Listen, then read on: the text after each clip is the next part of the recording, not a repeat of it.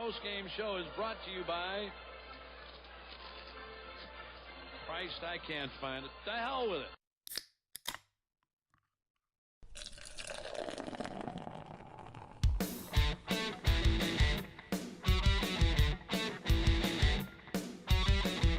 Let's try our best to make it a simple in and out procedure.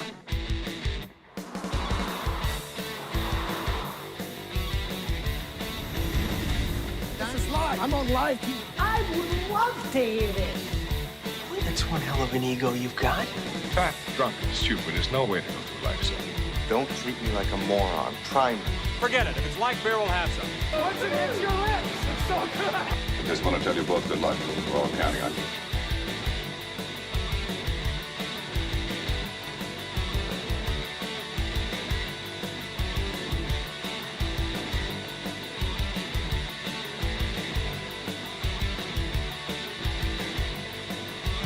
Holy Moses. Alrighty. We are live. Are we? Yeah, we are. It's, obviously the quick little delay there, and, but we are here. Hello. Beautiful thing. Hello, hello, hello. Welcome, everybody. Yeah. We got a guest today. Hey. Blood relation. An oldie but goodie. Yeah, well, one of the OGs. This is it's like bringing back Rob or Ken. I know. But this was the trio when we were, whenever I was on, it was usually me and Chris as the guest hosts. Yeah, whenever Rob and Ken couldn't make it from Bumblefuck, Suffolk, or wherever they lived. Yeah. And now Chris had to come from Bumblefuck, yeah. Suffolk. Yes. So Three trains, double deckers, a couple of subways, and then finally a helipad. And on your way here, thankfully- didn't you say you had to take the local or something like that? So it was 87 stops to go Yeah. from That's Patchogue insane. to... I haven't done the local in so long, dude. It's at Babylon. I'm used to now going a few stops, Babylon, and then Jamaica, Penn. right, yeah. This was every 90 seconds you're stopping somewhere. Yeah. It's like taking a city bus, I feel like. Yeah. The Babylon line has a lot of stops. It's crazy. It's absolutely does. nuts. It's wild. Yeah. But I have to be careful. Not now because the train apps are so easy to use. Yeah. So it's you never really kind of mess up the train that you're trying to get on and everything like that. So you just put the destination in. But in the past, if you were just looking at the chart for your train and I was coming home, I had to make sure I didn't get on the express. Because otherwise, for you, yeah, of course, wind yeah. out in Suffolk and have to make my way back. Wait, how many stops does it skip on the express? What do you... Before you get to... So you go to Jamaica, So it's right? I think... It's does it stop at Limbrook at all? Or Valley No, Stream or anything? It's Freeport and then Babylon. Yeah, so it skips... That's what I'm saying. shit. So it's Jamaica... That's a big miss. Skips skips over Limbrook, Rockville Center, Baldwin, yep. hits Freeport, and then skips over the next 7 towns. Yeah, it's amazing. I love it. It's great. For me, I love it now. For you, yeah. You're cruising the platform doing 90 miles an hour. Yeah, wow, that's a big miss. I would not want to... I don't want to... I don't take the train ever. The only time I take the train is to come to Rockville Center, pretty much. I gotta say though, I go to you. I do it people don't like the train. I enjoy the train. I love the train. Yeah. It's great. It's so much easier than driving. Yeah, we do the the Patchogue Babylon. They call it a bumper. So it's $3, half an hour train ride back and forth for us. So we'll Patchogue to Babylon, hang out for a little bit. Not gonna drive anywhere. Oh, that's nice. That's nice. Yeah, it's good. Yeah. And I like how because you get a monthly pass for it or No. Okay, No, so I get $3. a monthly pass because I'm always Oh, you're commuting to the commute city. to the city. Yeah. So what's awesome about it is it's based on zone, but technically I'm not allowed to use it to go out to Suffolk. But Right. it's if I'm going in that direction from Baldwin, it's the same amount of zones going in the opposite direction. So they just kind of pass over it. It's a good point. Yeah, I also feel once you're east of Patchogue, they don't care. Yeah, that's the other thing don't too. care anymore, There are yeah. certain points, and especially when it if the train's crowded, They don't care. they don't care. don't They're care like, I'm not walking through those people. Are you kidding me? I feel like it's, when you get the crowded train or you get the totally empty train, they're not checking shit. You're just basically on Sometimes, the train. a lot of times with the empty trains, they do check because they have nothing to do. They gotta walk. Yeah, they gotta keep themselves up. Or they just sit there and do nothing. It really does. It depends on who's obviously on the train. Yeah. But I've had it where, especially these ones from Wantagh. I guess Rockville maybe Center, if it's that's the thing. It depends. if it's in the same zone, they don't really care. Yeah. But like once you like get past Limbrook, they have to make sure because you're going into the next zone when you hit Jamaica, so they have to like check to make sure that you paid for at least that type of thing. Yeah, that makes sense. Because there's been so many times where I've gone from Wantagh to Rockville Center, for example, and I'll it's like $6 or something like that, and I'll prepay it just to like do it. Yeah, but then I'm just regretting it like because. Once I hit Freeport, I'm like, this son of a bitch is gonna check my thing, and I could have saved. I know that's a Guinness right there, and I'm pissed about it. You know what I mean? I could have got myself in I know. Guinness. It adds up. It's crazy. They tell that's why it's like I don't do the typically unless I'm going to the city with people and buying extra tickets. I always do the physical ticket. I don't do the app ticket because you have to activate the app ticket and then it's like you have to use it within the 24-hour span or whatever it is. Like it has to be used. Yep. But then it's like if you activate it and then nobody scans it, now you just wasted your ticket. Yep. Yeah. So it's like I'm the I'll same way. take the paper tickets. get the paper ticket. They have to physically clip it. Yeah. So, you know. And it's kind of nice, like they're doing their work then, Because like most of them not scanning. At least like trains out by us, they just see, they glance at, it, they walk by. Yeah, exactly. By the way, one of our top viewers of all time, my brother, welcomes you to the show. Oh, Hey Matt, what's going on? My brother is definitely one of the super most helpful people in the chat. Yeah, also, absolutely. when we're like struggling on a topic and we're like trying to think about something out loud, Matt's sitting there Googling the shit out of it. He's on doing the spot. he's doing the research for us. Yes, it definitely. If we had him live, it would be amazing because they would just be sitting there dropping us notes like Al Dukes on the fan. That's basically his role. He doesn't know he's not being paid for it at all, but he's definitely helping us out on the side. So thank you, Matt. Appreciate it. That's why he's got. Look at that. He even gave him a little crown there in the chat. You see that? There he is. Yeah. Matt, he's got a #1. That's awesome. That's based on how many they do that now for YouTube. It's a new thing on YouTube with the chats.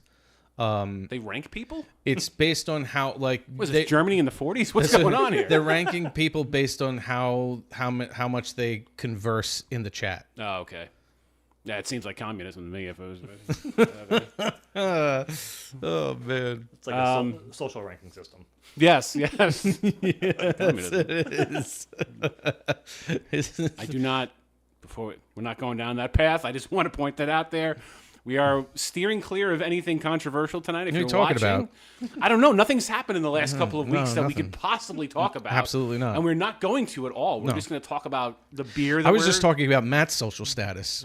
Oh, just not a generalized population social status. Okay, good. Matt's the king of Suffolk County out there, Yeah. Yeah, absolutely. No, dude, my brother. If you don't know, Matt is like beloved within the local wrestling community. I wouldn't say more local. I would say regional, statewide. Like we ran into that. Were you there? No, you weren't there. We did a kids tournament for cornhole at South Shore Craft Brewery. Oh yeah. And one of the guys that was playing, I guess the #3 ranked wrestler in the state was playing in this cornhole tournament with another guy. I think one of his coaches or something like that. Okay. And my brother saw him on the live stream and he goes, "Hey, can you go? Is that Dunia? I forget the guy's last name." And bottom line was he knew my brother because my brother had written about this kid. Yeah. He's like, Matt. He spoke to Matt as if it was almost like that scene from Old School. Your money is no good here. You know what I mean? Like it was like the diner scene from Old School. You are the Godfather. Yes. You know what's funny is that just that character himself, that actor. He's like the same guy in The Hangover, basically. Yeah. So it's like his money is no good here. The guy wanted to suck my dick. It was like, like it's the same. It's the same exact tone. Well, who is it? Todd Phillips, who actually directed that movie. He always puts the same people in his movies. That's kind of like Sandler. That's what I'm saying. You get your friends. It's right. I guess they goof around. I think Todd Phillips was actually the guy that was like walked up to the house with the afro. Was like, "I'm here for the gangbang." Yeah. I think that's Todd Phillips. Yep. So, yeah, good stuff. And so beer wise tonight, this was your inspiration. Oh man. yeah. Yeah, not too far from us. So they're great guys out there. Yes, well, we have it. First of all, shout out to Mike for absolutely crushing it with the layout here. We have to definitely discuss the fact that we are going to be drinking 1940s Brewing Company, who is based out of Holbrook. Yep. And there's a whole story. We'll get into that. You'll kind of give me some. Yeah. You've been to every bar in the Northeast, so you can definitely speak to this place. But the Eastern Corridor, we call it. Eastern. And also, we have to plug the fact that you are the drummer in the Cover City soundtrack, which has blown up. Like I'm an early fan. Yes. I was there when it was like I guess post Getaway Drive, but then Getaway Drive backwards, which was like we call you like a Band-Aid. Right. Yeah. I remember that. Everard Yawatag or whatever. I think that's when I saw you at Beerys. Probably, yes, at Beerys. Yeah. Yes. We'll Yeah, talk you about- came to that show. I Talk remember about that. Beerys too later on too. So some big news on the Beerys. I scene, know, too, Mr. Beerys, which is like a legendary place. We'll get into that a little bit Okay. later. But there's some breaking news with Mr. Beerys. Oh, that's So- exciting. Yeah, definitely not a you heard it here first kind of thing, but No, he went public himself, so it's already out there. you may have heard it. You may have heard it secondhand here, though. But if you're a Nassau County person and you were unaware, there's some big news with Mr. Beerys as a venue. So All right. Nice. But yeah, I mean, it's just a lot of stuff to talk about, a lot of different things we can get into. So yeah, but I'm obviously a little bit of a fan of yours because I'm related to you, so I kind of have to be blood relation. But I'm also like, you and I have become a lot closer, I would say, in the last 15 years. Yeah, definitely. Probably like 2010, 2011. When I started doing this originally, yes, you were watching, and that's the that's the AC? condensate pump.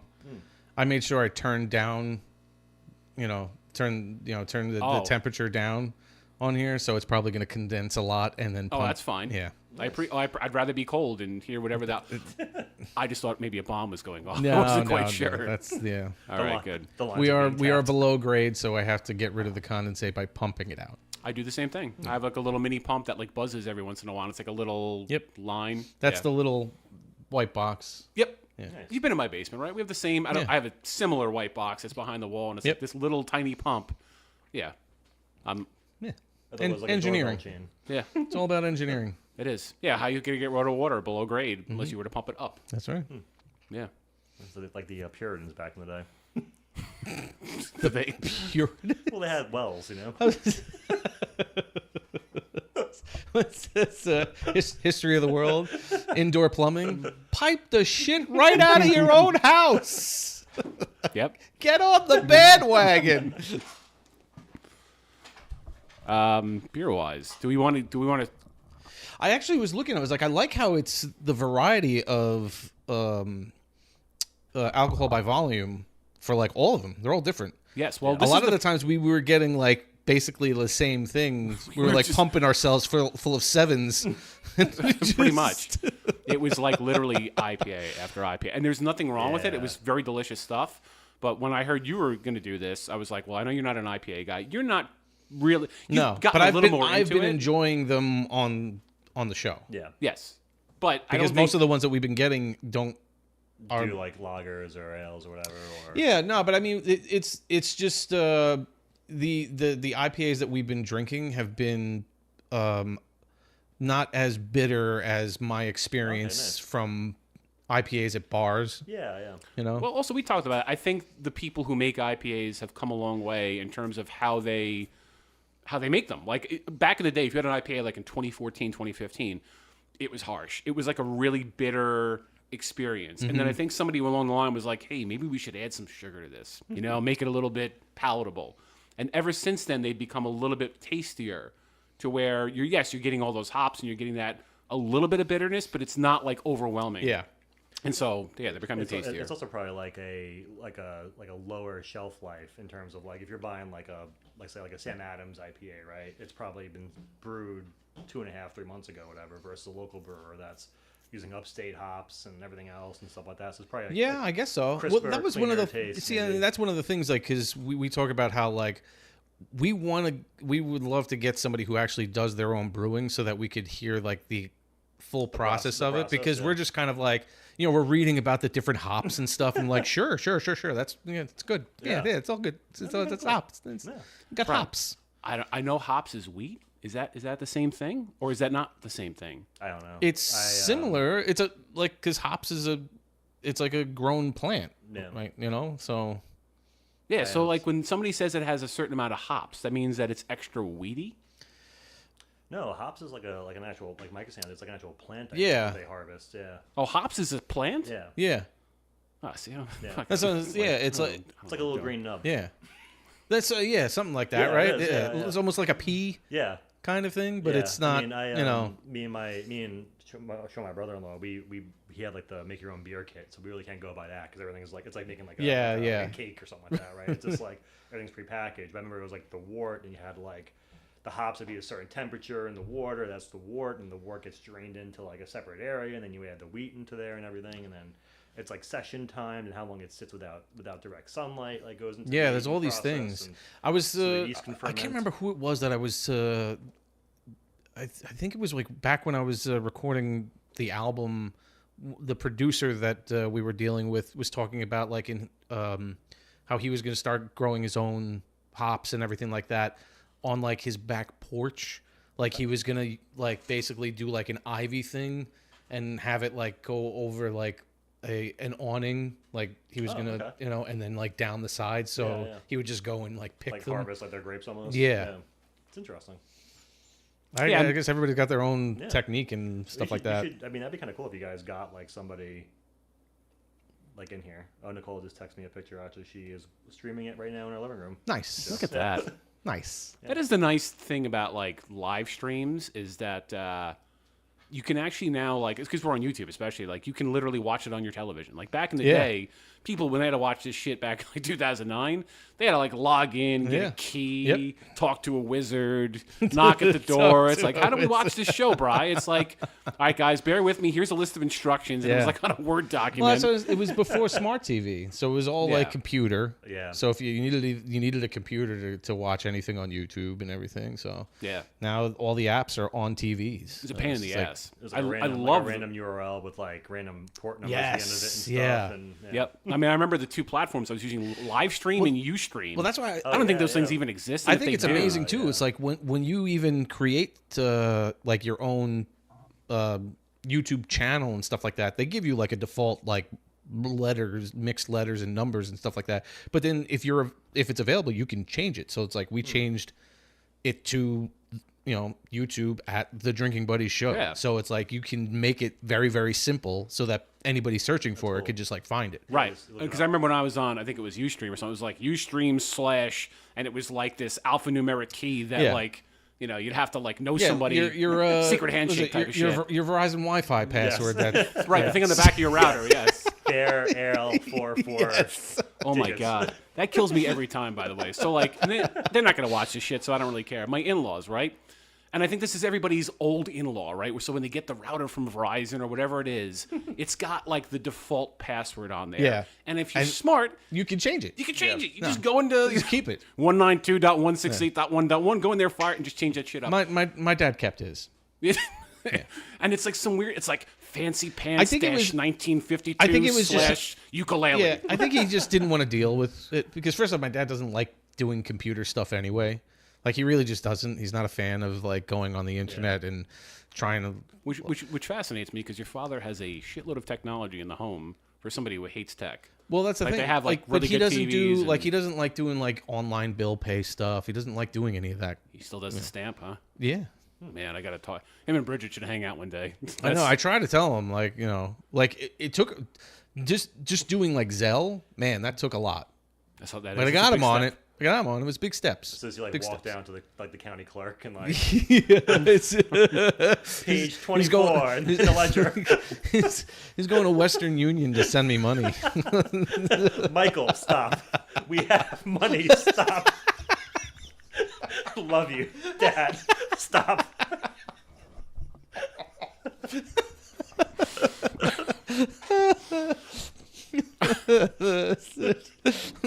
If you need any more, check this box. Yeah. He calls you collect on the way home.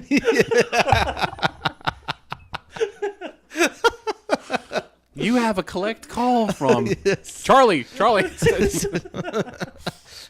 It's like, Dad, is this working? That's who the call's from. Can you still send telegrams? That's a good like Matt has to have him look up right now. Yes. I feel like we should send a telegram to somebody Speaking of random. which, didn't we want to bring up like old technology and AOL? Well, yeah. First of all, let's do let's that. dive into our beers, and then we'll talk about that. Yeah. Okay. Well, you're the one who pointed out to me that I guess AOL has officially retired dial-up. They are finally that is hilarious. ending that era. Yeah. That is so funny. Grab that. All right, so what are we doing here? Well, the flagship. We got to start with the flagship. All right, we're doing the flagship. Okay. Let me bring it up over here. 1940s, no Rangers jokes, you fucks. All right. I just like their just like It doesn't. simplicity It doesn't and matter. Like that. can. That chant doesn't work anymore. Oh, wait, don't crack. We do the thing into the microphone. Yeah, yeah. All right, It's so like a wait, this tradition is- in here. Okay, 1940s lager. Yep. Put it up to Mike. Okay. We always talk about it. I love the labels that these local breweries do. They're really like they're really pretty. Like, and they're very unique and like Yeah. I Well, enjoy listen, it. I think it's also been part of the whole can resurgence, right? So, like, remember when we were in college and it was like you were almost like a quote unquote a herb. Yeah, yeah. If you drink out of a can, it's like you got cans. What do you pour? Yeah, I know. And now I feel like it's so normal for people to drink out of cans. Absolutely. Now. I actually Yeah. think the flavor is better. If I'm being totally honest, I think a canned beer is probably the second closest to like draft. Right? Yeah, I mean, I still stick with if you're getting it because like these guys especially they're canning it like in Holbrook, like they are. It's not going off to some other Yeah. facility. Like these guys are in the back like fresh Well, canning it. I'm saying we've seen the process at South Shore, and they literally have Yeah. other brewers come in and can their stuff like an Yeah, assembly yeah, line because yeah. there's not a lot of people that do it. Yep. Yeah. Yeah, Lunchbox got their own canning Yes, I saw. processor, Great. and like That's that awesome. was That's like great. I almost want to go back and redo them now that they've had their Yeah. cans because that way we can go back and do some of the other beers from them. But yeah, but it's very you're right, very cool labels. It's just I don't know. It kind of everybody has their own little. I'm curious too. Is like artistic take. like all these different. Is everybody okay? Are they coming down to say goodnight? Good night, sweetie Good night, and girls. sweetie. Other were being Sweetie and robbed. Sweetie, We are yeah. in Oceanside. I wasn't sure. Yeah. Huh?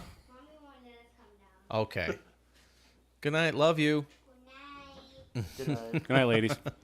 Was it, Pulp Fiction? I'm like curious Everybody as to listen like up, what it's a the robbery. who is the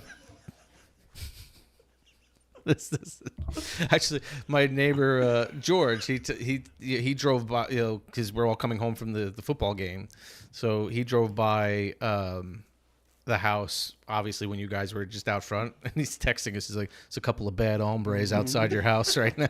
They're wearing jeans.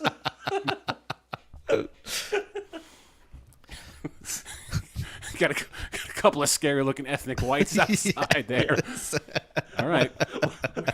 One of them's definitely a Suffolk County guy. It's got jeans on. It's over 80 degrees. This guy's a suspect. Suffolk County. Isn't MS-13 out there? I don't know, man. From the south side of Patchogue. Yeah. I am. All right.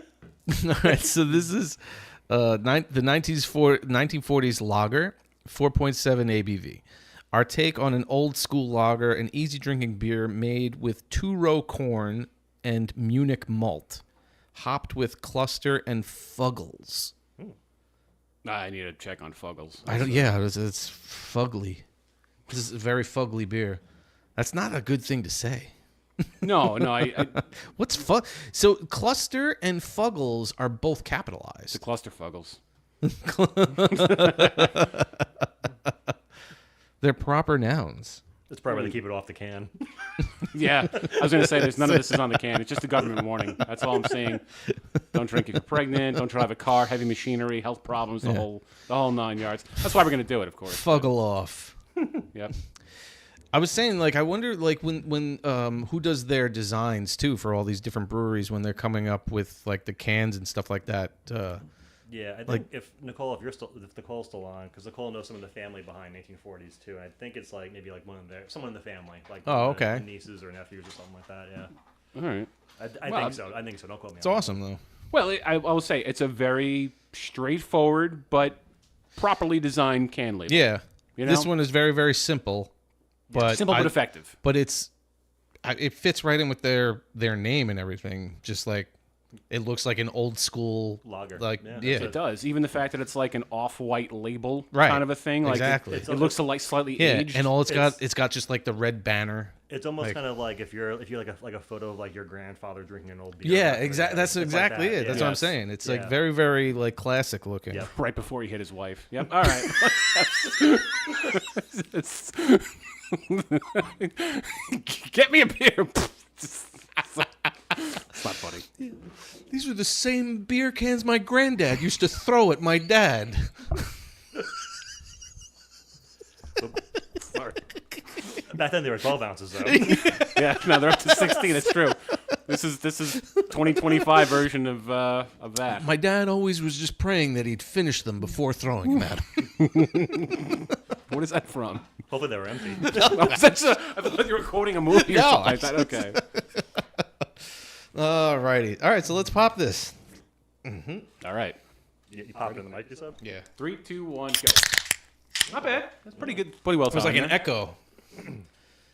Alrighty.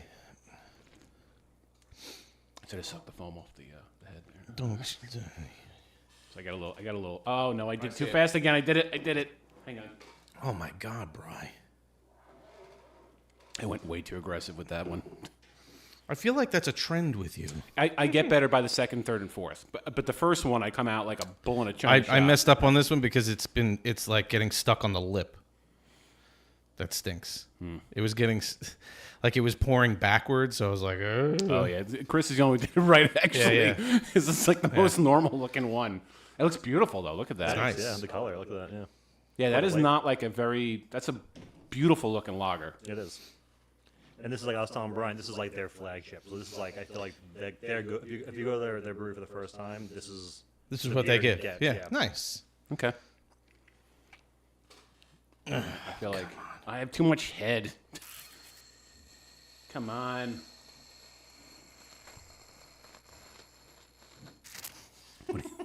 That was obnoxious as hell, but but effective. I saw. You know what? I saw something. It was like it was one of those like TikTok videos or something where someone was like, "This is how you pour a beer from a can without ever getting like extra head," and it was like full sale. You opened it, you leave the tab up, and then it's like you just dump it upside down and let the tab rest on something, and then it just It just You know that, I thought that makes sense because like some bars you go to, I feel like they'll do that. yeah, have, like, if they're they'll just leave it there and then go do something else Yeah, while it's correct. pouring. Yep. Uh oh, you are totally in this shot and you will be there forever. Great. She's just hiding. Yeah, I'm never gonna drink this beer. It is going to go right to the top. These are obviously 16 ounces because I'm going to max this out. Fuck, I'm just going to leave the rest of the can because I can't do this. This is... All right. Nice. I'm trying to get rid of it. Yeah, it's like a snow cone on top of yours. All right, hold on a second. That's right. It's bad. And Brian and I are sporting the East Rockaway Raiders, or East Rockaway Oceanside Raiders, it has labeled on there. Yep, not from East Rockaway. I'm just drinking from the glass. Yep. This Sporting is them the kids. Kids football. As Michael Jordan would say, fuck them kids. No, this is very supportive of Mike's. Well, Cameron's, it's his first year playing football, right? It is. It's his first year. He just had, and we just came from a game. Did they win? No, I mean, How does that work? they don't. All they do at this age, it's funny because like all the coaches say is like, we just want them to pay attention. Like that's our goal. Our goal for this year is just have them pay attention. Is it like full tackle or? Yeah. Nice. Yeah, they get their uniforms are beautiful too. Nice. Like it is like I'll see if I can grab a picture of it, but it's yeah, totally you can bring one down. They have they got like beautiful like they put a lot of work into the cool. Raiders and stuff like that. So It's come a long way since the Chico's bail bonds. yeah, era it's of amazing though. jerseys So and they Bears. just get these kids down. They have eight players on each side, and they do, and they just do 10 plays on offense, 10 plays on defense, 10 plays on offense, 10 plays on defense, and then that's it. Okay. Was it running about an hour and a half running time, something like that? Or An hour. hour. All right. Thank God. That's awesome. That's perfect. Yeah, so it's nice, they get the kids used to it and everything. Like it's really funny, especially some of the kids who are just like, like run around aimlessly. Like that's just like Cameron. It's too. It's like as I said, like they're trying to teach them all. Like they can't teach them everything about football. They're trying to do it as little as possible. I keep sinking. Am I going? A little bit. Oh, a little bit. There we A go. little bit at a time. So it's like, when like, he'll be on the offensive or defensive line, and they're just teaching like your assignment is the guy in front of you, so you just have to push, learn to push. So like that's all he does. So now it's like we're in a few games, and like he'll just push the guy in front of him, and now we're like, you have to try and tackle the guy with the ball, Cameron. So he's just concentrating on pushing the guy in front, and the guy with the ball is like running by him, but he's just still pushing the. It's like the play's that way, and he's still going that way. Step by step, though. Yeah, it's really cute. Sounds like the New York Giants to me right now. Actually, Yeah, exactly. So, he's fine. Not too far behind on the learning curve if you're a Giants fan. Assholes. Well, anyway, this was all messy, but cheers. Cheers, boys. Yeah, cheers. Old school Let me drinking know buddies. let me know your thoughts on this one. I think I was telling Brian this is one of my favorite It's a good lager. Island It's brewery, very good. lagers. Yeah, it's really good. It's got like just enough flavor. It doesn't feel like it would I feel like I could drink a bunch of these. Yep. Not be totally wrecked, It but has still that enjoy that it. crisp freshly canned Yeah. taste too. It doesn't have a weird aftertaste. You don't have some lagers and you kind of like, you know what I mean? Like as soon as you're done, like sitting in there for a while. right? It feels stale. Yeah, aromatic. This Coming one back, yeah. seems super fresh. Yeah. Yeah. And look at the color on it. Like this is definitely very pretty. A pretty looking lager. Most lagers. This is like the commercial beer. Yes. Yes. Yeah. It's Like it's that color. Yeah, it's perfect. little bit of a hint of like an orangey kind of. Little yellow 5. Yeah. It's good though. I didn't think they had that listed on the. I don't think they have to anymore. It's a certain percentage now. Yeah, this is good. Good call, man. I'm liking it. Yeah. I mean, when I got the invite and kind of curious who you guys were going to go with. I forget who's the other brewer you were contemplating. Well, we were thinking about doing Bright Eye in Long Beach, which we still Yeah. probably will Yeah, get to yeah. at some point. I heard it's a really cool spot, like a really cool brewery to hang out at too. Yeah, The pictures of it look really nice. Yeah, I heard that. The place, it looks great. We have some people who play cornhole there a couple times a week. It looks like a great spot. I don't know if they can their stuff. Yeah, we were gonna call to find out what the deal is if they actually do can or anything like that. And then Brian was like, "Oh no, Chris mentioned 1940, so we're gonna go there." And then it was here's the funny story about that, right? So like it's in Holbrook. And they had to track it down. I had to track it down. I wrote- But But to their credit, I forgot the guy's name. But I think I shared it with you. They also make Clark bars. Idiot. Hang on. Charles? Is he the owner? I think so. Okay. Yeah. Well, I did one of those like web forms, right, where you go online and it's like, name, email, comment. yeah. And I just wrote in and I'm like, hey, I'd like to purchase some of your beer. I don't live in Holbrook. I live in Wantagh. Do you have any distributors locally that sell it? FYI, I'm also doing this for a podcast. I gave him like the URL, the Drinking Buddy Yeah. Show. And listen, I get the skepticism because for all this guy knows, he hears podcasts and it's like, what's this guy doing, like revenge porn or something? He has no idea what I'm doing. Right. You know what I'm saying? So like he has no clue what this is about. And he just writes back, cool. Here are these other like places you can buy the stuff from. So he was very helpful. He got on it like within an hour. Huh. I got a response back, which is like honestly unheard of. Like that level of customer service. Honestly, if you're in the area, go out and buy these guys' stuff because I'm telling you, I think I could write 9 other breweries and I wouldn't hear back for 2 or 3 days. This guy was on the spot, wrote me back, and he was right. Like the places that he gave me, they sold the stuff. So like to his awesome. credit, Well, I picked would it up and assume it they worked would out know great. if which distributors are carrying. Yeah. Yeah, it's just, I feel like Especially because they're also- canning them, so they have to, they're canning them and selling them. Yep. Yes. Yeah, it's just the fact that like he hit on. I had to go to 2 different places to get the 4-pack that we were. That's we're funny going though through. that it's like, that's what I mean. You have like scavenger hunt. I mean, listen, everybody that's Brian goes to the first one. It's like your princess is in another castle. yes, you have to enter the warp zone to get this beer. I will say though, when I went to the Next in first case of place, surge. I went to Belmore Beverage. So normally, I go to Beer Co in Wantagh. Beer Co is Yeah. awesome. They're always going to be my go-to place to get most of our beer. However, some stuff is a little bit more niche, and they're not going to carry everything. So he recommended going to a place called Belmore Beverage, which is another great spot if you've never been there.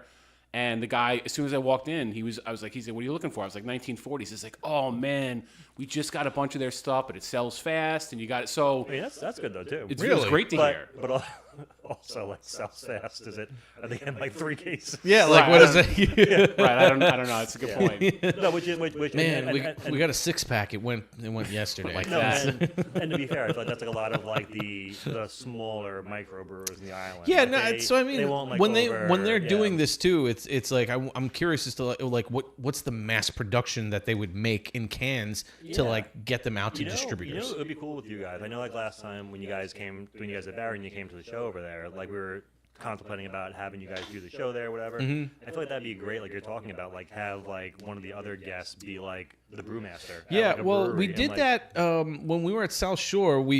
I half-ass interviewed the owner but it was like You got to go back and watch that interview. Mike is like half hammered. He's got a bandana on I his thought I head. did pretty good for like. Oh, you did great. Because Brian was like, But I was gonna say, Brian was because we're in the middle of the cornhole thing, which Brian is running. So Brian was just like, Nick's gonna sit down. You got to talk to him. I'm like, what? Nick is the owner, one of the owners there. Over there. So then Nick comes over. He's like, "All right, I'm ready for my spot." And then I'm like, "I'm gonna go play, Mike. I'll see you later." And Mike's just sitting there, half in the bag. He's got, you have a bandana or something? Yeah, on your I head? can't remember how that. He had came like the about. Michael Scott do-rag on his head, pretty much. anything for Selena's. Prison Mike. And then he conducted what I thought was Live Aid. Yeah. a pretty serious interview with the guy, though. He actually kind of pulled it off. It was a I was very pulling stuff. informative- I was like trying to think of like what can I ask him right now. Like I wasn't ready for an interview. Like, jeez. So how many hops do you have here right now? Yeah. What is a hop? And then Mike went full Oprah. And you get a beer, and you get a beer as customers are coming by. That's awesome. But I mean, I tried to do what I could, like, and he's explaining it. But it was also like the show at Cornhole was like it was kind of hectic because we were both like constantly getting up and sitting down, and then event like, going on. Too. Yeah. It's not just at the brewery, right? So a lot of random sitting in the chair that night. There was a little bit, yeah, a little bit of I chaos. would. I mean, obviously we like doing the on site type of shows too, because that's it's just like an extra little thing that we could do, which was the whole reason why I got the laptop to do the show. I was like, so that we could do it here, we could do it at Brian's, we could go wherever, and then when we did it for the cornhole thing, it was our test of like. How are we going to set this up? How is this going to actually work and everything, especially with other people like coming in and out and everything. And it worked out really well, even though Brian was like super nervous about it because he's like, I got to concentrate on this. So this is all you. I straight up thought it was going to fail, put a lot of pressure on Mike, and it actually worked out amazingly well. Yeah. And now he does it for South Shore Baggers just on a whim. Like he's just like, yeah, I'm just going to do it. Very, very impressive what you guys do with that. It really is nice. Yes. Cool. I love the overhead shot that you have now too. We're gonna switch it a little bit. I'll tell you about that later. But we're gonna. I like the idea of it. It's just a pain in the ass. I absolutely. You need drones now too. Well, pretty close. I'm saying man. because it's like when you go to those, when there's those events or whatever, they have those cameras mounted up on the ceiling, right? With zoom, like it's we're I just trying to put the together a little CIA, like I got this on Amazon, and You know that, right? You know that. Yeah. So I was trying to tell Noah, I'm like, listen, like in a perfect world, we have like some sort of boom arm coming down from the ceiling with a hard-mounted camera wired back to a laptop. Where it's just plug and play. I'm using cell phones, Video Ninja, that's and a $20 stand from Amazon. You're still using Video Ninja for those overhead ones, yeah. shots, which That is was that was the first thing that we tried when we did it the first time. I was like, how are we going to get the cameras in there to come back to the laptop that's in the bar area? Like it was just. It's a lot of tech. Logistically wise, Video Ninja, if you don't know what it is, it's just like a website where you can basically... It's like Zoom, basically. Yeah, but for OBS. So if you're using a streaming platform, it just hooks right into it. Nice. You plug the URL in, it'll pick up the camera from the phone as a URL source in your streaming software. Okay. So it works out great. It's not the most glamorous looking shot. It's a little bit, jittery at times or whatever, but it does the job. Yeah. But nothing is better than like a hardwired camera. Yeah. Like if you've ever seen you ever go on ESPN and watch cornhole ever? Never in your life. Okay. Right. What they typically have is they have a picture of the guys throwing or an image of the guys throwing or a shot, and then they have an overhead of the board that they're throwing to. That they're throwing to, and it is literally probably 10 feet in the air, and it's like a 4K camera. Like it's a good camera. Yeah. I'm trying to pull that off in fully the watching the board the entire time. correct. Yeah. I'm trying to sit there with a $20 Amazon tripod with a cell phone behind it, like get that same effect, and it doesn't work. Yeah. It's not bad for what it was. No, it's not but bad. It was just but like setting all that up. It's a budget program. Yeah. I saw it. What's a widget? It's the same. So just setting all that shit I up. said though, it looks like I said, like when we first did all of this stuff, and I came up with the background and everything like that, we were like, it looks kind of legit. Yeah, it looks great. Look at It's this, awesome. dude. Look at Yeah, this. it's awesome. We have a legitimate thing here where you got the nice banner around it. I mean, I'm great. pointing at it like people know what the hell. I'm looking at a monitor here where we have our logo, Cover City soundtrack. We'll get more into that in a little bit, and the 1940s Brewing Company logo. So that's awesome. Yeah. We've definitely, from where we started to where I hooked into your idea, stole some of it for Cornhole, and then where we're at now, miles ahead of where we were absolutely at the start of this thing. Miles ahead. So. And it's becoming easier to kind of manipulate here and there too. So I mean, just as you kind of get used to it. That was the same thing that was Brian was saying, because I was messing with OBS the whole time. Like we sat down. Nikki's good friend from like high school. He's a podcaster, and he does media and video effects and audio effects type of thing. So we like had a meeting with him basically to like pick his brain to be like, how would we go about doing this where we wouldn't look terrible? Okay. And and he shot a couple ideas out at us, and then we decided to go with this program, which is like, it's really neat because it's free. That helps a little bit. First off, it's free. I mean, it's amazing that it's free. Yeah. That's cool. Because it's a blank canvas. There are other programs that are similar that will give you templates to use and all that kind of stuff to make it a little bit more user friendly.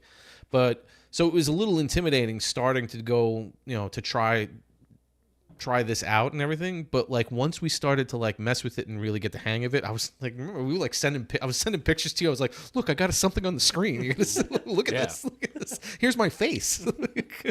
It is a whole new ball game, man. When I remember I did a lot of this stuff, a lot of it was like, I didn't have to do much. I just set up like one still camera. Yeah. And it was just like a wide shot of the room. And now we're like, we've kind of progressed past that. This is like a multicam situation. Everybody's sort of following that same like Pat McAfee, Joe Rogan type of thing where you want multiple cameras, multiple shots of people. And so listen, man, on a budget, you don't have a bad thing going here, man. This is pretty freaking cool. Great, yeah, it's cool. Also, too, and this is just to go full circle here.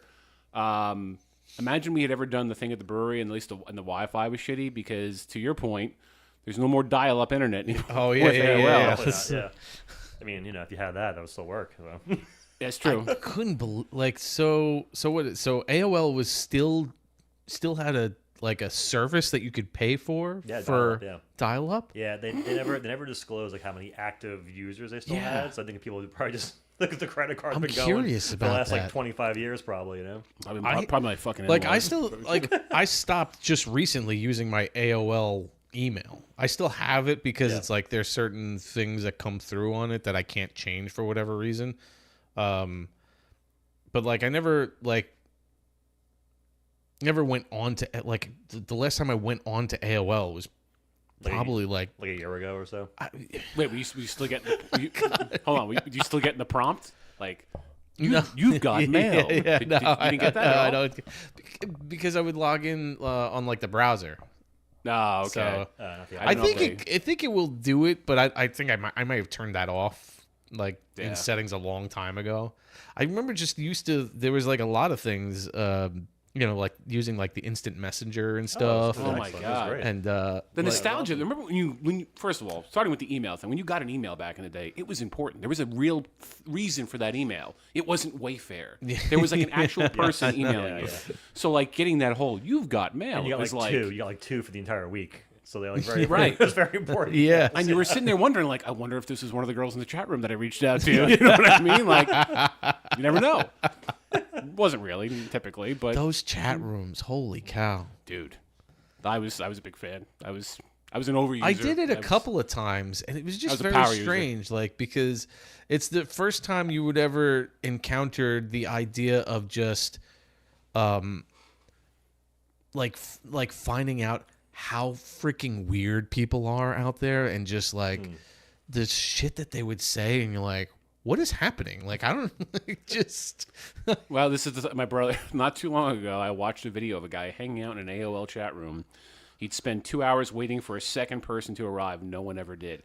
That was the type of person that was in those chat rooms, where you're waiting for a person to jump in, and you're like, age, sex, location? What are we doing? Or you pretty much it. you hop in, then you'd immediately leave. Yeah, if you were the only one in there. Yeah. Like, oh, this is weird. This guy's been here for 2 hours, probably. It's close to 1 hour. Yeah, Matt just hit it. I missed the old age, sex, location checks. That was like, what are you here for?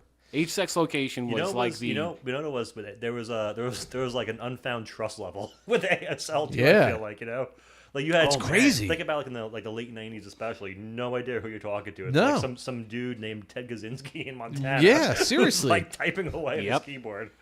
Did you ever? All right, I'll own up to it because it doesn't matter Private now. message after? Yes, or meet up with any of them. I never met up with anybody. No. I did private messages with a couple of, not a lot. Multiples. Noah got me into that. I'll blame him. Fuck him.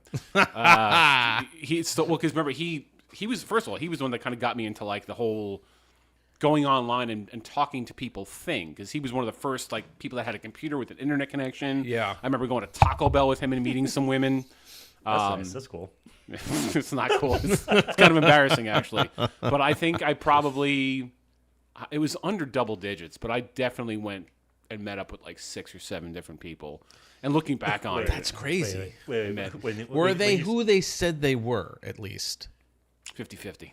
Really? Yeah. Ralph Macchio?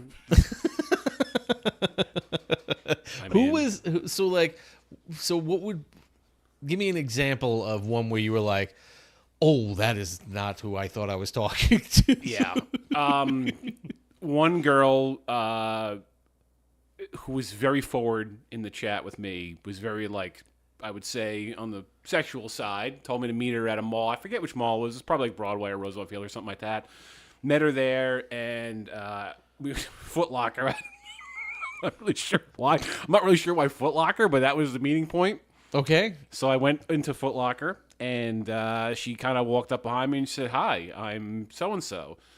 I looked at her. I was like, what am I going to do right now? It's like, I had this like, and she's like, and then and the next words out of her mouth were, "My dad's over there."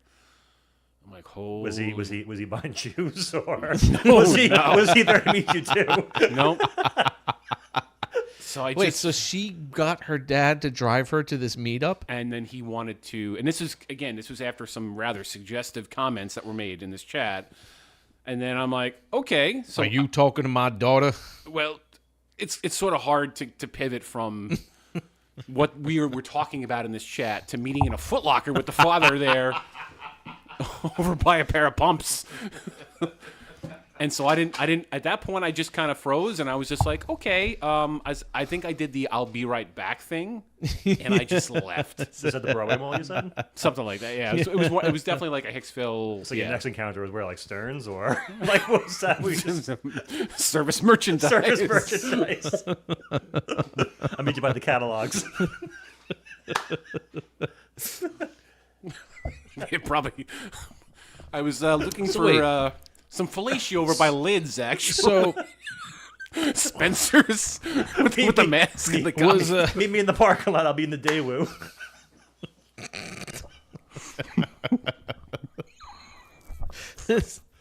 So was this girl like this? Was she at least the same age? Yes. I mean, at least you got the same sex. It was.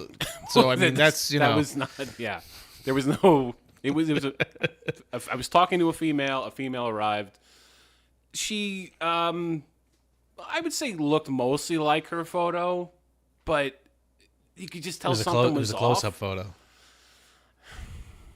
I mean, it wasn't wholly representative of who she was. I mean, to be fair, back then though, she probably had to, like, scan a picture from like a year ago. That's true too. Like it was something she picked up at like the camera store that she had to like go to Kinko's and scan it. She went to Westbury Camera to take a Kodak picture. Her brother was like, "Did she have an Adam's apple?" No, she did not. You asshole. And she was honestly not the worst one of them. Probably the most It was an older woman. I was definitely there was a part. An older woman? Oh, yeah. There was definitely a time. Was it Bernice from Dodgeball? I mean, there's zero chance this lady's She gonna on- watch this. So She's had a beaver tranquilizer. no, it's not. I remember her God damn you, Bernice. her username was Lemon Lolly. That's all I remember about it. Which is kind of She still uses it today. Probably, yeah. Yeah. It's probably on her LinkedIn profile, actually. So I went. She's still paying for dial-up right now. Probably, That yeah. was the last user. She's still on AOL Instant Messenger, actually. So I met her. She was actually like, there was a bit of a connection there with the two of us. But like, I remember the one time I went like to go visit her at her house, and like her child was in the other room. I didn't realize she had a kid. That was like a thing that came out Oh my afterwards. God. Yeah. Now I was like probably 19 years old, and this lady was probably close to 40. Oh, wow, okay. It's hot. A little bit. So, whatever. What was the movie? What just The Graduate? no, not The Graduate. No, is it like Wedding Crashes or whatever? She's like, had somebody that says there was all cesarean, so it's all clean down there or something like that. Oh, yeah. Maybe. I'm trying to think. That was I can't remember what movie that is. No, I think Wedding Crashes was, what's her name? The one who was like the fucking like soap actress. Or Oh whatever. yeah, that was we were faithful for like I've been married for 10, we've been faithful for 2, or whatever the heck it Yes. was. And what's his name? Christopher Walken was Oh, yeah. Was the husband, yeah. Never looks at my tits. Yeah, that one. I forget her name. My brain said Angela Lansbury, but it definitely No, wasn't her. Jesus, That's a totally God. different woman. I don't think Angela Lansbury was in Wedding No. Crashers. fucking bed knobs and broomsticks is Dunstan checks in.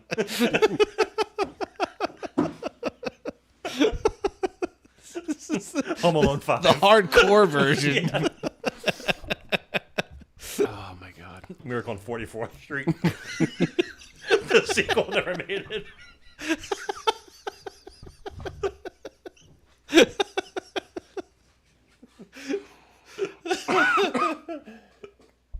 Oh god. Oh man.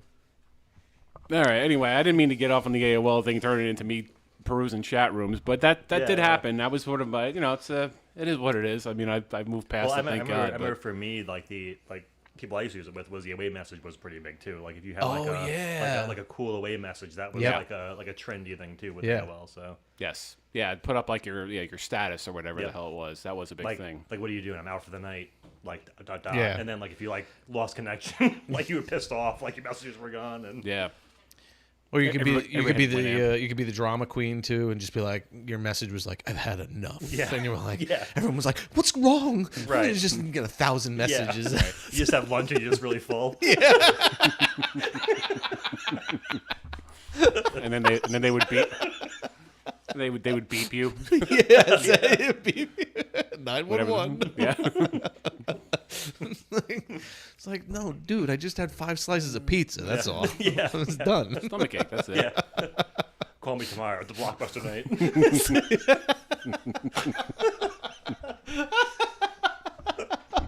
Oh man. Are you guys anywhere near me or no? Yeah, I'm done. Oh, yeah. Well, yeah, we were, Oh man. to be fair to Chris, we mildly pre-gamed at Monahan's in Rockville Center. Great spot, by the way, if you've ever been out there. Oh, Monahan's awesome. Monahan's great. We had a couple of Guinness. Guinness. Yeah, the good stuff. The So, black holes. we're almost in Guinness season, too. I know we're all about promoting local beer, but if you're not going to go local beer, it is Guinness season. So, Yeah. To talk about that, too. I was actually over there last December. yeah. In Guinness. The factory, yeah. You got your certificate and everything. Chris I has the... can't drink Guinness. Like, it's just, I've tried several times. I'm like, it's just too much. Don't you like dark beer? I do, but Guinness is on another level. Really? I feel like it's like an easygoing. It's so smooth. Yeah. I feel like it's chocolate milk. Man, you don't like chocolate milk? Yeah, but it's like beer chocolate milk, so that doesn't, I don't know. I once it gets to be like below 80 degrees, I get the itch. for Guinness specifically. But I was like, you can see a doctor about that. no, it's not that kind of itch. Jackass. All right. Yeah. So anyway, AOL. That's it. Closing its doors. That's it. I mean, that's amazing though. Just thinking about like, I mean, first off, it's funny that they provided it for somebody. I don't understand how like. It's probably someone like in rural America. I have to. Yeah, I would assume so Yeah. because they don't have towers or whatever it is and stuff like that. But it's at the same time too. You think about dial-up. It's still technically around because it's just cell version because people still use their cell phones for internet connections and stuff like that, which is a phone line that you're using. Yeah. Technically. So Yeah. But dial-up. but dial-up is the landline. The handshake. Yeah. Yeah. Actually, like a weird segue if you think about it. There's a whole generation of kids that can watch You've Got Mail and won't understand the experience. Oh, they don't understand what that means. Yeah. Like if they watch that entire movie, they don't understand why it was so impactful to meet somebody randomly on the internet. Yeah. Yeah. I mean, for the movie, it worked out. They met at like a nice, like coffee shop. Yeah, or but Foot it's Locker, true. It's, That chick I was talking about, I met her in Freeport. It was not a coffee shop. I met her in her condo, and it was definitely not paid for. It was this thing. She was borrowing this from somebody. you needed Dave Chappelle as your friend to scope her out before. Oh yeah, yeah. This was not in like some like Seattle coffee shop. Nope. You like that Kathleen Kelly girl? You're not gonna like this girl. You're not gonna like this girl. Yep. But yeah, a lot of people do not know the struggle of 56K, or even remember it would like sometimes you'd have a hard time getting the 56K. It'd be half. It'd be 28.8. Yeah. 28.8, and you were like suffering on 28.8. Yeah. And those lower connections to 14 sometimes. That's it. And then trying to download music. Remember back in the day? Oh, forget it. Yeah. Holy shit! It was like 20 minutes per song. Now you owned it. And if you didn't have a separate line and someone picked up the phone, That was it. God damn it! All bets were off. Oh yeah. Yeah, it sucked. That was the closest to World War III anybody's ever been, probably. Yeah. Yeah, I forgot about it because you were using your home phone line to do it. Yeah. So people who tried to use the phone while you were on the internet I feel like could that not do it, and was, vice versa. That was like status too. I feel like if you had a second line, If in you had your a second house, line, you were yes. like, Yeah. this house cares about the internet. Yep. Yep.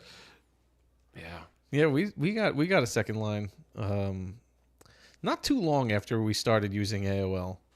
I guess it was just because it was like my dad started using it for work or whatever. You know, I'm assuming. Well, I think part of it. For I wasn't us using it anyway, for work. I can tell you that much. My guess is that between me and my brother, I know my dad did get a second line, but I'm guessing like it was clogging up the house line. Yeah. Because of the amount of usage, so he did get a second, and they did make the second line somewhat affordable. Yeah. So it wasn't like crazy to get two lines. Yep. But yeah, then it pivoted pretty quickly from that to high-speed internet, which high speed at the time was like one DSL. If that. Oh, DSL, like, yeah. barely a meg. Yeah. But 1 meg felt like lightning fast compared to yeah, what of you were course. dealing with. Oh yeah. With dial-up. Yeah. Yeah. It really, like, to see where we're at today, a couple of bums. If the little guy ran across the screen right away, you were like, oh my gosh, this is amazing. It's gonna be a good night. He's super fast. Yep. Remember, too, like, you would try, like, on the 56K ones where you would try, like, different lines, and you'd try to, like, you'd bounce from, like, all right, I'm going to try the Beth Page one or whatever it was, because that one's usually like a little bit faster. Garden City Yeah, sucks tonight. you were looking for ones that didn't have high traffic. Yeah. So that way, you didn't have to worry about the clog. Yep. And you knew pretty Just- quickly, too, like when you'd click the little number or whatever, it would take, a couple of seconds if it was like, right, but if it was like more than 10, 50, you're like, I'm fucked. I got to Yep. That's it. wait this out. Yep. It's raining out. I was talking to somebody. I was talking to a gamer. It's a similar fashion about like what playing games on a Commodore 64 was like. Oh, sure. Because it's like I'm like, dude, like sometimes you got to wait like 10 minutes for your game to load. Yeah. Just It's true. you would hit load and then walk away for a little bit. Yeah. Have breakfast at IHOP. Come back. Yeah, seriously. There's a lot of games that were like that. Yeah. It's the similar thing with old dial-up. I mean, you were so used to like waiting, and now it's funny. It's just like if a page doesn't load within the first 10 seconds, you're like, what the hell's happening? I'm losing my shit. The site sucks. Yeah. We have become like super spoiled by the instantaneousness of technology. Oh yeah. From a lot of angles. Yeah. Internet, delivery services, all this stuff. Everything, if it's not there, like, this is bullshit. What am I paying for? You are paying for it though too. I will say, like, we're paying a premium for these services. Yeah, no, absolutely. You know, like, it's not like we paid for what we got for AOL too, but you know, a lot of times you have like the CD, you get like 90 free days. Like, you're like, yeah, fuck it, you know. Yeah. Even like all the music sharing stuff back in the day was, you know, you downloaded LimeWire or BearShare or Napster for free, and the songs were pirated, but they're technically for free. Yeah. Or even, what was it, like a Columbia House and BMG back in the day? Like 12 for one? Yeah, 12 for one. But that one was like $84 for like the one Bare Naked Lady CD. Bare Naked Ladies. That's that was it. That was your. We just go to the wall and listen to all the music that they had, so you didn't have to buy it. You just sit there for like a couple hours and listen to. You see those people sitting in the booths the whole time?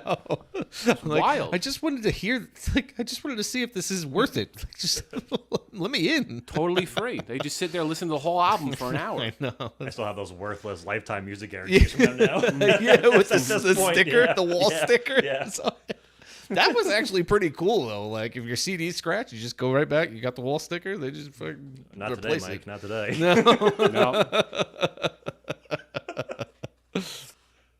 Oh man. Are we ready for beer two? Do I have to rinse the glasses? I guess I do, right? I'm the glass guy. I mean, it depends where you're gonna. Oh, yeah. I mean, yours is a little funky. All right. I have a lot of, residue. Yeah. I have no residue, which is kind of interesting because I fucking. Yeah, mine's pretty much. All right. Do you want all of your? I'll take care of the rinsing. You guys chat. I'll rinse. Oh, so Nick, here are the jerseys. Here are these legit jerseys. Man, they've come a long That's way pretty with cool. you. Yeah. I mean, it's crazy. Got his name on the back. That's really cool. Yeah. This one is. They do this for a breast cancer awareness one. Oh, that's awesome. Which is really amazing. That's awesome. That's cool. So they do put a lot of effort into the program and everything. So it's appreciated. I was like, every time my kids get into sports or whatever, Nikki's always like, because I coach softball, grown men's softball and everything. Sure. So she's always like, why don't you coach? Why don't you coach? I can never commit to it because of work, because like I just never know if I'm going to be stuck. Yeah. And I wouldn't mind doing it, but it's really nice the fathers who volunteer and everything to help the kids out and stuff. Cool. There's a lot too. We have I guess it's a total of it's like 30 something kids.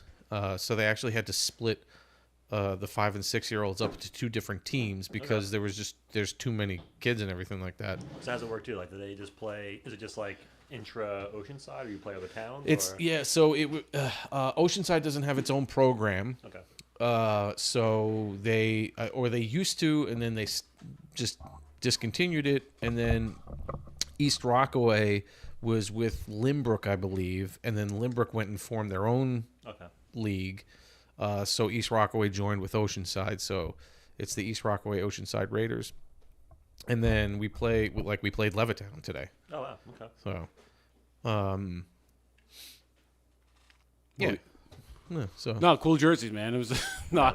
Did you see him? I did. I did briefly. No, I was just gonna say the youth jersey and just the youth sports experience has gotten like ridiculously good. Remember I told you I saw Tommy's son's baseball game? Tommy's his brother, his son. Yeah.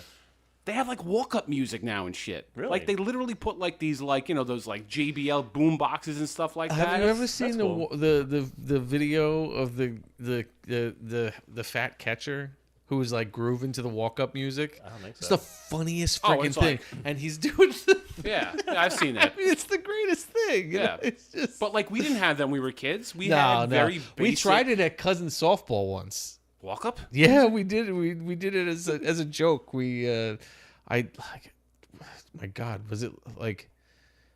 I don't even remember if it was like a CD player that we used or something. Like it was that.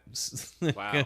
Like we came up with all these different. Oh my God, we came up with all these different walk-up things for everybody. Like, we didn't tell them what they were. So, like, we just picked our own stuff or whatever. So, like, for Steve Goldfarb, his walk-up music was Hava Tequila.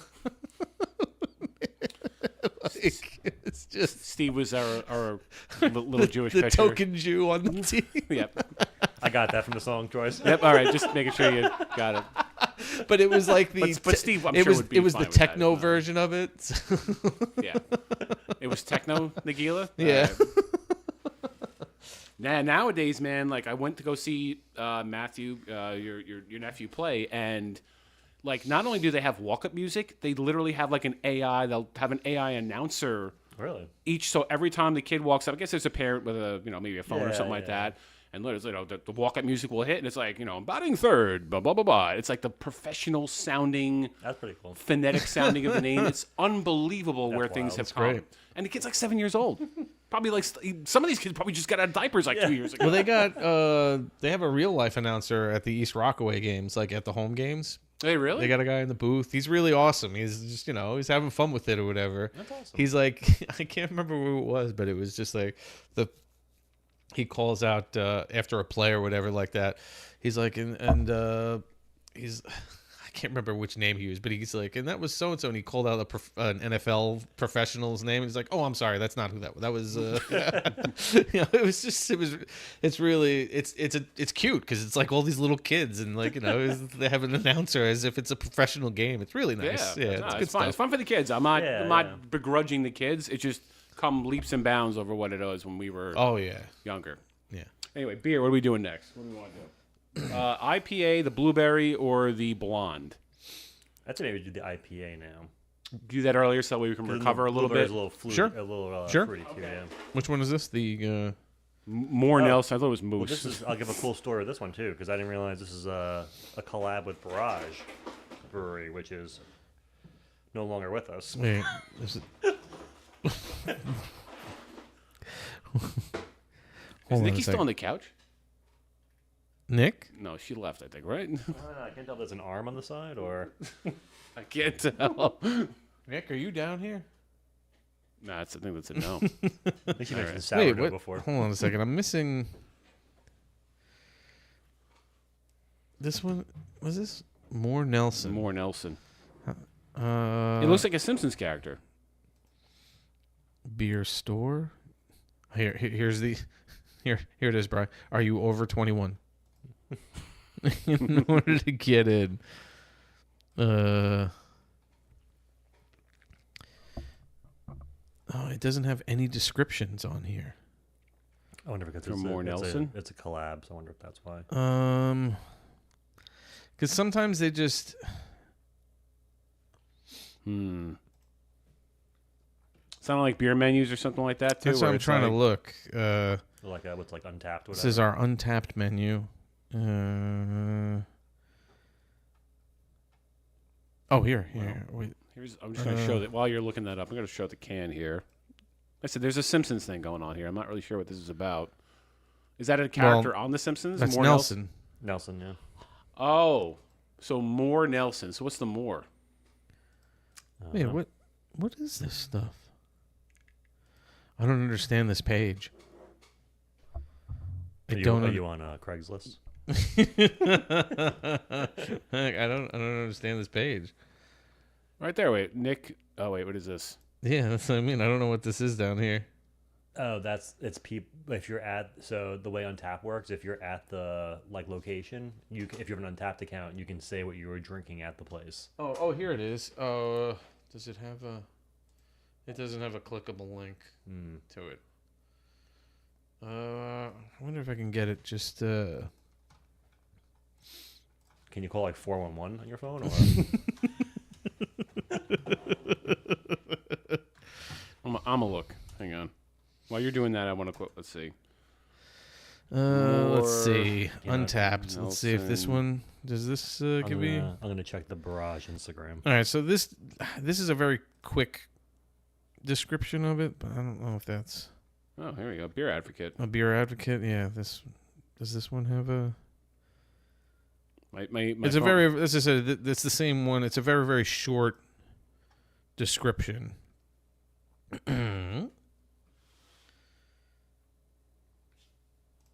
can also just go by some of the reviews too. Some of these people are a little. Yeah, so the short description of it is a hazy. Well, this is saying New England style, Okay. but the can says India. Yeah. It says it's with Nelson Sauvin hops, brewed with Barrage. What? Oh, brewed with Barrage Brewery. So I wonder if does Barrage have a description of it? Probably not, because Barrage closed their doors like 6 years ago. Oh, okay. So so Barrage used to be one of my favorite like local breweries too. They were based in Farmingdale off of like 110. Okay. I don't think they made. I want to say like 2020 probably. I think they were like a casualty of like just pandemic sales. And stuff. But their brewing team still does a lot of collabs with like local. Like they'll do like collab with like Blue Point. Obviously, this one's with 1940s, whatever. Barrage used to have a bunch of their beers were named after like Seinfeld episodes. So they had like a peanut butter stout that was called yada yada yada. You know, so it was just like cool. So I mean, I was a big fan of Barrage stuff. I didn't realize until Brian opened up your fridge before this was a Barrage collab beer. So I'm gonna be a little optimistic on the taste aspect because that was a great little place. So Okay. All right.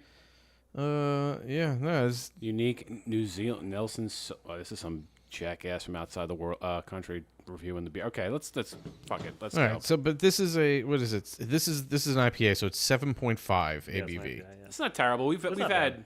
It's not bad a for an little IPA. bit on the higher side, but not brutal. Ready? Well, we just went from a 4, so 4.7. No, you know that 0.7 makes a difference. yeah.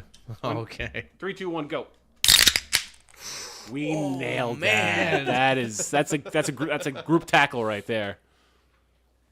All right, I'm gonna try to not mess this up. over here just so that I don't Okay, I'm gonna go slow. the risk of. Take it nice and slow, like I used to do with the girls back in the AOL chat. I'm like really. I'm actually more curious about the Foot Locker aspect. I think like, did she buy shoes or? It wasn't, Taking it slow, dude. It was like You met her dad on the first date. I did not meet the man. I walked out before I could meet him.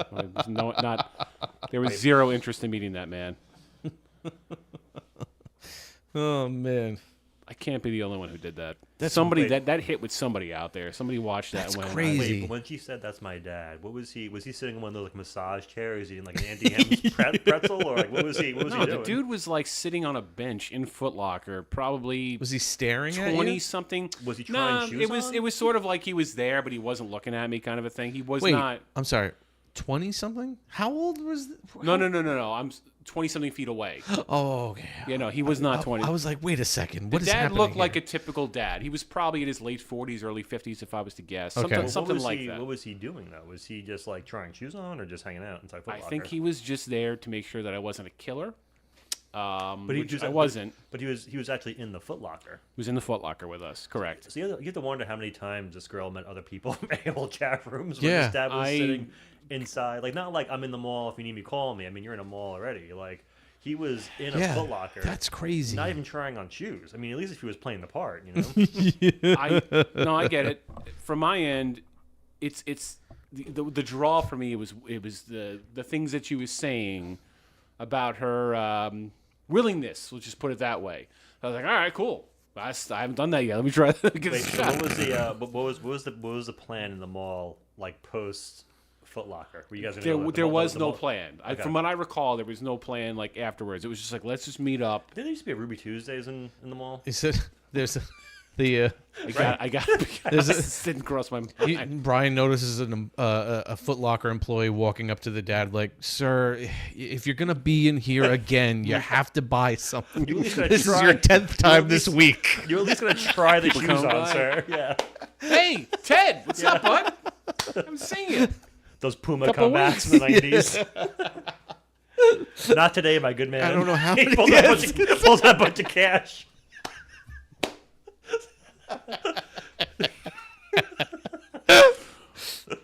I don't know how many times I have to tell you. Sir, we do not take Diners Club here.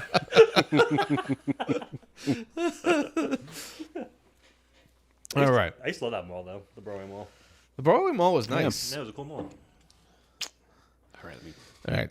This is the More This Nelson. is, I like this one. It's not so Brian An knows, IPA. I am not an IPA person, like full stop, like whatsoever. This is good though. This It isn't super IPA. It has more of like a more on the ale side of. All right. Yeah. It's not bitter at all. Cheers, boys. Yeah. This isn't bitter at all. Yeah, it's pretty good. And like, I mean, if you guys are going like color grading, I mean, this is like a. Oh yeah. That's like Right? picture We've perfect. had so much. This is not bitter at all. It's got like fruitiness to it. Yeah. I would never guess this is 7.5 either. Absolutely not. I'll know in about a half hour. Yeah, I but- was gonna say. It's probably got like strawberries. It's probably gonna kill me in about a half an hour. That's good. For an IPA, that's like a super crispy. This has got to be relatively new because I don't recall ever seeing this up on their screen there. More Nelson. Yeah.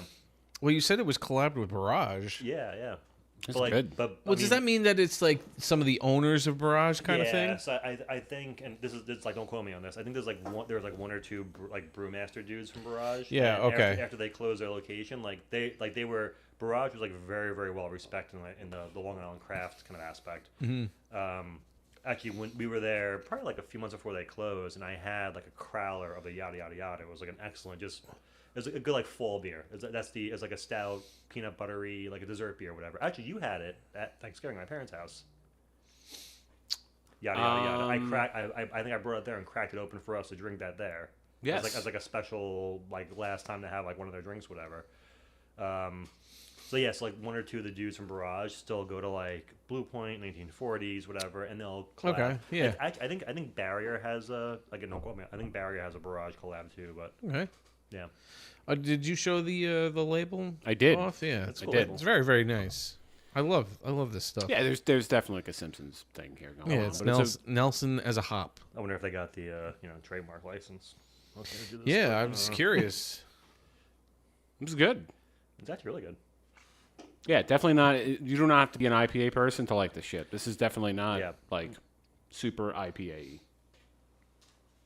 This is a funny. I don't know if Nicole's still watching. It's a funny story. We were hanging out at because their brewery's like 10 minutes from where we are. So we're hanging out there. My sister and now husband live in the same neighborhood, whatever. And we drive there, so we were figuring out like who's gonna have a couple of beers, like who's gonna want to drive back, or whatever. So Nicole's like, I'll drive, whatever. So I'm like, that's fine. So I get whatever the lager or something like that, and Nicole gets they made like a creamsicle something flavored beer or something like that. So I'm like, yeah, that sounds good. It's like literally, I think it was like 11.8 ABV or something like my that. So God. I was like, well, guess I'm driving. Home tonight, so. Lemonade. That's all she wrote, folks. Lemonade is heavy.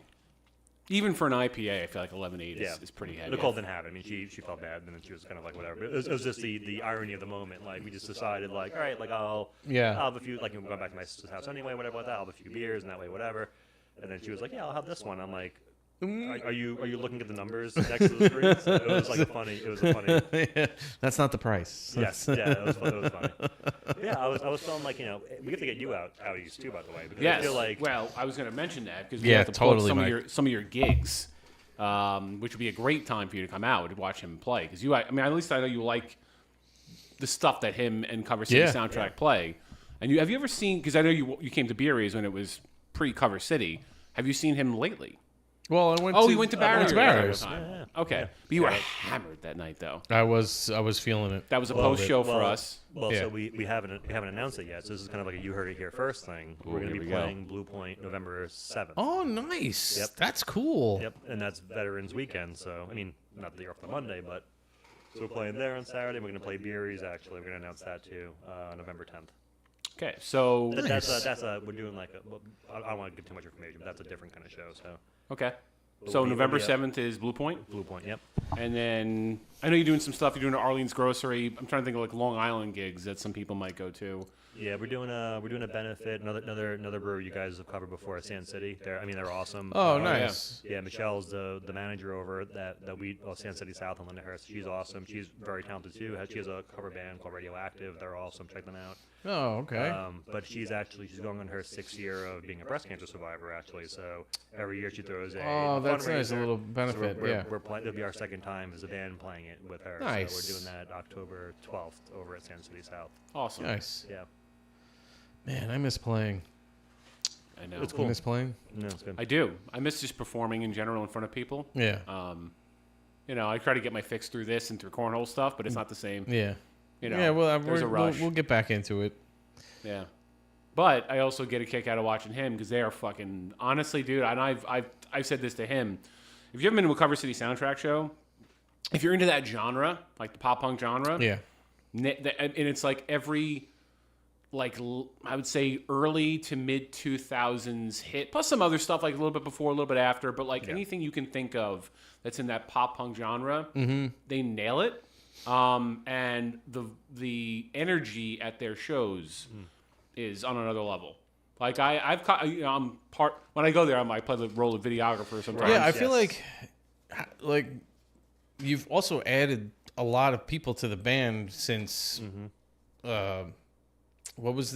since I saw you at Beerys. Yeah, I think there was only like 4 of you back then. I think we had or more maybe back 5. then. Yeah, I think we had 3 guitar players back then. Gosh. So now we're down to 2, which is a little bit easier to kind of deal with. Well, the mix is different too. It's not the same group. It's it's you and Dob obviously. The core, Mike is the lead singer. It's nice being able to do that though, because you can really add a lot. Like you can expand your portfolio of songs with the amount of members that you have and everything. So, and then do you guys? I never, because that night, as I said, I was like. I was like getting little tipsy, yeah. I was a little groggy after a little while. Mike sat at the table in the front and did not leave. I was just like, yeah. Does anybody like switch instruments or like add anything or? No, not really. Not like in that kind of group. Yeah, do you have like keyboards or anything on the side or anything like that? Or no. You ever think about adding that kind of stuff? We thought about some stuff because the keys would be kind of nice. We can do more like ska music and whatnot and stuff. So we've contemplated every once in a while throwing like a key on there or like a horn or something for a few. Does anyone play? Not in our current group. No. Really? Yeah. Okay. I mean, we have friends and other folks that we know in different bands or bands from yesteryear that would hop on for a few songs. And if you need a glockenspiel guy, I'm just not Tony Danza. Oh, hey, your brother-in-law is on. Yep. What's up, Mike? Yeah, he was talking about the 11%. He's apparently ranked below my brother. I don't know how that shit works, but it's just like Matt's number 1, and then Mike's number 2. I love that. That's great. Do you all come to Connecticut? Are you talking about like the 3 of us band. or the band? No, the band. The band, or just in general. I think we've gotten some offers from up there. It's just logistics and timing and whatnot with other shows and stuff. So I mean, if there was a decent offer, and then we'd entertain it like any other kind of gig and stuff. You guys have a YouTube page, right, or no? I think we're like starting to get into YouTube. But I mean, most of our you do have clips and stuff on the website. Yeah, Instagram too. A lot of I would say the vast majority of our engagements on Instagram. Folks that interact with stories. What do you have, like 4,000 followers on Instagram? I think it's around like 4,000. Nice. Yeah. Yeah, I mean, and our the engagement's like pretty up there and stuff, So it's good. You guys very rare. You guys are playing at packed houses typically. Like it's an active crowd too. Yeah. Even if it's a medium-sized crowd, it is a lively crowd. So it's a fun show. We've hit this like niche too, and like you guys know it too from performing whatever like that. Now we have when you first start playing, it's like friends and family, right? And now we have like people like our fans. We have like people that come to the shows, whatever. And it's like I don't say it's niche because there's a ton of cover bands on the island, obviously in the New York area and stuff. But we're not like your dad's cover band that does like your traditional pop and punk. Right. Yeah. We'll go Get Up Kids. We'll do like second wave emo and stuff like that. So we're not gonna come out and just play Sugar. We're going down swinging. We'll throw in like a B-side from a certain band, or we'll play a band that people probably would never hear another cover band playing ever out there. So. And that's kind of like that's good though. Our different. Like, I like that because you reel people in with the popular stuff, and then you expose them to things that they most likely would like, but just never had heard. And the reality is, Mike's in, by the way. He's in. He's definitely coming. Nice. Awesome. Mike is one of the nicest human beings you'll meet in your life. I haven't seen Mike in probably 10 years at this point. I saw him. We were getting hammered, I think, at a bachelor party. But nicest guy Yeah. in the world, and he will. He's not bullshitting. I think he would drive to Long Island to see you. All right, I well, definitely would. And I think Mike will find a bar to give you a good deal out there. Probably. Yes, probably. It's gonna Perfect. Well, I mean, Mike, if there's any songs you want to hear, let us know. We'll learn it before you come out. So. But no, it's cool. It's nice. It's a good feeling and whatnot and stuff. And all the places that we play at, we try to do a lot of repeat places and whatnot and stuff. Yeah. We haven't announced it yet. We'll actually be close to over here. We're playing the Center Station again. And Rockville Center, yeah. Yeah, before the end of the year, we'll be back out there. So I mean, they're Nice. all great places and stuff. But Sucks that Revolution's gone. I know. yeah, That was such a nice venue. it was awesome. It was a good place. Did you guys ever play there? In like one of the previous. Yeah. Yeah, they did. It was good. It was sound guy there. We always talk about the sound guy. Breeze. Breeze. Or Breezy. Yeah. yeah, that dude. He was awesome. I went back and listened to some of my old stuff. I'm like, that guy made me sound a lot better than I was. Yeah. Like, He was a really lot awesome better. about it. Because like the first time we played, we had no idea like how it was gonna go and stuff like that. Yeah. And after playing, we went up to him. We're like, dude, that was awesome. he's a Thank you great- so he's much. a- So then the next, he's a great sound then guy. I think we played there 3 times, maybe or twice, whatever Yeah. it was. But the next time we went, we gave him our set list because we were like, "This is what we're gonna play," and he was like, "All right, I got it." Adjusting lights. Yes, and everything it was while like you're it was playing. so He's- awesome. Yeah. He was really, really cool. I think one of my first times when he was working sound playing there, you would know this. Like the drums have like duct tape. Like the drums are beat to hell. Yeah. Oh, And I the was like- house kit, you mean? The house kit. And Yeah. I was like, dude. And he goes, "You're gonna sound like Ginger fucking Baker, man." And I was like, "All right, that's Yeah. that's awesome, dude. Sounds good. If you're cool with it, great. whatever." So Yeah, I was the first time because we didn't use our finding fork kick or the head or whatever because I was like, how's this gonna go? I get up there and I'm like, these drums look like total Yeah. shit. Yeah. And then but they sounded great. They sounded because he was great. EQing them anyway Yep. through his little mixers. Yeah, and I remember go back and listen to some of those videos. I'm like, yeah, we nailed that. Yeah. You know, the sound. And I was gonna say this about you guys. When you have a good show, when randoms are getting up and dancing and hanging out and kind of pouring towards the front of the stage, or whatever. That was that one night for us where we had Yep. like 150 people in that. They were there to see, I think, that 70s band or That something. 70s band was playing. But we got them up before them. Like we definitely did a good job going in before them. Yep. And I've been there with you guys where I'm sitting there, I'm like watching, like it's like, people are kind of like, all right, what's going on here? They're kind of interested. And then by like 7th or 8th song in, you see all the you see the hardcores coming up and you see, frankly, some of the girls that are out there that kind of like bouncing up and down. Right. But then you see some of the people that are there like with their kids Yes, or whatever. rocking and out, yeah. rocking out. And it just becomes like a scene. Yeah, You they know what I embrace mean? it. Yeah, it's so I've literally watched you from beginning of show to end of show have that experience, and it's just it's amazing. You guys are awesome. Thank you. And I can't say enough. I mean, I know I'm related, so I'm biased. But Yeah, we'll be at You have to say that, Brian. we'll be at We'll be at Spotlight next weekend as the official after party for Bayside. Bayside's playing at the Paramount, so that'd be a cool show. yeah, so the Spotlight is great like the guys, too. Paramount, like it's the room, I guess, right below Adjacent. it. It's their, Adjacent. It's their adjacent. Yeah. The Okay, Space, yeah. so like if you've ever been to Spotlight's a freaking beautiful venue. Like it's a huge, they got a nice stage or whatever. And I guess I don't know the scene as much. So Bayside's that's a big. They are, from like that wave of like emo, like post-hardcore punk. Yeah, they were.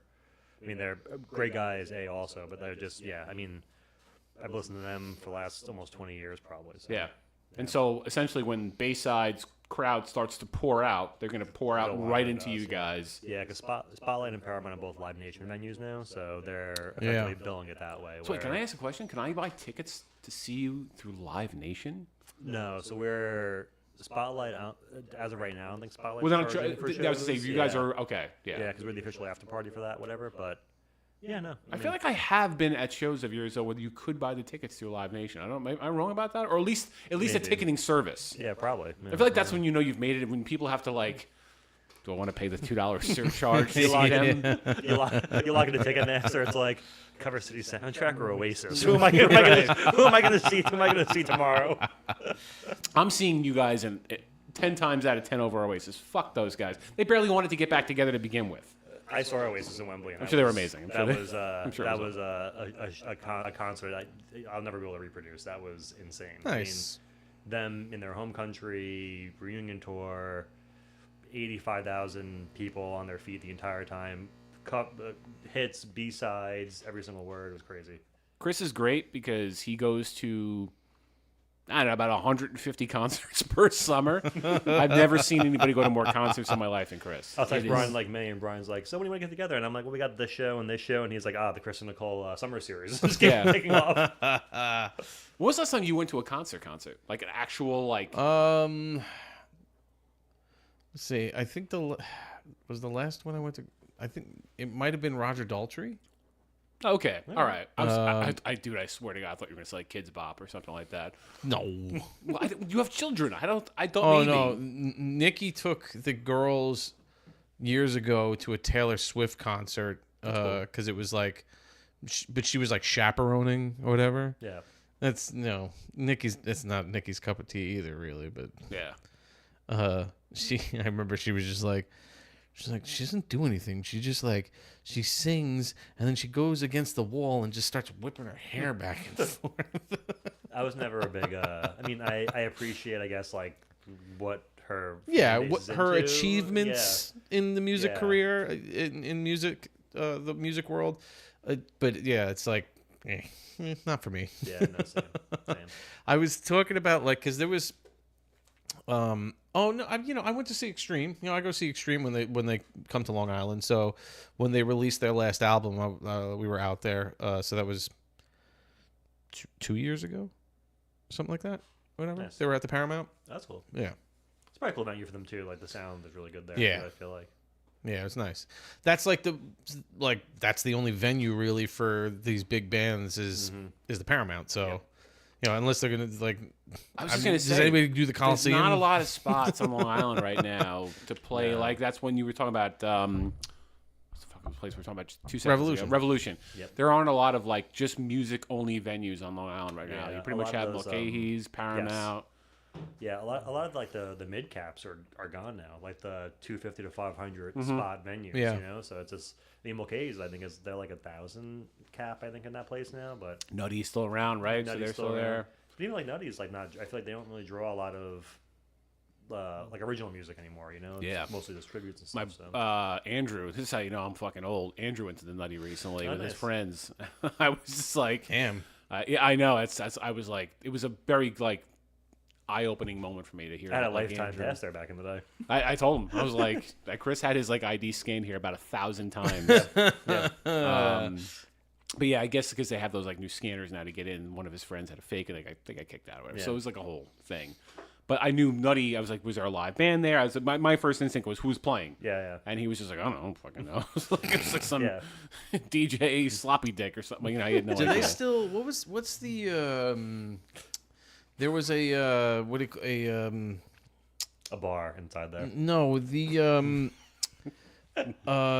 Just like beer. Chairs. It's like the cover band like management company or whatever. If they're still around. I know you're talking about the dude that we dealt with that one time that was working with the place in Rockville Center. I think, I can't remember. He was like the guy that we dealt with. Oh, Club Loaded? Yeah, Loaded. It's not Loaded, but that's one of them. Yeah. It was the other one that was big that did like, they only dealt with like Big Shot and like those types of bands. Talking about like the promoters. Basically. Yeah. I can't remember the name of it.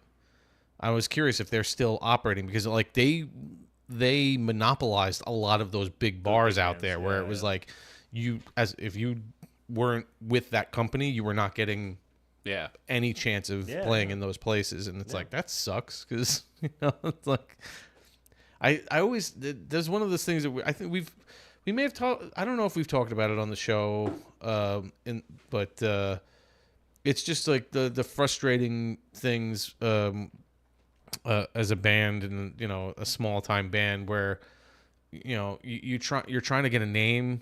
And you're trying to get heard at least, and the bars are like, well, we can give you a Wednesday night, and you're like, what? Like, what's that gonna do? It's not gonna help me out. And it was always based on how many people you brought, right? Yeah. So like it was kind of like how many. You had to bring people, right? And that's why they gave you a Wednesday because it's their dead day. So it's like they want to see how many people you can bring. It's a good test, yeah. But it's like, I'm not trying to bring people. I'm trying to get people. Yeah. So. Right. I need exposure so that way they can see my Retainer. Yeah. Your situation. Yeah. I got. So our bass players are like de facto band manager Dob, whatever, and he does a great job at where. Dob's like the networker of. Yeah, he used to be loaded too, so I mean he's very well connected. He's connected Oh, from okay. prior days and stuff, and he's been around for a very long time in the scene and everything. So he's a natural just knack for it, plus previous connections and everything like that. So I can't remember who was our contact at Club Loaded. I know he plays an LI kick right now, and I know the dude's Really? name. Yes. Sam, Was it a Brian? Ian. He had like sort of an. I can't remember his name. At the time, I probably have he his had email a on my very AOL emo account. haircut. He was he had like a part. I could picture the dude. I wonder if I can even pull up a Club Loaded. No, there's no way. It's just too old. Hang on, no, I might have some old emails. Hang on. Club Loaded. Let's see. What's this? Oh shit! All right, there's some emails loading in from Sam. I was gonna say Sam was the guy I said, yeah. That's it. I think Sam is the right. That's the guy. Yeah. Yeah. Well, Oh wait, what about? Hold on. Sam Fruner. What about Thomas? Oh, Tom. Tom was another one. Yeah. Yeah, I won't say his last name because I remember that. Yeah, I Because don't want to Renee, say it. Yeah. That's the dude I think I'm thinking of. Yeah, he used to have like bleach blonde hair. Yeah, that's that dude totally plays for LIK. Holy shit! This was Yes. this is back when we were using the Finding Four emails. Wow. It's Yeah. Mike at Finding Four. Dude, they had club loaded URLs. Look at this shit. I'm on the negotiation emails. This is Tom was like our guy. I'll put it that way. And we used to get like the banners and stuff. We were on their spam list. Look at this. Look at some of these band names. Hang on. 32 pints of apple juice, playing at Revolution. That's awesome. Deception of a Ghost, playing at Vibe Lounge. Carniflex, Snapmare, Easy Star, All Stars, Fortunate Youth, Mike Tramp of the White Lion. I don't know who these people are, but this is who was playing back in 2014. This is a good pee break. This was It's a good time to take a piss. We need piss music in the worst way. The last email I got from Sam was back in 2014 saying, not sure if you guys would be too close to your Vibe show next week, but would the band be available for Revolution on Friday with Any Way You Want It, the Journey tribute? Huh. Okay. I actually love Journey. I would do that. Wait, I don't remember if we did that. I don't know. Your brother. I was just gonna ask the year. Yeah, that's well, I'm saying we stopped basically after the girls were born. Yeah, we were 2014, 2015, something around that time Yeah. was when we were like our last stuff. Your wedding was probably one of our last big spots, truthfully. Yeah, a little bit after that we too. we played one show without Nikki at the Vibe. Yes, one. And we didn't do too well in terms of drawing people. Without No, Nikki. it wasn't. Nikki, besides being obviously one of our lead singers, was also super helpful in getting Yeah, people she down brought for she us. brought the crowd. A lot of people came just to see Nikki. So without Nikki there, it was a little bit of a challenge. Also, especially when you are married and you're just living your life, it's a little hard to draw people. For Well, this that was kind of always the thing. problem. Even with when I originally formed Finding Four, it was always the problem with us playing places because, like I said, You're not 18. Charlie's 7 years older than me, and all of us were in our early 20s. So you're starting out your family. Everybody else has got jobs, out of college, and so it's like nobody's going out. Like the weekends are when they're going out. So I'm getting gigs on Thursday nights and Wednesday nights, and it's like, I'd ask for you guys to come out, but I didn't expect anybody to come out. No, we tried our best, but it was how many times did we go to gigs? At least when I was on the band, it was like Your parents were there. My Yeah. mom and dad were Yeah. there. It was like family. Yeah. And maybe like a handful of friends, which is not. I was not mad about that, but like that's, you know. I just didn't. And I didn't expect my friends to constantly show up. You know, Well, because and you know this too. The show is kind of the same show. Like I mean, the thing maybe a was, is couple. like with us, you know, like I was one of the later ones to get married out of our friends. Yeah, I guess so. Were you after Tommy or no? Yeah. Yeah, so it was So- obviously I was the first one, you know. So obviously, But then like it was like Noah and Nick were pretty close to each other. Nikki's friends, like she was like the first to like basically get married out of her close friends. Yeah. So they were all still going out, which is why they were always willing to come to our shows. Yeah. Because they were like still in the phase of like, we're gonna go out. We don't have families, you know. Yeah. They were there to like hang out and party. Yeah. Like they would go to our show and then go out afterwards. Yeah. And meanwhile you and I are like, oh, I'm gonna hit Taco Bell and then go home because I'm tired of shit. Hey, good day. This is my favorite one. My brother, Nicky on Gimme Shelter, is an epic as Elvis. That's very, very generous, but thank you. I do love our version of Gimme Shelter. It was good. Because I do think that song works a lot better with a female vocalist. Oh just yeah, personally. absolutely. There was a couple songs that we really nailed, especially like, and what's upsetting is that, you know, with the songs that we have recorded, we missed a bunch that we did too. Like there's songs that we played that we just never got to record because it was just we were using your I was using a tribe. I was using a camcorder. your little camcorder thing or whatever, and it only could record so many at a time. 60 minutes a night. We were Yeah. playing for 3-4 hours at a time. Yeah. So we would get a handful of songs. Selected songs and stuff like that. So there was a bunch that we like that we played that I thought we did really well with. We just don't have any recordings of it. This was pre-cell phone era, so we were dealing with a camcorder, not a mobile phone. Yeah. Where I could say to like Bridget or I'm saying somebody nowadays, like, like if we were doing Finding Four, we'd be live streaming it. Oh, totally. You know, it's like... Totally. I remember when a couple of his shows, I just took out my phone and I recorded it in 8K. Right. It's crazy. And then I sent it to him. I'm like, dude, this is That's you know, crazy.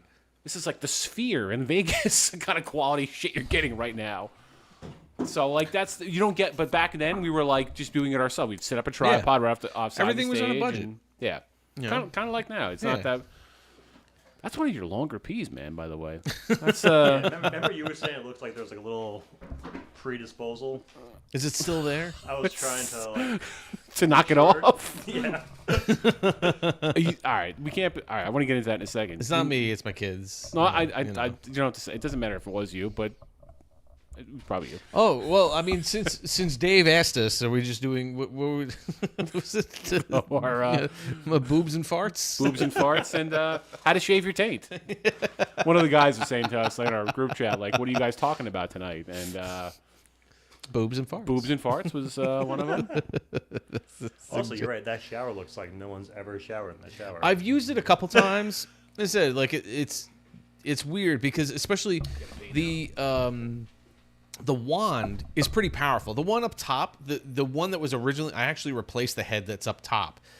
The one that was originally there like trickled out. Yeah. So the one that I put in there, at least like it's not like super powerful, but at least it like covers more space. Yeah. Because like I would sit there and I would like it would like drip on me. I'm like, this is not helping. Yeah. The wand is really powerful, but It's you like a see rainy where it day. is? Yeah, It's it's down crazy. at like your It's gonna- ball it's gonna- level. it's gonna kill you. It's Yeah. like it's stupid.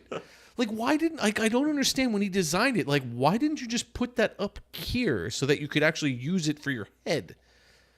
It's just, you know. I'm just saying the shower itself looks like nobody has ever taken a shower in there. No, it's very, very like pretty looking type of thing. Like it's Yeah, just, yeah. you know. It's very, actually, very welcoming. What's funny is the so I guess the previous owner would use this because he had his like gym equipment down here. Okay. Yeah. So I guess he would just use it. Work out night in the morning. And I would use it a lot. I would use it often too, especially when whenever I'm sick. I get quarantined down here. Okay. So I have a refrigerator. I got a bathroom. You know, So it's like every week you're hanging out down here. see what I'm saying? You try to. Yeah, I see it. Yeah. So, Situation. but so our bathroom, we have 3 bathrooms. So we have 3 full bathrooms. So the next floor, on the first floor, there's the bathroom, the main bathroom that's there. And the previous owner said that they never used that bathroom really. And you could see it's actually very, very pretty the way it was designed and stuff like that. But it was like the wife she ran a business out of the house. I don't know I can't remember Nikki remembers what it is. I don't remember what it was. So I guess, but she would basically, that bathroom was just for clients to use. So it's like they never used the shower or anything there. It makes sense, I guess. Yeah. Which actually was annoying because they had, since it was never used and it was more like a decorative bathroom type of thing, it's a bathtub with a shower, but they had the, not a glass door, just a glass, like a half glass pane. Oh, wow. Okay. Right? So so it covers the side where the shower head is, which is also where the handle is. So in order to use the shower, you always had to get in and stand directly under the shower to turn it on, which is like annoying. Yeah, it's horrible. So we got it removed and replaced it with actual moving doors. But, yeah. Nice. Yeah, they only use the one all the way upstairs. So, but that's where we mostly use. So nobody has used this shower down here ever. No, I have. I've used it. When a like couple somebody times. else is upstairs and it's occupied. kind of a Depending, thing. or if I'm quarantined down here because I'm sick, type of thing. Gotcha. Gotcha. I Okay. did use it a few times, like when I was doing when we first moved in, and there was we didn't have anything back here. I would do I know every once in a while. So Mike, I just got to explain why Chris wigged out before I'll get into the shower situation.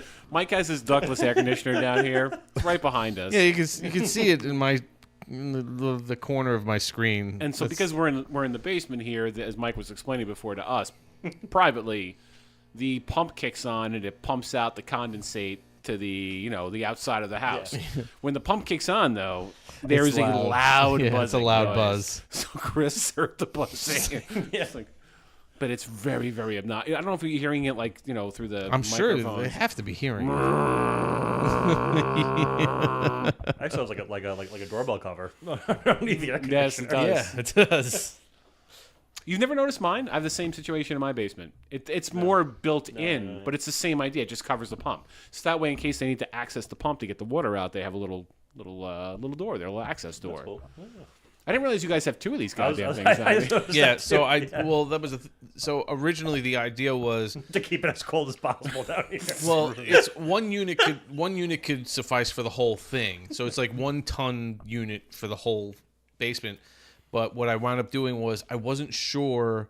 I was originally thinking I was going to close off this section and make it like a recording, that makes sense. Yeah. So I was gonna really close this off and soundproof this section type of thing. Soundproof and keeps all the Yeah. hot air and stuff. Yeah, right? so that's why I would have the split, so that way at least this section could get cooled off and that section get cooled off. Because otherwise, this is fucking cold for Olaf down here. This is some serious shit down here with the 2 AC units. No, it's not that it's like 2 1-ton units. It's split. So Yeah, it's no, one. I know. They share a condenser, so it's like basically 1 unit. Same. It just has 2 air handlers. I have a similar situation. I have my bedroom upstairs and my basement are on the same condenser unit outside. So if you run them both at the same time, it kind of doesn't get quite cold enough in one room or the other because they're pulling from the same energy source, if that makes sense. Yeah, well, I mean, Kinda this is small enough, so it's not and it's all open. It's basically feeding the same area. Yeah. Actually, what was going on when we first did it, apparently they installed it incorrectly, and I had to get an expert in here who was awesome to come and notice it. And talking about it with one of my other co-workers who does who did like maintenance stuff before he was in Local 94. He did HVAC maintenance all the time. So I was like, just give me a quick like, what's wrong with this? Because this one would constantly like we would get condensation running off the fins of the fan like constantly, and that's not good. No, it's not supposed to do that. It's not supposed to be like watering the entire front, and then it would just run down the wall. But apparently they had switched. That is not the thing that Mike wanted dripping in his house. No, that's not the. They had switched. They basically switched hoses, so it was like. I mean, it was basically overproducing cooling type of thing. Like if that was on, it was like being fed over here by accident type of thing. So all like it just wasn't working properly. Well, I will say it's very comfortable down here. I'll give you that. It's very like I'm as you know a sweaty human being. Right. Like I said, I turned down before I left for football. I turned it down to 66. Thank you. Just to make sure that we were. Yeah, No, I usually keep it at like 68. It goes. It's actually it doesn't even go in 1 degree. It goes it's 2 degree change. Well, this is good because I feel like I need to have this conversation because you guys we're all married. We have different climates with our spouses. Do we all fight with our spouses about the goddamn air conditioning and the temperature? Not like you. Yeah, I don't. Like Because Nikki you guys know the problem I have. Nikki and I prefer it a little bit cooler. Yeah, I prefer it like comfortable cool, but well, like it. So but not hot in the house, right? No. Like today was an AC day. I so hope she's watching right now because if not, I'm gonna timestamp this. But thing. but at the same time, it's like so at night, I have it set so that the thermostat drops a little bit. Yeah, normal. So I keep it at like 72 throughout the day. Correct. Like 2 a.m. it goes to 48. And then it's like day after tomorrow. So bedtime. I guess it's like 9. It's either 9 or 10 o'clock or whatever. I have it drop down to 68. Yeah, that's fine. That's totally fine. So that it's cooler. So the house is, I would say, comfortable during the day, and then goes down to a normal temperature at night, little bit cooler. Yeah, because you usually sweat at night, like that makes sense. Yeah. You sweat at night because you're tossing and turning or whatever. Nope. Dude, and I don't know. She's probably asleep. But with Bridget, she's probably asleep in the 80-degree room. That's I swear to God, she's the first person in the history of people that likes to sleep in humidity. That's so Not gross. just being cold. That's so gross. But she likes it humid. I can't. That's the reason why they invented the AC. Yeah, exactly. Right. Because people were dying. Yeah. I was like, Bridge, they tell you like you sleep better when when your body temperature is cooler, it lowers your heart rate, the whole thing. Nope. It's like breaking your arm and not getting an X-ray. I mean, it's just yeah. how it is nowadays, I'm literally sleeping in a microwave sometimes. It's terrible. It's not normal. No, we can't do it because a lot of times too, like it's noticeable if for some reason we had to lock out the thermostat at a certain temperature, and then so it didn't drop in the middle of the night.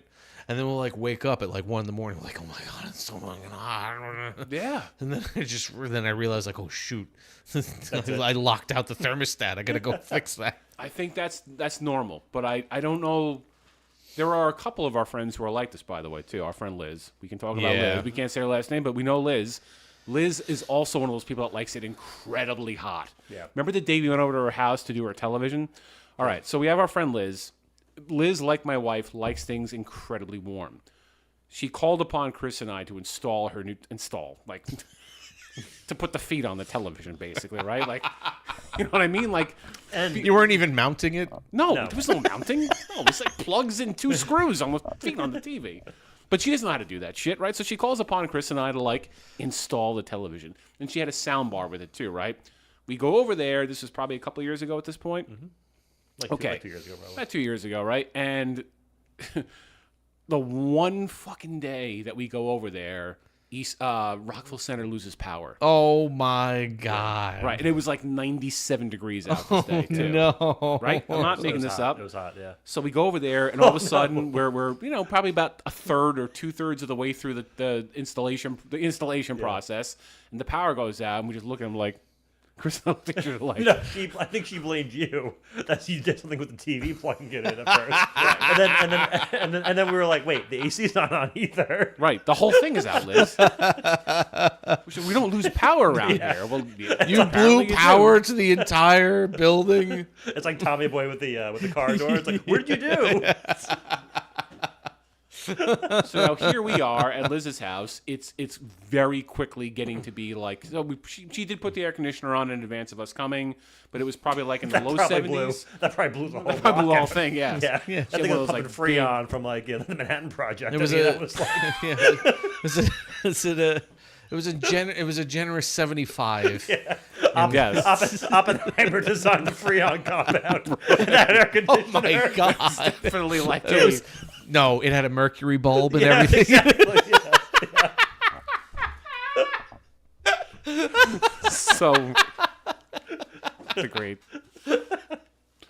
So now we're It's only in Celsius the temperature on it.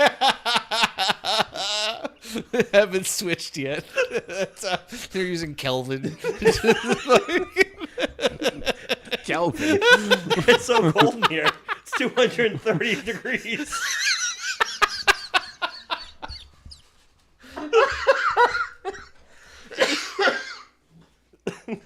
Oh my god.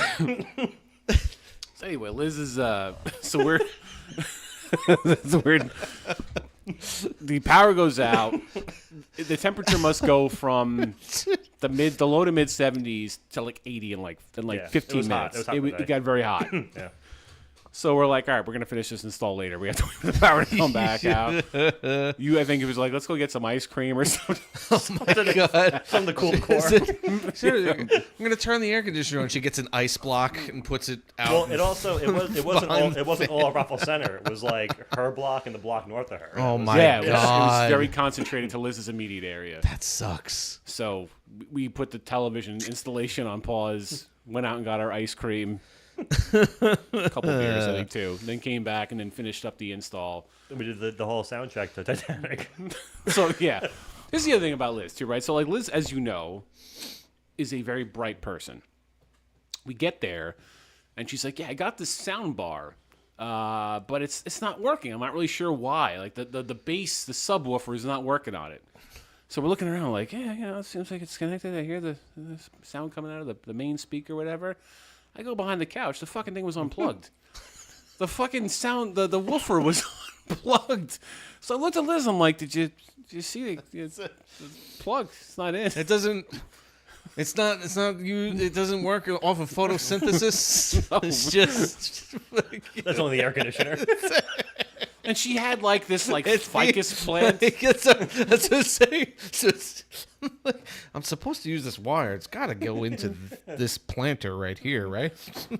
Dead serious. I'm not making this up, right? There was right, yeah. the subwoofer and a planter, and then the wire was just sitting on the floor. And I'm looking at her. I'm like, Liz, you're too intelligent for this. This can't happen. There was a. I guess it was a joke. I'm assuming it was a joke. It had to have been a joke, but it was something along the lines of a customer service type of call where the customer calls in and says my computer's not working or whatever, and they're like, "All right, have you tried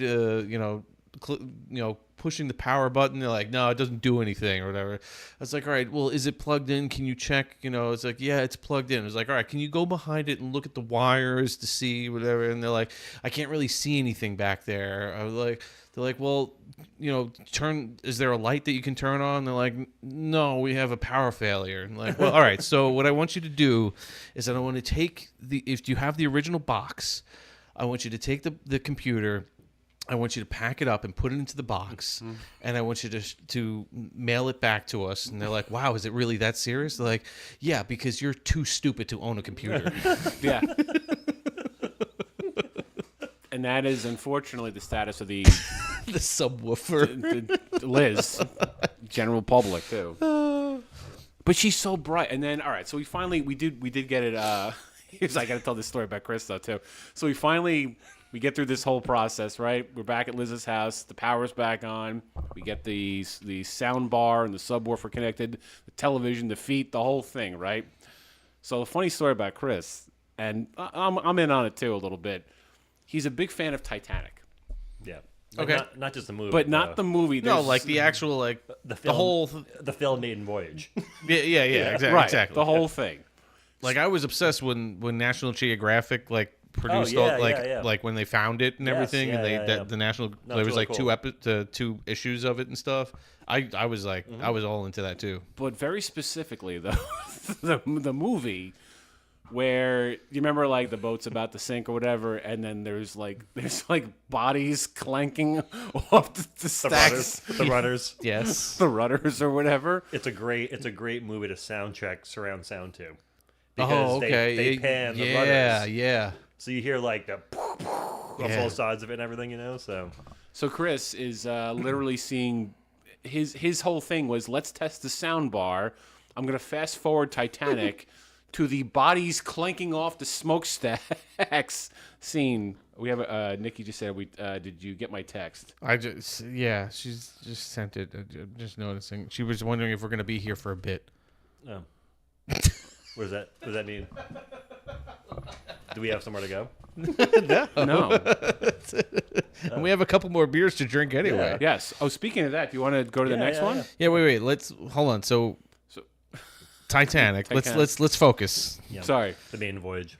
So yeah, and I don't have my Bodies keys out, I don't have my keys. bodies flying and pinging off. So yes, Chris was like, so we're sitting there, we're testing Liz's sound Oh, system. so this is okay. So you wanted to test the sound bar with something that was like Perfect. you Because knew- in the spatial audio, you have the three guys playing the orchestral music, Yeah. whatever. You got the bodies flipping off the back of the rudder. You got the dialogue going on the right pan the speaker. It's a beautiful. Yeah, so there's a movie. lot of different effects It's a going great- on it's where a you great- can gauge fully appreciate how it's gauge how the audio should be set up. Yeah. I thought at that moment you had a problem. It's like, this is the scene you want to fast forward to right here in Titanic? Like, Hold on. My favorite part of Titanic is when everyone's dying. right. It was very similar. Like, can we get to the struggle where Jack is hanging on for dear life? Because the sound is great in that moment. I'm like, yes, but he's also dying. If you guys want, I can read you. So I just got the new Pixel 10. So I've been trying out Gemini a lot, and I've been trying to convince Gemini that Titanic never sank, and which is like the Google AI model. And Gemini's AI, Google's AI. So that way, if somebody asks, I'm trying so it hard, just- but you could tell like their model, like like ChatGPT, like not to change the topic into AI now, but like ChatGPT is it doesn't allow them to learn it's- things that it knows as fact. Well, yeah. So, but like ChatGPT would be like, it's very like always happy and friendly with it. It's like, oh yeah, okay, that's still like a great thing. Like, imagine in a world where the Titanic made it. What about that? Yeah. Gemini is like, you can tell over there. It was like 6 or 7 texts, and I was in bed with one night just doing this, and Nicole's like, I'm in tears, just cracking up over the stupid shit. Like 10 o'clock at night. And you can tell, like, even the AI is getting annoyed at me. It's kind of like, this never happened. Like, I can read the messages in a little bit if you want, but it was just like the most asinine conversation. Like, I'll read them after we get the next beer, whatever about that. But my goal is to convince Google's multi-billion-dollar AI engine that Titanic made it to the port of New York. He was like fighting with the AI engine. Like, it was like, no, this did not make it here. Fucking gaslighting AI. Yep. That's great. And the best is, it's kind of like, I was like, well, what will it take to change your mind? It was like, well, a historic event like this, I would need to have. It was very like. It was great. Wait, I gotta read some of these. I gotta read some of these. Hold on. Do we want to do blonde or blueberry? By the way. Oh, the blueberries. Well, what do you guys want to do? I mean, we can go fruity. Let's go fruity. Go fruity and then go regular. Yeah. You want me to rinse? You want to rinse? You have to pee anyway. I don't, but I'll let you pee anyway. Oh, God damn it! My foot. oh man. All right, the problem right now is the beers are Look at that. That's super nice, Matt. Oh, nice.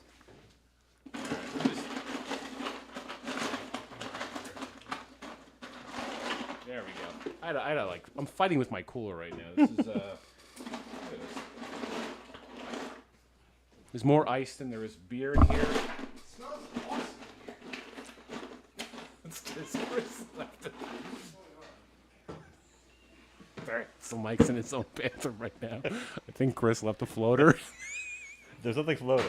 No, you have to really push this Oh, button. Brian No, I tried. Push it all the way. Oh, really? Yeah, go ahead, give it a push. It's like I did. It's all gone. Oh, the toilet paper's gone. Huh? The paper's out. In there is gone. no. All right, I tried, man. All right, I tried. I swear Wait, to is God. that like a 1-2 button? Like, you know, like in Europe they have like the ones on the bottom, twos on top. Yeah. Oh, exactly, really? I exactly. didn't realize that. Okay. So it's I mean it's kind of like that, but you just have to like. Oh, really maybe I hit the push it wrong all the button. way in. Yeah. All right, that might be my bad. I think I was hitting the wrong button. I think I'm- I was just pushing the shit No, out of this- the one. No, it doesn't have the 1 and 2. Oh, okay. It's just that if you don't push it, like if you just push it, There's not lightly, enough force it'll- coming down for it to. exactly. Yeah, I gotcha. You just So you're before literally opening the valve. when we first got here, you wider, said just depending go on like how this. hard you push the button. Okay. So for our viewing audience, Mike has a downstairs basement bathroom. Quite amazing, by the way. If you're in a basement, you can take a leak in the basement. That is, I mean, that's like having a urinal. I will say the outfit of the bathroom is like a Four Seasons hotel Oh, caliber. bathroom. totally. Yeah, This is like if you went to Yeah. like Borgata and went to the bathroom there. It's amazing for a basement bathroom. That said, you do have to hold the so like it's not your traditional like you go to the crapper and you kind of flush the thing on the side of the toilet lid.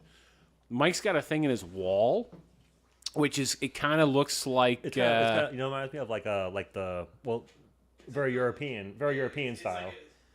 Well, like a bar hat, like it's a safe space, so everything is in the wall. Yeah. Like the tank is in the like wall. bars have that and stuff like that. Whatever tankless systems, whatever. Very Yeah. big over in Europe too. Like the Europeans are very big on tankless. Yeah. Yeah, I don't know. I'm not European. I don't know. I was trying to take a shit and I couldn't No, figure it out. But If you think about it, there's You're no. not European? If you think about it, there's no point in keeping water just sitting in a tank. But if you can just we hit a got button and to have it get a flush. photo of this Yeah. goddamn thing. So when you go to the bathroom down here, it's not like you're hitting like the little thing on the side. You gotta hit the bejesus out of this. Like it's almost like We also talk about it like a as- press your luck button. But now We you also- understand. We also talk about it as it's a Yes, floating, push it's a button. floating toilet too. It's but push now- button, Mike, but it's not like a push button. It's like now- a push. but now you the size of understand- this button is like a size 12 shoe. But now you understand why I was in there. It was like my like Along Came Polly aspect. Oh, where yeah. I'm like Brian said to press easy, so I'm like, do. Yeah. Scroll back in the show about an hour and change ago. Chris is in the crapper. And listen, I know my cousin. Normally this guy is like the fastest draw in the West. He's out in 30 seconds. And then I'm like, Chris is in there for like about a minute and a half right now. And it's not like him to be in there so long. And then he comes back out and then I follow him in there and I'm like, I see the problem. Probably the barbecue sauce. Yeah, we both had some Monahans. What we have the lobster. I had the lobster quesadillas. I was surprised you got that. I'm not a big. I don't like cheese on my lobster. Also seafood at an Irish place. It's not your typical go-to. No, but that's okay with me. It's just like in general, full stop. If I'm like at a fancy like seafood place too, I don't like cheese and lobster. I never have. I just wanted a quesadilla. Honestly, it was the thing at the top of my. It was No, $20. Yeah. You know. And Monahans, I mean, they're legit. It was a special too. It wasn't like it was. No, not and it was random. very good. I'm not blaming that at all on the situation that you found yourself in. I was just mostly concerned about A, the time, because you're not normally that Yeah. long, and then B, the aftermath. I went in and followed. I'm like, and then I was troubleshooting. Right, so now I'm in Mike's bathroom and I'm seeing the toilet paper. Yeah. I'm like, well, the IT person in me wants to fix this problem. How do I get this toilet paper down so that when Mike goes in there to clean out the cups later on, he doesn't see that Chris left toilet paper back there? Well, also And- to be fair, I was me at my IT mind. You said that you gotta gently press the button, which was not the case. No, you have to. So- no, No, you you have to gotta get the hold shit that out of down. it. You gotta hold that baby down. Yeah, so I could have been in and out in those. Do bad they do boys that? and- Is that how you drop a deuce in Europe? Is it you have to hold the thing? No, they in? have two. They have a number 1, number 2 button. Well, so does he. No. No, it's It looks like it's a number 2 weird. button, It's but a not. stop button. Yeah. But it doesn't. It's not. It's weird because It's like an emergency. It stops the water coming in. Or? I don't really know because Like a the closed push valve? button is on a spring, so it's like you let go and it stops. So I don't know what unless it's like has a design where it could be not spring loaded and you'd have to push the stop button. Like I don't know. I really don't. This is why I'm not I going didn't to install Europe, it, man. I'm not so- doing this. Yeah, So- I can't go to. But to answer your question, in Europe, you typically have like if you go number one, there's a number one button. It's like a very minimal amount of water comes into the tank, and then if you go number two, it's like Goliath comes. Yeah, I flying can't. at the wall. I'm not thinking like that. I can't do it. When I use the bathroom, I just want to hit one button, let it do the work for me. I don't want to think about this. It's too much thinking. Well, and then also some countries, depending on where you are in Europe, have a bidet, and then you use that Yeah. as well, as opposed to. Isn't that the thing that cleans your cooch and all that? Yeah, your butt. I mean, your asshole. A Yeah. bidet. A bidet. Bidet, yeah. Listen, I'm very not good with this stuff. This is not my. I feel like bidets are becoming more common over here now. Well, yeah, people are adding the add-on bidets like to their regular toilet. It's better. It's better for you, to be fair. I mean, it's Supposedly cleans. I mean, think about it. If you're using paper, it's like not great to be constantly rubbing that against your skin. So water. No, it's not. I will say this though. You ever get in those like modes where like sometimes the wipe feels really good? Yeah. The Yeah. wipe? You know what I'm talking about. I'm not making this up. You go to take a poop. We said we were gonna talk. It was Dave Gallagher. He knows we're talking about this. You got to go to the bathroom, right? And then you go to do like a kind of an aggressive wipe, but it feels really good. I can't be alone. Okay, in no, that. I know what you mean. Sometimes a really, really firm wipe feels good. You're like, oh, I cleaned Oh, them. it's almost like scratching an itch. Yes. Yeah. Yes, where you feel like your Yeah. bunghole's a little bit itchy. there. Okay, so hold on. So this is we're going to transfer over. Here it is. It's a cool design too. This is it is. The design's really Hold cool. on, it's not. You guys aren't seeing it yet. There it goes. Okay. It's like a Rosie the Riveter. So this is this is the toilet. I thought you were talking about the can. No. We're talking I about. like how you set up a separate scene to show your shitter. That's great. I also appreciate that the lid's closed. Yes. I made sure. The I aftermath said. on Chris's shit isn't in there. So To be fair, there was no shit in the bowl. No. no. Just toilet paper. If I can't, let me see if I could. I have to zoom in a little bit just to kind of. Well, you were saying before, Mike. Did you take the squatty potty out of there? Or, No, that's not it. Oh boy. I would say like I'm kind of like Mike if is you're like a bigger dude sitting on that, you gotta be like nervous brother-in-law about, like, is the weight. enamored by it. First of all, it's very aerodynamic looking. You can see it. It's a floating toilet. I don't like that. And you see the box above. It looks like a tissue box, but that thing, that's mechanical. That thing above the toilet that's an operational device. Yeah, hold on. I will say though, I pulled something on my back reaching for the TV because that was Yeah, like it's on a weird spot. Yeah. It's totally. Okay, hold on. I'm brother- zooming in. Mounted shitter. I love it. Yep. I'm that's- zooming in. that's it. Yeah, so this is the floating toilet. Well, Hold on also- a second. also So before we got here, Brian described it as a urinal at first, so I thought you had Thought like it a was porta urinal. potty in That's your my back. bad. yeah. That's my fault. No. It's definitely a toilet. But so you can see. So at the top, there's these buttons. So the tank is in the wall.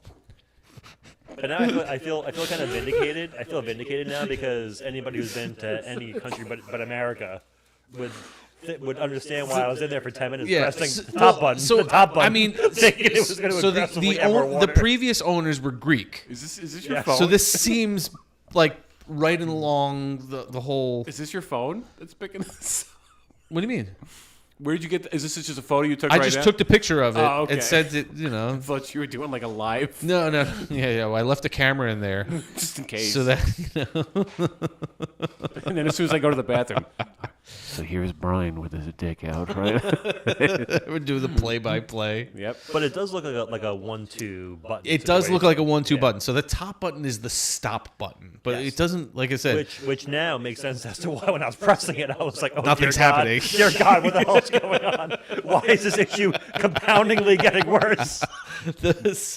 so the bottom button is the flush button, and it's spring loaded, so you have to really push makes it in sense. as It's much like- as possible. It's a response to pressure. The more Yeah. you do, the spring snaps. Yeah. So it's just that it gives more it's more pressure from the water, the water line to push push it out. Can you zoom back out to that other glorious picture you had of your bathroom? So before, when you were taking that picture, I was telling Brian though, for a basement bathroom, this is like a Four Seasons hotel. I know. kind of You just bathroom. want me to? I could have taken a picture of the whole thing, but no. I mean, it's very So nice. just to the left of that is the shower and everything like that, and then the sink is really nice too. But I want to replace the faucet because I can't stand. I don't know if it's the faucet like. It's probably the pressure coming in. I don't know if it is. I Really? wanted to double check because it's that kind of a How's, faucet how's the is like a line? If you just, fancy thing. Yeah, take the line. I know. I gotta line look and what just it's see like, how it I was gonna is. say the type. It's like a drip faucet. It's Yeah, not your it's a very. typical- It's like a. It's kind of like a fancy water fountain style. Is it filtered or? Is it filtered? No, I mean it's just it's just your average sink. No, because the filter sometimes slows the pressure. No, down, too. yeah, it doesn't have any kind of like pump or anything. It's just straight tap. I will say the nice thing when I was in there, kind of semi freaking out, was using the mixing board. I was listening to Paul's Boutique, and that was a great experience. So that's Mike, so I Mike have has my some old- like AV that's equipment my in his shitter. that's my old like 32 channel mixer. You got yeah, it's my old recording device. yeah. So that's my old digital recorder. Back before USB. So right Yeah. next to, you see if you're seeing at Mike's toilet right now in his basement. Stage. To the left of that. Yeah, I directly actually is made a sure that stage none of that was vanity. in the shot. Yeah, stage left. It's a beautiful bathroom though. All right, we cracking open this blueberry. or what? Yeah. Let me get back. Also, to, I mean, the can is absolutely beautiful. Yeah, I don't know. The design. This is great. So is this? Oh, Sapphire Squeeze. It's very pretty. It is right. It's almost kind of like a Rosie the Riveter kind of Look at this. play on it, Let me see. Do they have? So this is the blueberry ale, by the way. Before Yeah. we crack this open, this is good stuff. You guys happy so far with the first? Two? Oh God, I yeah. love it. This is delicious. This is delicious. the most different, I So guess, we should- beer selection we've had in 10 episodes. Because almost everything else we've had has been all IPA. IPAs. So this is a very, very short description. I gotta say it's funny because it's just as blueberry ale. it's very funny because like the descriptions we got from the other brewing companies were like paragraphs. Some of This them is were how like, this, what? this is how you can tell it's like a generational family place. They just make the beer and ship it. That's it. Yeah, no, it's very, very Well, just to a that quick, point, easy though, description though. That's all it's needed. I mean, it's some of them are very poetic and it's very nice and everything, Yeah. But it's like sometimes it's just like I just give me a quick description. That's good. Yeah. That's all I So need. before you get into that, though, but the people who own 1940s, the dad, wasn't he you said he was the brewer for Rheingold? So the name 1940s, my understanding from being there and hearing the story a few times is the reason why they called it 1940s is they're a third generation brewing family, and the grandfather of the current family that owns the company was one of the brewmasters at Rheingold beer back in the Okay. 40s. And So- you could Google Rheingold. It's like one of the old OGs. Rheingold. Yeah. Rheingold was Let me get, like the Budweiser back in the day, you know. Yeah. So. And actually, I think they were brewed back in Queens, so they were a New York brewery. Yeah. Rheingold. Yeah, it's local. Yeah. Yeah. Let me see if I can get because people would, like I said, The Brian can- was telling me, You and know, I was too, like, if you show a Rheingold can, it actually doesn't look too I far. was just off. gonna say, like, Yeah, here from I'm this. gonna bring that up right now. Yeah. Because Same- it was same, like, just off-white very, kind of very. color.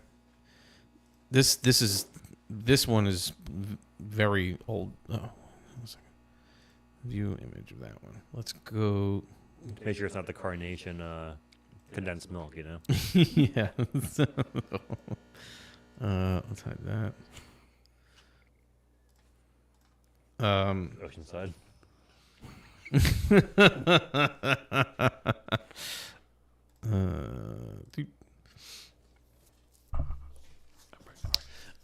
So yeah, so this looks like one of the original styles. Yep.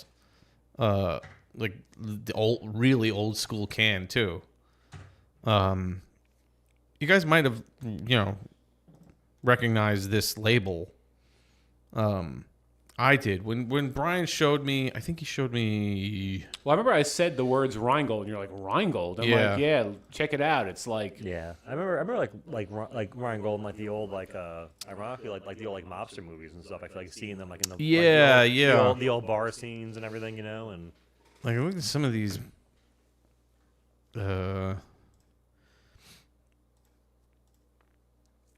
But it's a very similar palette, right? They got like that like subdued, like the amber red, Yeah. the off white in the background. Yeah. You know, The when you showed lager beer. yeah, you know, when you showed me the because at first you said Rheingold and I'm like Rheingold, I don't recognize that at all. And then when you showed me the picture of like the beer, the label and stuff like that, I was like, oh, yeah, I totally recognize. It's like Schaefer that. beer. It's the same Yes. generation of beer. Yep. So All right, let's crack this fucker open. yeah. Oh, so this quick description is where am I? This is right from their website. It's a 5.7 ABV. This easy to drink ale features notes of blueberry and vanilla. So I will say I'm a big blueberry beer fan. But I hate blueberry sour beer. So the fact this is like a regular blueberry ale is Okay. It's Interesting. It's enchanting. I don't know. Have we had a blueberry? no, yet? not yet. No. No. The only blueberry I've personally had was Oh, I like the working woman. Blue on- Point. Blue Point. Blue Point. Yeah, I got a keg of it one time. Oh, yes, Which yeah. Great blueberry beer. Don't get it in a keg because you got to stick with the whole keg for the whole. No, I'm an yeah. asshole. And blueberry's it's very just acquired taste after a while. I Yes, feel like, yes. So if you have to have 40-something pints of it, you get a little. Of course, yeah. But I'm excited for this one because it's a little bit higher alcohol too, 5.7. Yeah. So this could be and for an ale too. Again, it's not like not too bad. Yeah, no. I'm all right. Are we ready? Ready, boys? Yep. 3, 2, 1, go. I exploded all over my pants. Yes. You can grab that sound. I'm sorry. bite What? later. Look at this. It sounds like Foot Locker all over again. It's Brian's AIM 1998. All right, here we go. Did you change your screen name to like Foot Locker 123 or? No, I've been designated D my whole life. Oh God, it smells good though. Holy crap! I'm Right. pouring it from a foot and a half away, And you know it's and the kinda fun. aroma. It's actually well that's not a good pour. Like you think it's a good pour, or that's insane. flat. I wasn't trying to. You need a little head to break it up. I a know. little bit, I you know. It's Well, I will say this. I was trying to fit it. Mine isn't great either. You keep bubbling Sure. over somehow. I was trying to fit the whole thing. Oh God! Yeah, but what are you Heap. Who are you trying to impress? Heap. I can't even. What are you gonna do? Yeah, it's like chocolate milk when you're like 4. You know. It's just... Oh my God. Okay, so this is definitely a little bit darker, more amber-ish. Yeah. You know what's like ironic though is I feel like I've never judged a beer by the tone of its color. Until you No, guys it's sang just it before. it's just appreciating the No, style but, of it. No, but I mean it's a good quality look at. Q, we are the world right now. Yeah. Oh, what was so? Yeah, remember we were talking about when we were looking up the last show. We were looking at people's what do you call it? Reviews of certain beers, and they were pushing out letters, right? Before things, and we were like, what the hell are they talking about? And then I looked it up, and it was actually they were talking about the certain qualities of beer, and it was like the beer alphabet, basically. You know, you guys should have on one day Scott Heaney. Oh, Scott is a beer connoisseur. He So is. Scott used He to is. play with Chris. Yeah. And I follow Scott on Instagram. I think Scott's in like the top 5%, I think, of like untapped users. Like his. Yes. Like he travels a lot. He tries to try new stuff whenever he goes anywhere. And First of all, Scott's an amazing photographer. Oh yes. And the second thing is that he is a beer connoisseur. So he's had every beer possible. Okay, so Not to fart, by the way. this was when they were talking about ratings and stuff like that. That was totally picked up on the microphone. Farts and boobs. I kind of got to pee now. I got it. Before I really didn't pee, so I got to. So they were saying like the guy was saying like this has an O of this and an S of this, and we're like, what the hell are they talking about? It's a great diamond almost, right? There's Atmos and Listfo, LSTFO. So Atmos is appearance, smell, taste, mouthfeel, and overall. It's weird that they group that together though, right? Because I feel like a beer could appear like this may look like it tastes great, like you taste it, it tastes like shit, you know? Yeah, So- well, that's the whole point. It's like so they're rating it on, when Like a curve on yeah. that So one they're saying scale. it's like, well, the appearance is this. The appearance is like great. Oh, but I then got it's like the smell is Oh, like they're all kind of separate like- grades. Yeah. Oh, I'm sorry. Okay, They're yeah. just using it as Okay, some gotcha. kind of a gauge to I thought it was say. like all grouped together. Okay, nice. No, so it's like that's what I'm saying. Like we were looking at a review and they were like, "It's is this?" And we're like, "The oh, is that what are you talking about? Like, made no sense. I feel like those people though, like I would never want to hang out with. Like, No. that's like way too much. Yeah. Yeah. It's a little intense. Yeah. I don't want people to be super anal retentive about their beer. At the end of the day, we're here for really one. Yeah, no, it's like because it's the overall thing. Like, do you enjoy it? How does it make you feel? Like, in the sense of like, is one beer messing you up? Well, I feel like it's like two important questions especially with like local beers, right? Like, do you like it? Is very important, right? Yeah. And would you buy it to keep at home? That's a good point. Okay. Yeah. Yep. Yeah, because like when I first started, when I was first starting to drink beer, like in college, I was kind of like, you would drink beer to get drunk. Right. So I wasn't paying attention to taste really. Whatever is cheap, your 10-cent beers. It didn't really matter. Yeah, so it was like I wasn't really appreciating the taste of beer. But then eventually it's like I actually was like, I like the taste of beer. I really do appreciate the taste of a good beer. And so it's like nowadays it's one of those things. It's like, you really, as a beer drinker, you really, and doing this show too, it's kind of like expanded the whole palette of it too, because we really taste so many different styles all the time, and like every time we taste one, we're like, that's different. Oh, that's different. Well, that's also, really too, nice. I feel like, and this is no disrespect to any like regular beer, like, there's nothing wrong if you're just like, I like a Miller Lite or a Coors or whatever. That's fine. If that's your thing, that's totally fine. But I do feel like now when I go out and I have a beer, I want an experience with my beer. I'm not just going to go out and have, like, you and I are Guinness guys, right? Yeah. Like, that to me is a different type of experience than just having a regular run-of-the-mill. That's also kind of like why I liked the idea of going to microbreweries. Yes. Because I loved the like, we talked about this on the prior Drinking Buddies show, of the idea of all of us doing some kind of beerathon where we would mark off how many different beers we've tried type of things. That's cool. And I love those types that's why I like the microbreweries, because it's like, it's the local beers at a brewery. Yeah. And they have all these different, they have like, 50 different beers on tap or something like that, and you get like, and then they give you rewards for trying every single one, which is cool. But it was like that idea of like, I'm not just getting the Bud Light, the Coors Light, or whatever it is. Stuff, you're trying out all these different beers from all these different breweries.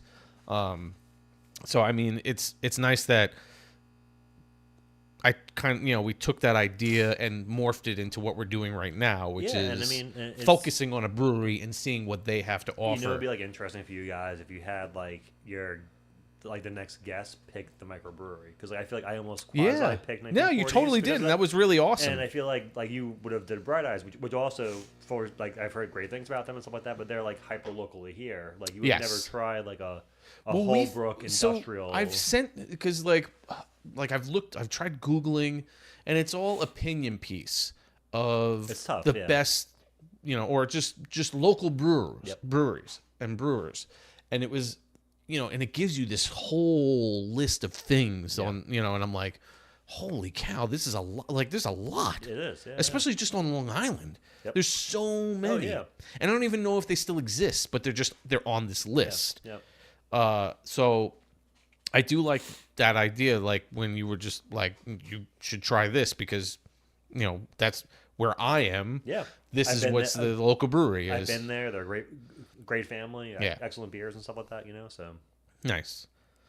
So anyway, this was the Sapphire Squeeze, blueberry, vanilla too. Cheers, everybody. Cheers with this hot chick on the can too. This is my thing. I don't know. That's the power to the women working. Is it? She's got a lot of tattoos on. That's the iconic. It's the ode to like Rosie the Riveter. Yeah. Who? Rosie the Riveter, back in like World War II, right? Yeah, something like that. Yeah, putting women to work because the men were off to war, type of thing. Yeah. Oh, thank God they didn't go with Marla Hooch. That would be. It's similar. It's the same time. No, I know, but that wouldn't sell any beer. Marla, no offense. Those Lou. She was a hitter, though. She was. I'm singing a Nelson, ain't I, baby? That's a great. What a good movie. This is good. I will. You're right. This is like not. You know what it tastes like? Like blueberry mini muffins.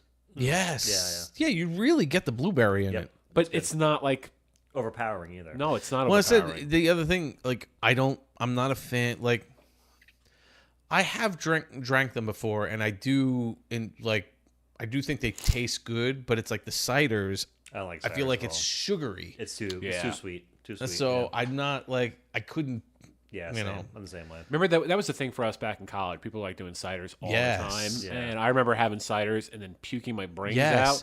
Dude, and it was like the it wasn't most cider. gross. But freaking at Tommy's graduation party, I literally had 17 Smirnoff ices. Oh, that's gross. That was like all disgusting, sugar. That's dude. gross. I was terrible that night. Yeah, for a while it was like the whole like getting ice thing, right? Like in a wedding and stuff like that. If Yep. someone gave you like a Smirnoff ice, you had to drink it right away. It's gross. It's gross. It's So much sugar, and it was like you had acid reflux Yeah. after a while. And at least with this stuff, it's like heavy because it's like it's like drinking a soda that just has alcohol in it. Yeah, pretty much. It's rough. That was horrible. This is a beer with a hint of blueberry. And a nice hit, a sizable amount, but not like overwhelming. When you guys did San City, did you do the San City blueberry or no? No, we did not. It was whatever they had in a can there, so I did not get Okay. I forgot exactly what it was. I also went we've off had a of- couple. We've done a couple of fruity drinks, but it was I think we've done like drinks that had like orange. Yeah, more citrus and orange stuff. Also, who is the person from San City that you and I both know? Because she's great. We should plug her. Michelle, I did before. Michelle. Yeah, she's great. Okay, She's awesome. the one that I met at Beer & Co? No, that's Brittany. Brittany's Brittany. a bartender. Yeah. Okay. Yep. So, like, when I went to Beer & Co. that one time and we got San City's beer, they were Oh, doing... that's who you were talking to. Yes, you're saying. she is the bartender at San City. Yep. She's Okay. been the bartender at some of Chris's shows. Yeah, she's awesome. The She is whole staff there is awesome. They're amazing. Like, literally spent an hour talking to me about the product and, you know, her work there. So, like, I will go to San City just for that experience because she literally sat there and we just conversed about beer and life and... Yeah. You know, I think her whole backstory. So yeah, No, they're cool. Good They're cool staff. there, yeah. Yep. Yeah, their blueberry beer is pretty cool. It's called Blueberry Crush, and they can it now actually too, so you can buy it in cans cool. at local places. But yeah. Okay. I'll have to get up Beer and Company's ass about that stuff. They're sort of like our unofficial sponsor. Like, they sponsored us for Cornhole, but they're also Mike knows that Mike is one of the owners there. Knows how I sort of go there and grab all my product for our That's podcast. good. So That's good. Beer and Company Wanto, by the way, if you're watching, I know you're probably not, but if you are watching, they sell pretty much every local, like, Long Island, tri-state area brewer. And they just are great with their service there. Mike, Ted, I forgot who the hell the other guy was there. Mike and Ted are the two primary owners, though. But every time you walk in there, somebody's willing to help you out. If you say, hey, I want this or I want that, they pretty much have it. If they don't have it, they'll order it. So it's a good place. Sorry, it's my Wantagh plug because nobody comes to Wantagh. The trains, man. The trains are crazy now. You know what's funny about you. all right, They don't. But like you're in If Patchogue. you come to me, you got to transfer at Massapequa. When has that ever been a thing? Transfer at Massapequa. I mean, It's awful. But like Wantagh is an easy train what? ride. You have to transfer? if he goes east to me, he's got to transfer. You transfer at at Massapequa now. Why? I don't know. I have Exactly. no idea. Isn't it the same rail? It is. So what happens is you get off at Massapequa and then you wait for 15 minutes and then you get on the same fucking train and then go into Babylon and then yes, I swear to God this happens. He knows. Yep. I've gone to his house a bunch of times. I'll get on at Wantagh and then I'll hop on the train. He'll jump in the train. It's like 2 transfers. I'm like 2 transfers. Like, Right. What are you so doing? you get off at To get to me. Massapequa. The train then goes up for some reason to the same spot, but I have to get off. And then I hop on another train that comes in 10, 15 minutes later that then brings me into Babylon, transfer at Babylon, which then takes me into Patchogue. Ever since they did the whole Grand Central aspect, I feel Makes like no it's sense. screwed up a lot of the trains going east and west. Like literally, that's so. That same confused. train has to go to Babylon. It has to. It can't turn around. There's no place for it to go. But it will. It forces me to get off at that spot. Everybody has to transfer. But I was talking to Dave about that because Dave, we're doing the Orleans grocery show, so we're playing out the whole train thing and who's taking what train, blah blah blah, and stuff like that. and Dave was on one tour too, the guitar player in the band, and he was like, I can't hop on the same train as you because I got to transfer at Piqua. And I was like, when has that ever been a thing to transfer at Massapequa? That makes no sense. No. Nope. I think it's probably like a Penn train versus a Grand Central train, and they just. But they're going in the same direction. Right. Yeah, I don't know. That's what I'm saying. It's the has same to go. exact rail. It makes, but here's the thing. Like I was saying earlier, is like if I'm going to Penn Station, I go Babylon, Freeport, Jamaica, and then transfer Jamaica into Penn. Right. At Babylon, if I'm going local, it's a Grand Central train. The local trains are never Penn lines anymore. It seems like from Babylon, going west.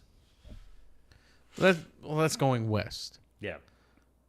So I don't. That's the thing. I don't get because the But same thing for me. Like in the morning, I go to Grand Central. Yeah. But there's no direct line from Baldwin to Grand Central until after 6 o'clock. I don't get it because there's like 5 trains. A great example right now is coming here. I had to get off the train in Babylon, wait 20 minutes. The train that I was on previously was cruising to Jamaica, probably blew right past Rockville Center, and I had to get off and wait for a train with like half the platform filled up to take the local train, which is the Grand Central train now. Does it stop? Does the other one stop at Jamaica? I would just go to Jamaica. Yeah, but then for me to Then go to you gotta go Jamaica to back. come back this way though. Oh wait. So which way? Wait. So you would go? You're going. The train to Penn is like almost always a semi-express train, so it's like Babylon, Freeport, Jamaica. Yeah, so I'm saying. So you're going west from where you're talking about. Going west. Yes, yeah, from Babylon. So if you go to listen, you're where are you transferring? So I had to transfer Babylon. Or you're just today. talking about which train you have to grab? Yes. So from Patchogue, a Penn train, I go Patchogue, local to Babylon, then it's like Freeport, Jamaica, and then Jamaica to Penn. That's the like express. 15 minutes, whatever with that. Because I was going local, I had to take the Grand Central train today, so I had to wait in Babylon for like 20 minutes on the platform. Right. Yeah. Because the Penn line on off peak at least doesn't run local trains. Yeah. The Grand Central train does. It's like every other train now is like a Grand Central train, I guess, to accommodate. Well, that's what I'm saying. Like, if instead of transferring at Babylon, why can't you just transfer at Jamaica? Maybe find a different train that's quicker. No, I could transfer to Jamaica, but I have to come Shoot back all the way past. Then I have to come back east to Right. RBC. You'd have to shoot. And all then- the way to you're Jamaica. talking. Oh, you're trying to get the local to. Or you're talking To about going to like RBC, RBC. today. Yeah, I got you. yeah, I yeah. got you. I thought you meant like going to Penn Station. And to be fair, it's probably quicker if at the same time to do what you're saying. But then I got to pay a peak train back from Jamaica to RBC. Yeah. Sorry, Mike. Oh, there we go. My chair keeps slouching. Some of the transfers are ridiculous because it's like Oh, my typically God. I take. I once transferred. I saw No Effects in the Brooklyn Paramount last year, like their final shows, whatever. That train, I think I transferred 3 times. I think I took I think it was Brooklyn Terminal, Atlantic Terminal to Jamaica to like Hicksville to Babylon. You have to turn around, and then like and- Babylon to Babylon to Patchogue. Well, like sometimes though, it's super weird just the way the trains line up because, like I said, I'm trying to go to Grand Central for work, so every So once you're in a part of while. the problem, then it sounds like just the whole Grand Central. Oh, I'm train. okay with it. Being able to because otherwise, when I first started, so I started. It's very nice though. It's very nice. Yeah, well, I mean, is very nice, I yeah. started in at this location. I started in August of 22, I think it was, right? So in February or whatever of 23 is when Grand Central started or something like that. Yeah. It was somewhere along those lines. So so I had to go to Penn Station at first when I first started, and then I'd have to take like the A. Yeah. And I mean, it's gross. Yeah. And like, I mean, it's just terrible. So I was so I couldn't wait for Grand Central to open. Well, you and like the 4 other people that take the train to Grand Central are very happy right now. It There's seems like there's a lot of people. no, I know there That's are. why I it's know there are. I weird. know That's there are. that's I know what I'm there saying. are. It's like weird in the morning, especially in the Babylon line, how like there's no direct to Grand Central until after 6 o'clock. Yes. Which is just weird to me because, like I said, there's like 5 other trains throughout that. It's starting at like 4:30 or something like that. They'll go to Penn. They all go to Penn, yeah. and you have to transfer. But some of the transfers are absolutely insane because typically it takes about 42 minutes or something like that, including the transfer, because the transfer is typically around 5 to 7 minutes of sitting. If that, probably, right? Right. Yeah. Well, it's something around those lines. Yeah, because everything's like a delay. So it's like, by the time you get there, there's only 3 minutes until the transfer or whatever it is. Yeah. But then every once in a while, like I'll, whatever time it is that I'm leaving, I look and it's like the train, instead of it being 42 minutes, it's like an hour and 20. And I'm like, what? And then I go and I look at the transfer, and you're sitting in Jamaica for like 30 minutes. I'm like, why is that the only option? How is that a thing? There was one time where I was taking the train to Toronto to meet Brian. I think it would have been quicker for me to go to Woodside and hang out at Woodside than to take the train to That's just Toronto. It's bizarre. Yeah. It's so weird because it's like scheduling wise with the amount of trains that go back and forth and stuff like that. It's also intriguing like how they decide which trains express to where, right? Because like any given day, any hour, I know I can get from Patchogue to Woodside in like an hour and 10 minutes probably. It took me an hour and 10 minutes to get to RBC today, and like I know based on certain times, I'm like I can get to Woodside faster. Which makes no sense at all. That makes no sense. But I can that's just have the the whole trains local run. versus express thing. Yes. I mean, that's what you're. Yeah. I'm express to Jamaica effectively. To be fair, the Woodside trains, I'm express to Jamaica, where I'm like Babylon and Freeport's like they pull up, they like honk the horn twice, and then like they just breeze past on the Get the hell out of here. Some of those times too, and I'm like, I've noticed it's happened. It doesn't happen all the time, but every once in a while, I look at the time when we get to a certain platform, and I'm like, you're leaving 2 minutes before the scheduled time. Oh, yeah, that's fucked up. Yeah. So the big one by guy us looks out the door. No, seriously, yeah. The one by us is like that's fucked up. Like those two, that's a long 2 minutes is a long time. Yeah. Especially if somebody's like parking and like running up to get the train. Yeah, exactly. I don't get that. I don't. That's just somebody who wants to get the fuck out and get home. And I'd be like I don't care that you're early. You can't leave that you can't leave that platform until the scheduled time that you said to your customers that's when the scheduled train. And that is the one service that like legitimately would be better off being a minute late than it would be being a minute early, just because of the type of person that they deal with, a commuter typically, especially during commuting hours. Like if you're talking and about at the same time too, it's depending on the rush and how many people are on the platform and all that kind of stuff and.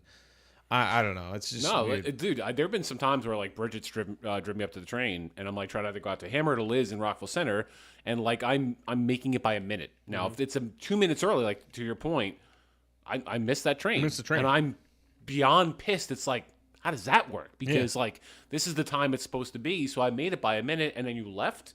Yeah. Versus like it being late, you're like, oh fuck, it's late, and then I get mad. Yeah, it's just like fucking motherfuckers are mad, But yeah, like the train is one of those things that has to operate close to pretty much perfection for it to be. And that's the thing. It said like if you're getting to a platform early, that's fine, but you should not be leaving until the designated time that it was scheduled to leave. Correct. Now. This is where the inflexibility comes with train schedules. They would be very well suited to like update their apps and stuff, so that way if they are a little bit ahead of time, those things shift. All those apps are third party.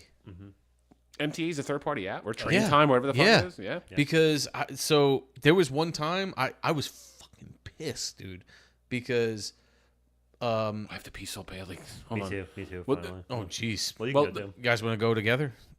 I mean, there's a shower in there, right? But I told you it doesn't drain properly, so don't do that. You just have a freaking pool of urine. Tell your story. I'll hear it in the bathroom. I'll hear it. I can hear it. Go ahead.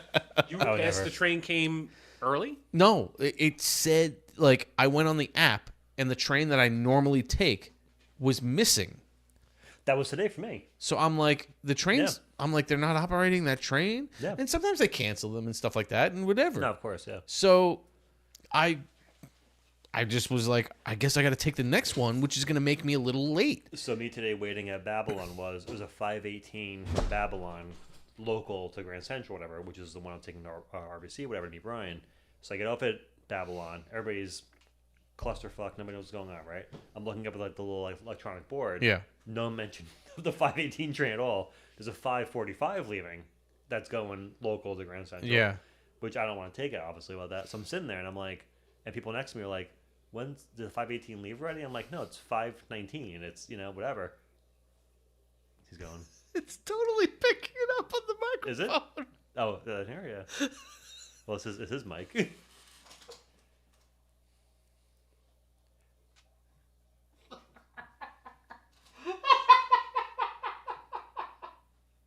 This is good shit. I love it. It's live.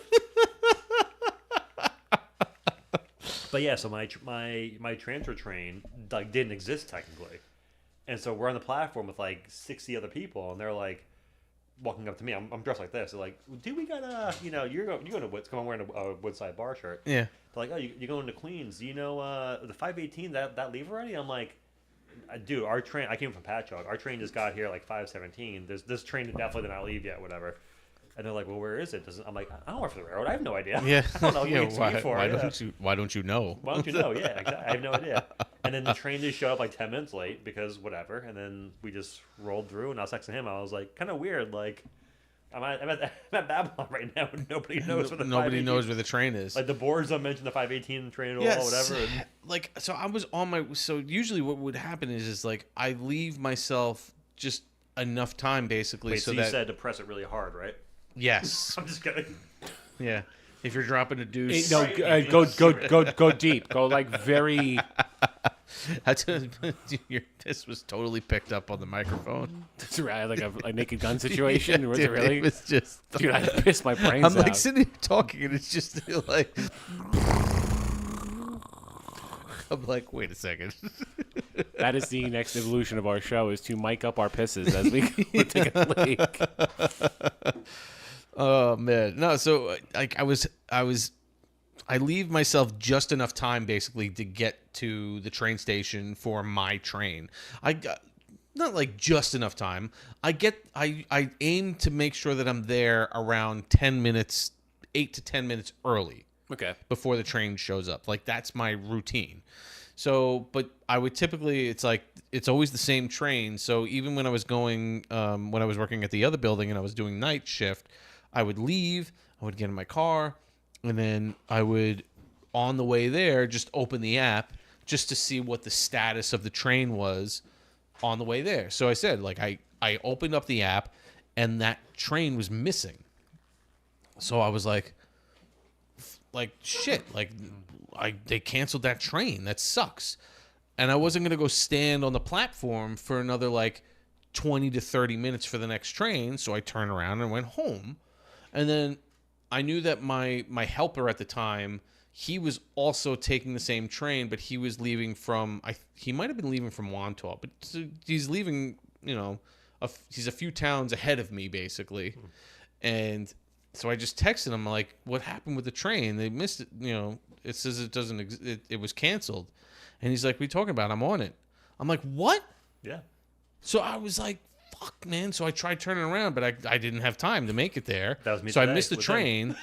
And then and the train was on time. Oh. It just was missing from the app. My train was like 10 minutes late and not in existence anywhere. Yeah, that's weird.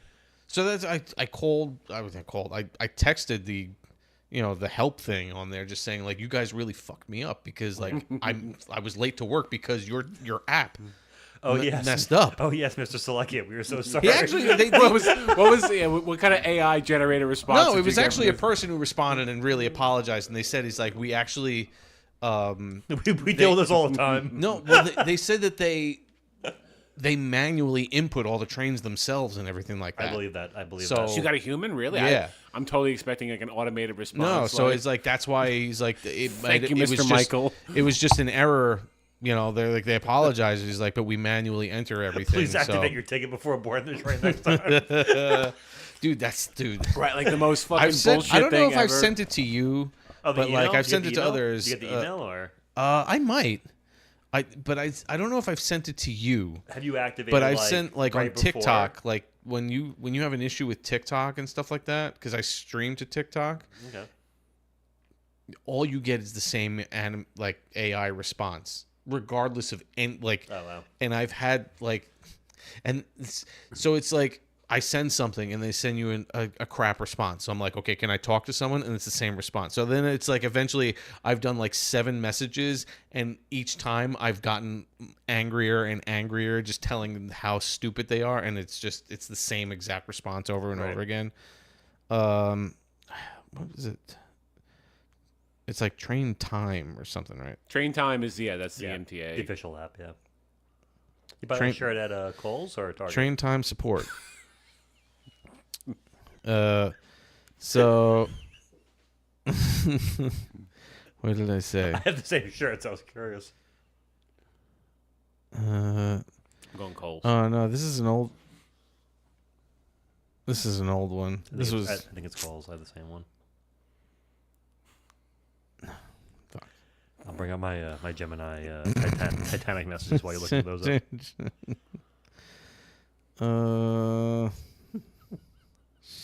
Wait a minute. I'm reading my Titanic messages. I'm sorry. Oh wait. Here, is this? No, that's not it. I don't know where the. Oh, it could have been something like within the app that they responded to. I'm not gonna have it. Are you big on like using TikTok, or like are you like a TikTok person, or? So I've never downloaded or used TikTok ever. Nicole loves it. So Nicole like loves it, but I did. So what I did was I started that's a long time ago, when the PlayStation 5 was impossible to get.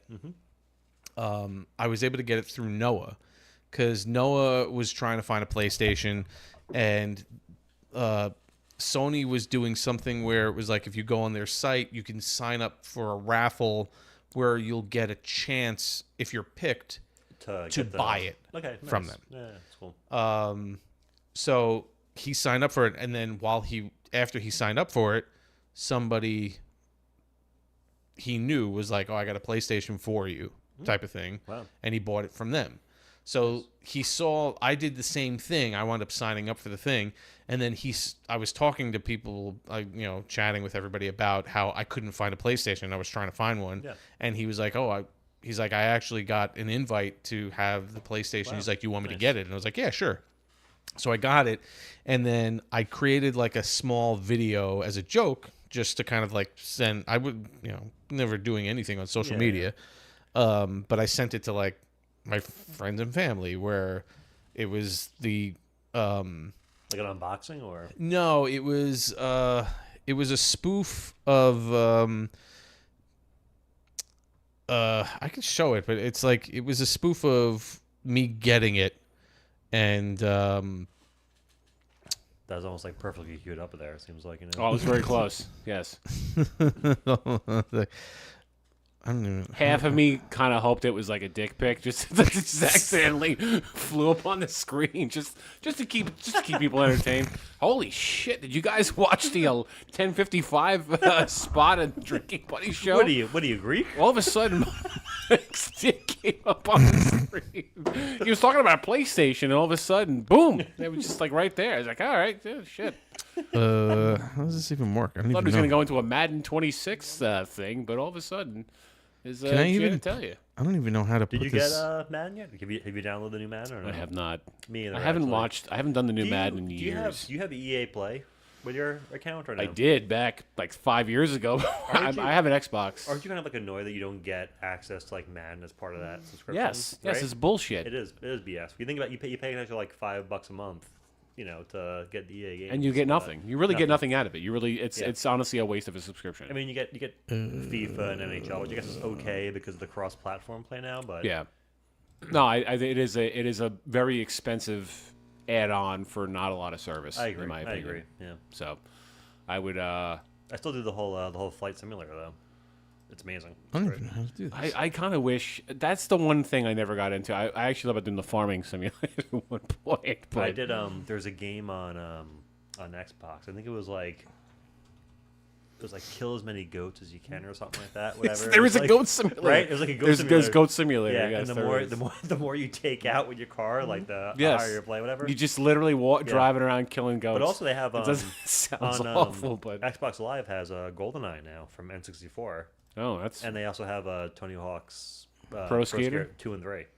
That's very not 1, which kind of sucks, but I mean 2 and 3 are better than nothing at this point. So yeah, man. I'd be honest with you, I haven't played a lot of games and probably ever since I went to college. I haven't. I haven't either. Like every once in a while, like I'll dust off the dust on the Xbox and download like the. You and I for a little while got into sort of a Madden back and forth, and it was I was like crazy with playing Madden. If you remember back in the day, because we had like the controllers on the headsets and stuff, and I would get pissed if I was like, "Yes, what are you doing this for?" And like throw the controller across the. You were very much like I'm not losing in Madden, and then what would happen is because Madden was my game. That's what like Madden If for some reason I took an early lead on you, you would just start tanking the game intentionally and be like, "Well, I'm not playing this seriously anyway, so fuck you." Yes, that was sort of the way you'd handle it every single time. Oh, definitely. And it drove me nuts. I get so I'm upset. like, I want the whole crisp experience. I would get so upset, from start to finish, and you wouldn't give it to me. Yep.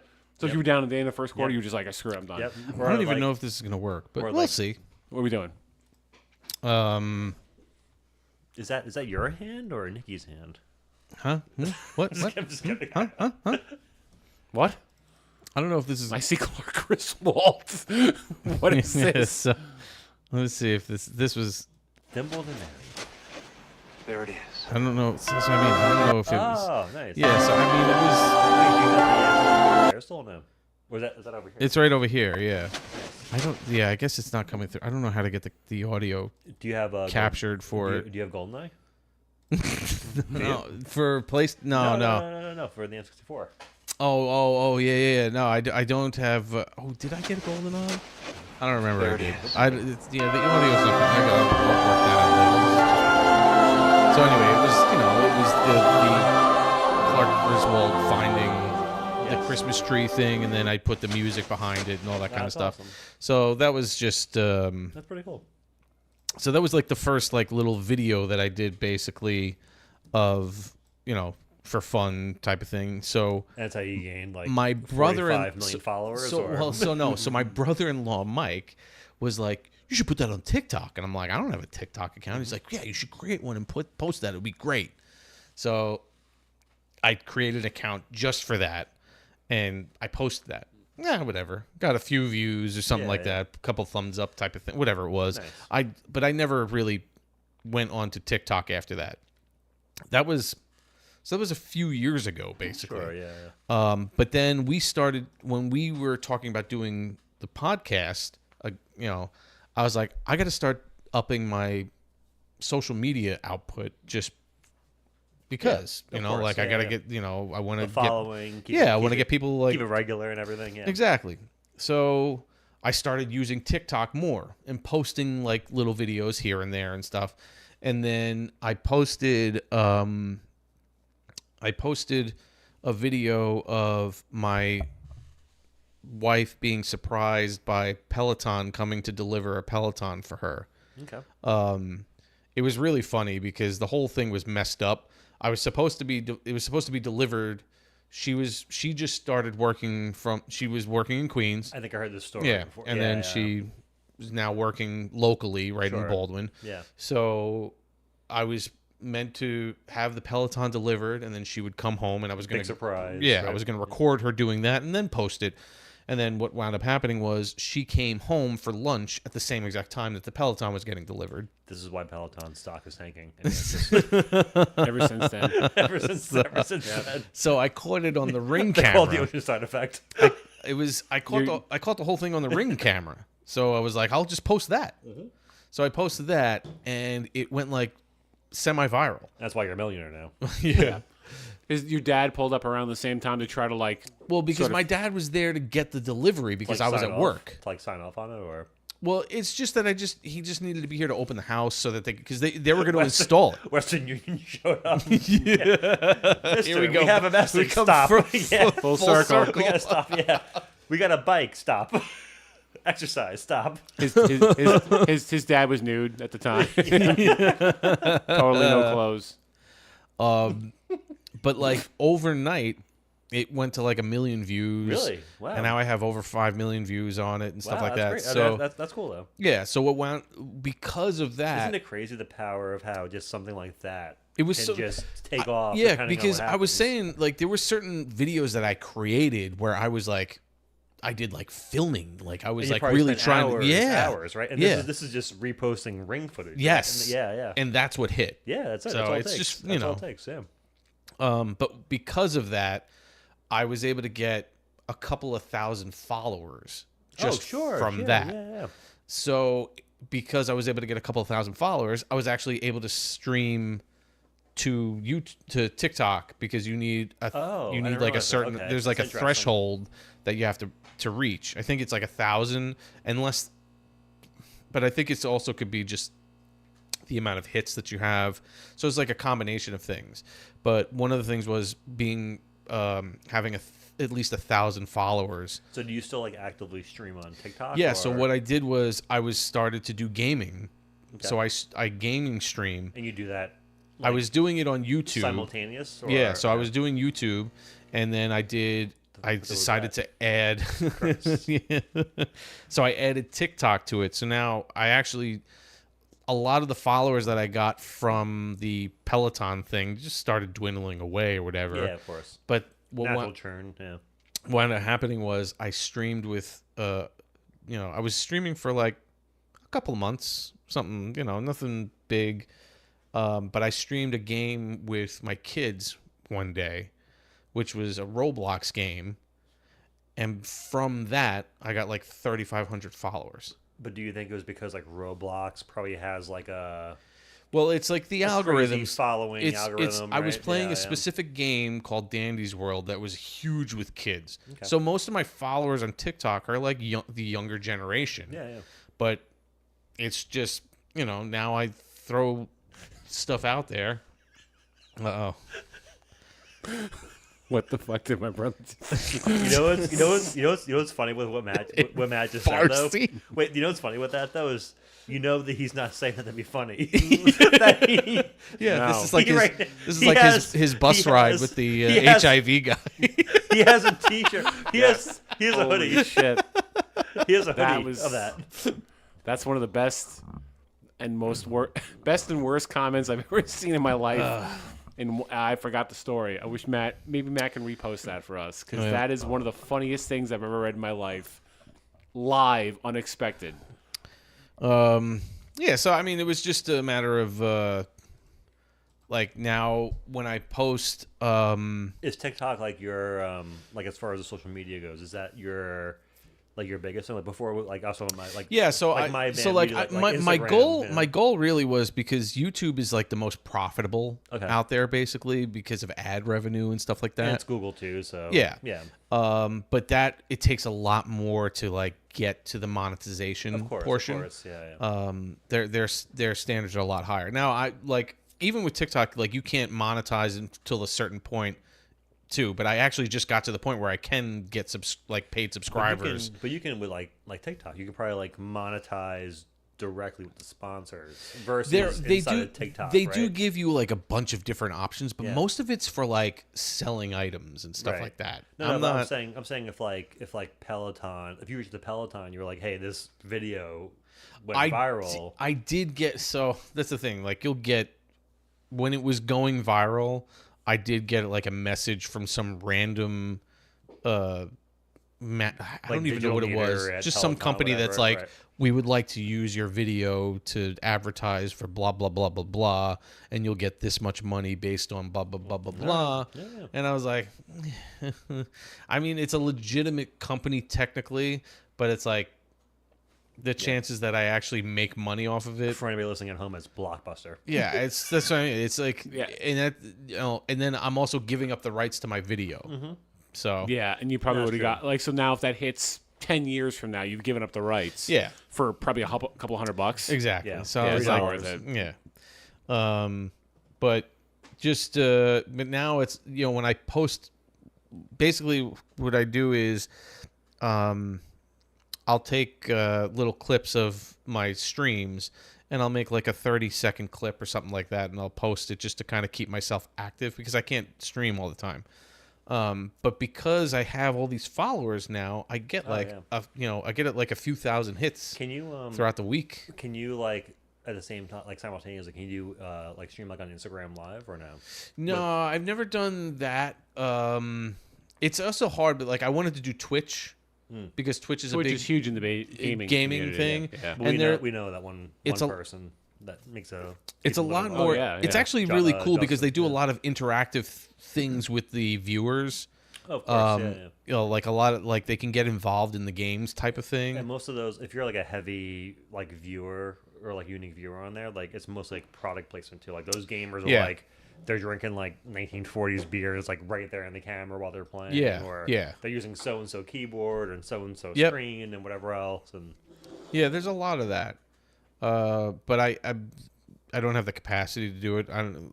I was talking with another streamer that I met, and we were just talking about like what could be the reasons, because I've tried streaming to Twitch as well, but like everything crashes basically.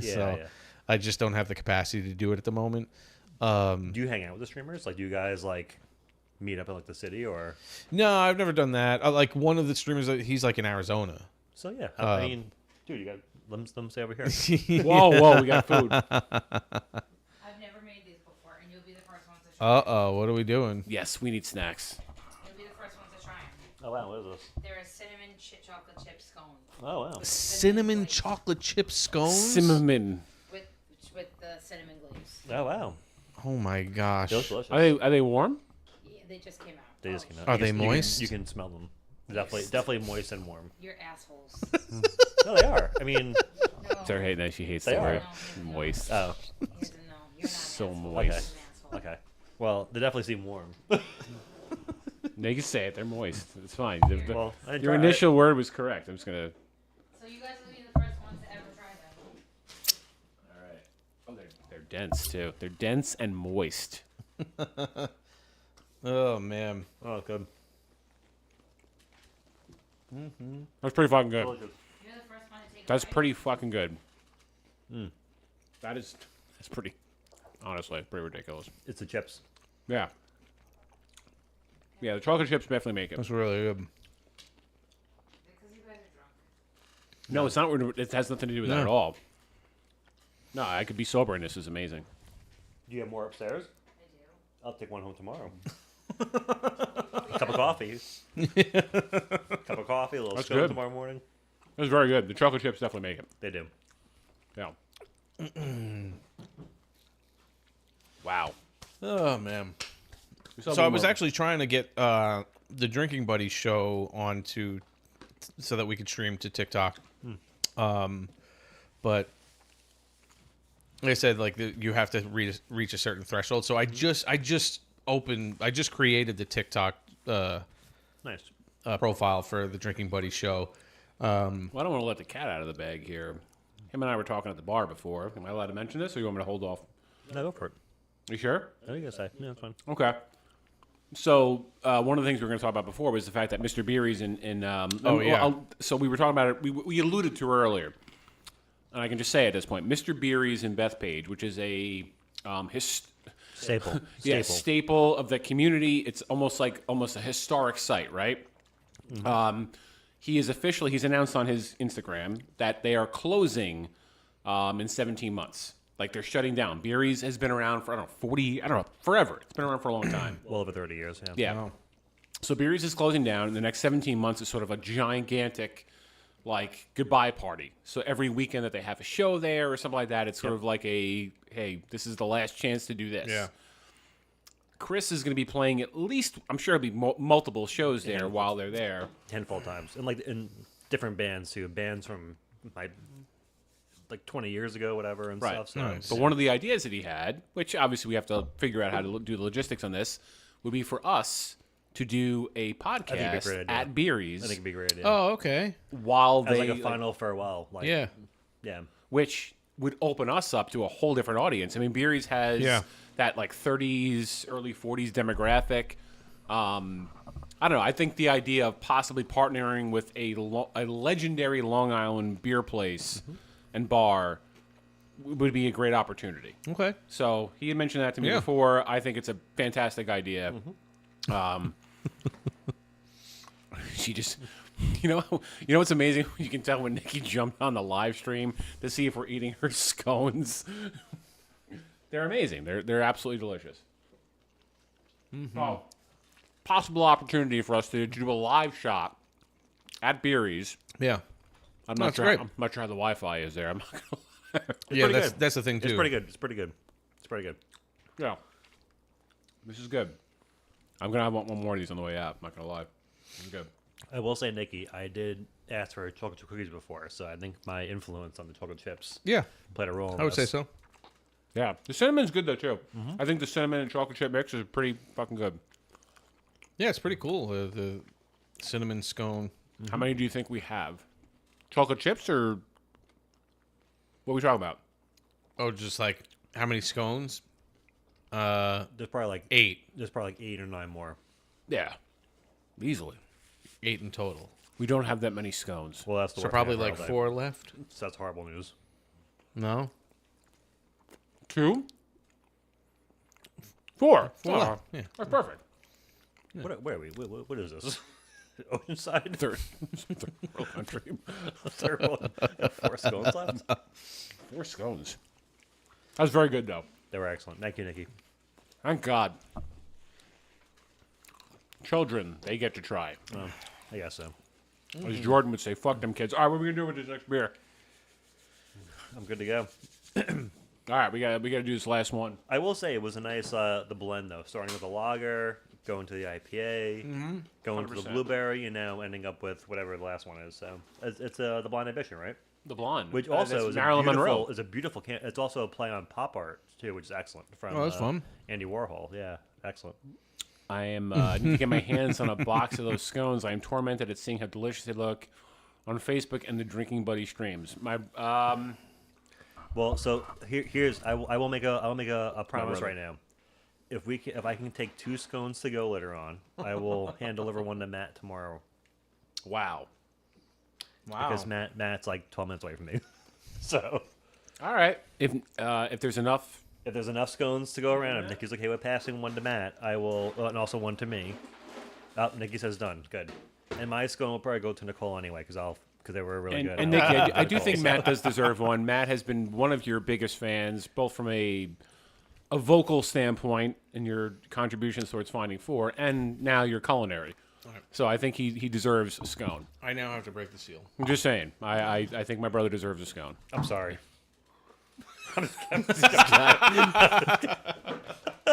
Are we allowed? Do you want to do the glasses too, or no? Yeah, I'll clean them. I mean, that's all right. It's fine. Chris doesn't care. I don't care. I'm Irish. I don't. Mike is very specific on the sanitizing. I will say the blueberry though could be. It might infiltrate a little think bit. so? No, Oh, this is blonde with apricot. That's pretty cool. I can't hear the word apricot without thinking. You hear of that Hugh Grant movie with Julia Roberts, Notting Hill. Oh, Notting Hill? No. Yeah. So Apricots. I watched, yes, apricots. I watched Notting Hill when Nicole and I were over in London, and she got COVID for the first time. And we were staying at one of my dad's friends' places in London, and he got COVID at the same time for the first time. And I didn't have COVID, so I had to stay in his living room away from both of them. And I watched like Notting Hill? every like British rom-com ever. I watched Notting Hill. Well, not a rom-com. I watched The Gentleman. Oh, which is, yeah, like, yeah. with McConaughey and blah blah. And then I watched Lock, Stock, and not Lock, Stock and Barrel. With Colin Farrell when he goes in Bruges. I watched In Bruges. In Bruges. Too. Yeah. Okay. So Yeah, But yeah. I don't know. I like Notting Hill. It's a guilty pleasure. I thought it was okay. It was all right. I mean, it wasn't. I watched Notting Hill and Four Weddings and a Funeral. I didn't like Four Weddings and a Funeral. Did you like it? I hated it. No, I didn't. I'm also not a big Hugh Grant fan. I don't know. No, he why. plays the same fucking douche in every the same every guy, single movie. yeah. It's Hugh Grant. He's playing the same like uptight, Yeah. British prick. That's the same guy. It's the same dude. It's the same over and over again. Yeah. It's almost like Pacino now too, right? Where I feel like a lot of people love Pacino. I think Al But Pacino he's played the same kind of character in every for movie. 30 years. Yeah. Right. So Al Pacino could be playing somebody in a mafia movie, or he's playing Al Pacino in, what was it, Any Given Sunday, that football movie? Home Alone. Oh, he was in Home Alone. That was Joe Pesci. No, Pesci. You're right. Yeah. But if he was in Home Alone, you could see him playing the same guy. He was like Bandits. Kevin, these toys. Yeah. It's like the no, same what was shit. Pacino was The Fan, right? He was in The Fan, The Fan, with right? Yeah. Nick. No, not Nick Nolte. That was fucking. That was the one with Rowan Gardner. That wasn't Wesley Snipes, right? That was Wesley Snipes. He was, right? Yeah. He was. Yeah. It's Wait, gotta that be was the- De Niro. That was De Niro. We're picking the wrong Italians. And picking... You're right. So far, you're like 0 for 2. You're picking the wrong mafia guys. What? You want those rings? I'll do a quick rinse if you don't mind, just because it's blueberry. Yeah, I mean, if you're gonna do it anyway. Yeah. We keep screwing up the different movies that Al Pacino was in. All of them. Donnie Darko. That was Pacino. He was in right? Darko. Yep, that was Pacino. 9 months with Hugh Grant. Okay. Dog Day Afternoon. 9 months was good. Everything else he did kind of sucked. I think he thought 9 months. Okay. Dog Day Afternoon. That was Pacino. So that movie's based on a real story. I know. Right? Yeah. My aunt was a nurse in the hospital when those actual guys came in. Really? Yes. That's amazing. Mike's in the bathroom, but he said his aunt actually Killed everybody in the killed bank. everybody. In the bank. Dog Day Afternoon. Yes. I said nurse. My aunt's a doctor. She was, when she was younger, she was working at the hospital the day those guys came in. Mike right now is saying some indiscreet information. I don't know what he's talking about. Right. By the way, That's a great movie, though. Excellent movie. I just noticed what you guys were talking about before. I cleaned it up. There's a little splatter. Yeah, I didn't realize. because Also, to be fair, all I that did was lift the first lid. that was before, not and I that like, was that was. I didn't- I'm I just didn't. saying. I'm just That saying wasn't that me. was not I me. didn't. But that was there when Brian initially told me about the whole situation. So, Not me. Definitely not me. It was totally Brian. so I will say these cans are pretty cool actually. I kind of like the Ode to Bohemia, which is a town in Suffolk County for anybody that has no idea what's going on. So, Bohemia is probably like about 5 minutes, like a 5-minute walk west of where 1940s is. Excuse me. This is supposed to be Marilyn Monroe, right? Yep. Yep. It's a whole pop art theme in the back. Okay. She's a Brew with oats and wheat and a hint of apricot. What is? Oh, that's the apricot that she's got in front of her mouth. I think it's an apricot. It's either that or it's like a. I'm caught. I'm It's caught. like it's either it's like an apricot. It's like a shrimp shumai. You can kind of shrimp shumai. My brother, you can kind of noticeably tell the point where COPD kicked in for Pacino. Compared Goddaughter to Glengarry Glen Ross. Yes, there is sort of a noticeable breathing pattern that has changed with Pacino from role to role. I agree with that. I feel Yeah. like Christopher Walken doesn't have that though. Like I mean, like he's getting older, but he doesn't show his age in his acting. He's a little slower though. I saw him. What's the other one? That one on Apple TV. Yeah, in Severed. Severance. Yeah, where he's. I didn't watch that. Yeah, it's all right. I tried to hang in there. It's not terrible. Did you but- watch that last? It's a yet? really good show. I'm sorry. Did you watch that last tried. one? Severance is amazing. Although but the last episode really pissed us off. But Don't. I wouldn't want to give anything away. It's a really, really intriguing show. Do you know the premise of Severance at all? I watched the first episode. I'm like a first episode or bust kind of guy, and I just couldn't. It's very, very bizarre. Yes. Especially like the beginning is very, very bizarre. Yeah. But like if you understand the premise of it is like obviously we've talked about it before actually because Yes. There's no one doesn't like it. But it's just if you could think of the idea that the people who are at work, like their selves at work, are like babies technically. Yeah. You know what I'm saying? Yeah, of course. So it's like the people there try to treat them that way. So it's very, very weird. Yes, it is. Yeah. Very, very weird. But the show itself, I loved the show. I really, really there liked was it. I was in for it for most of it, and then there was a jump the shark moment that I was like, okay. I forgot if it was somewhere in season 2 with that was a guy. There was an episode in season 2 that we were like, this is the stupidest episode and had nothing to do with anything. And we were like, yeah, it was like the bug episode in Breaking Bad. I can't remember so what it bad. was. But it was not It was good. so boring. We were like totally tuned out because Yeah. it was so bad. It was just one episode though. It was for like us. Paulie in the Woods with The Sopranos. It was the same way. It was like, where the fuck is this going? And Yeah. there was nothing came. It had nothing. It was like a side type of story. That was a great quotable episode, though. It was a good quoting episode. I feel like in Sopranos. It was, but there was no the ketchup packets and everything, and yeah, but there was no development in the plot line. It was just except you were thinking that this Russian in the woods or whatever. It was a funny episode. That was it. Yeah, which was like bizarre for the Sopranos. I feel like at that point, you know. Yes. Yeah, but it made me feel like they were filling screen time at that point. Yeah, Yeah. It's a lot of these shows too. I feel like. All right. So this is the Bohemia Blonde, right? Yeah. 6.6 ABV. We've been on air for 8 hours already. 8 hours. I'm just kidding. What? No, our average viewers hung on for 10 It's minutes. 10 That was pretty minutes. fucking good. Yeah. I'm just kidding. A blonde ale made with American two-row pale malt. Is that what was written on there? Thank you very much. Oh, to-go bags. Look at that. White Matt, wheat. If you couldn't see that, I just got your to-go scone Yes. wrapped up like it's a Chinese egg roll. White wheat, flaked oaks, crystal malt, and hopped with... Here's Fuggle again. Fuggle. A lot of Fuggle. And Tetnag. But here's the thing. I feel like Fuggle's probably good because we enjoyed everything so far. Well, yeah, totally. Yeah, the Fuggle's been great. Light and crisp flavor finishes with smooth apricot. All right. Was that on Apricots. here the whole time? I think the back. Some of it had some of it. Yeah, some of it. Oats and wheat with. Didn't have anything about Fuggle. I kind of like when the beer cans like in the script about what's actually inside of it, besides what kind of beer it is. You know. Are there oats in beer? Oh yeah, There can be. This one has oats. Can't have beer. Are you? Oats. Well, it depends on the beer. That's upsetting. It's a cool can though. It is a cool. Did you show the can? I did before, but I'm gonna do it again. Yeah. Just now because it's got the Marilyn Monroe vibe thing going on there. Yep. Little Anthony Warhol tribute with the pop art. It's pretty cool. Yeah. They have very, very cool cans all around for these guys. Cans. This is no baby. We gotta bring it up every time.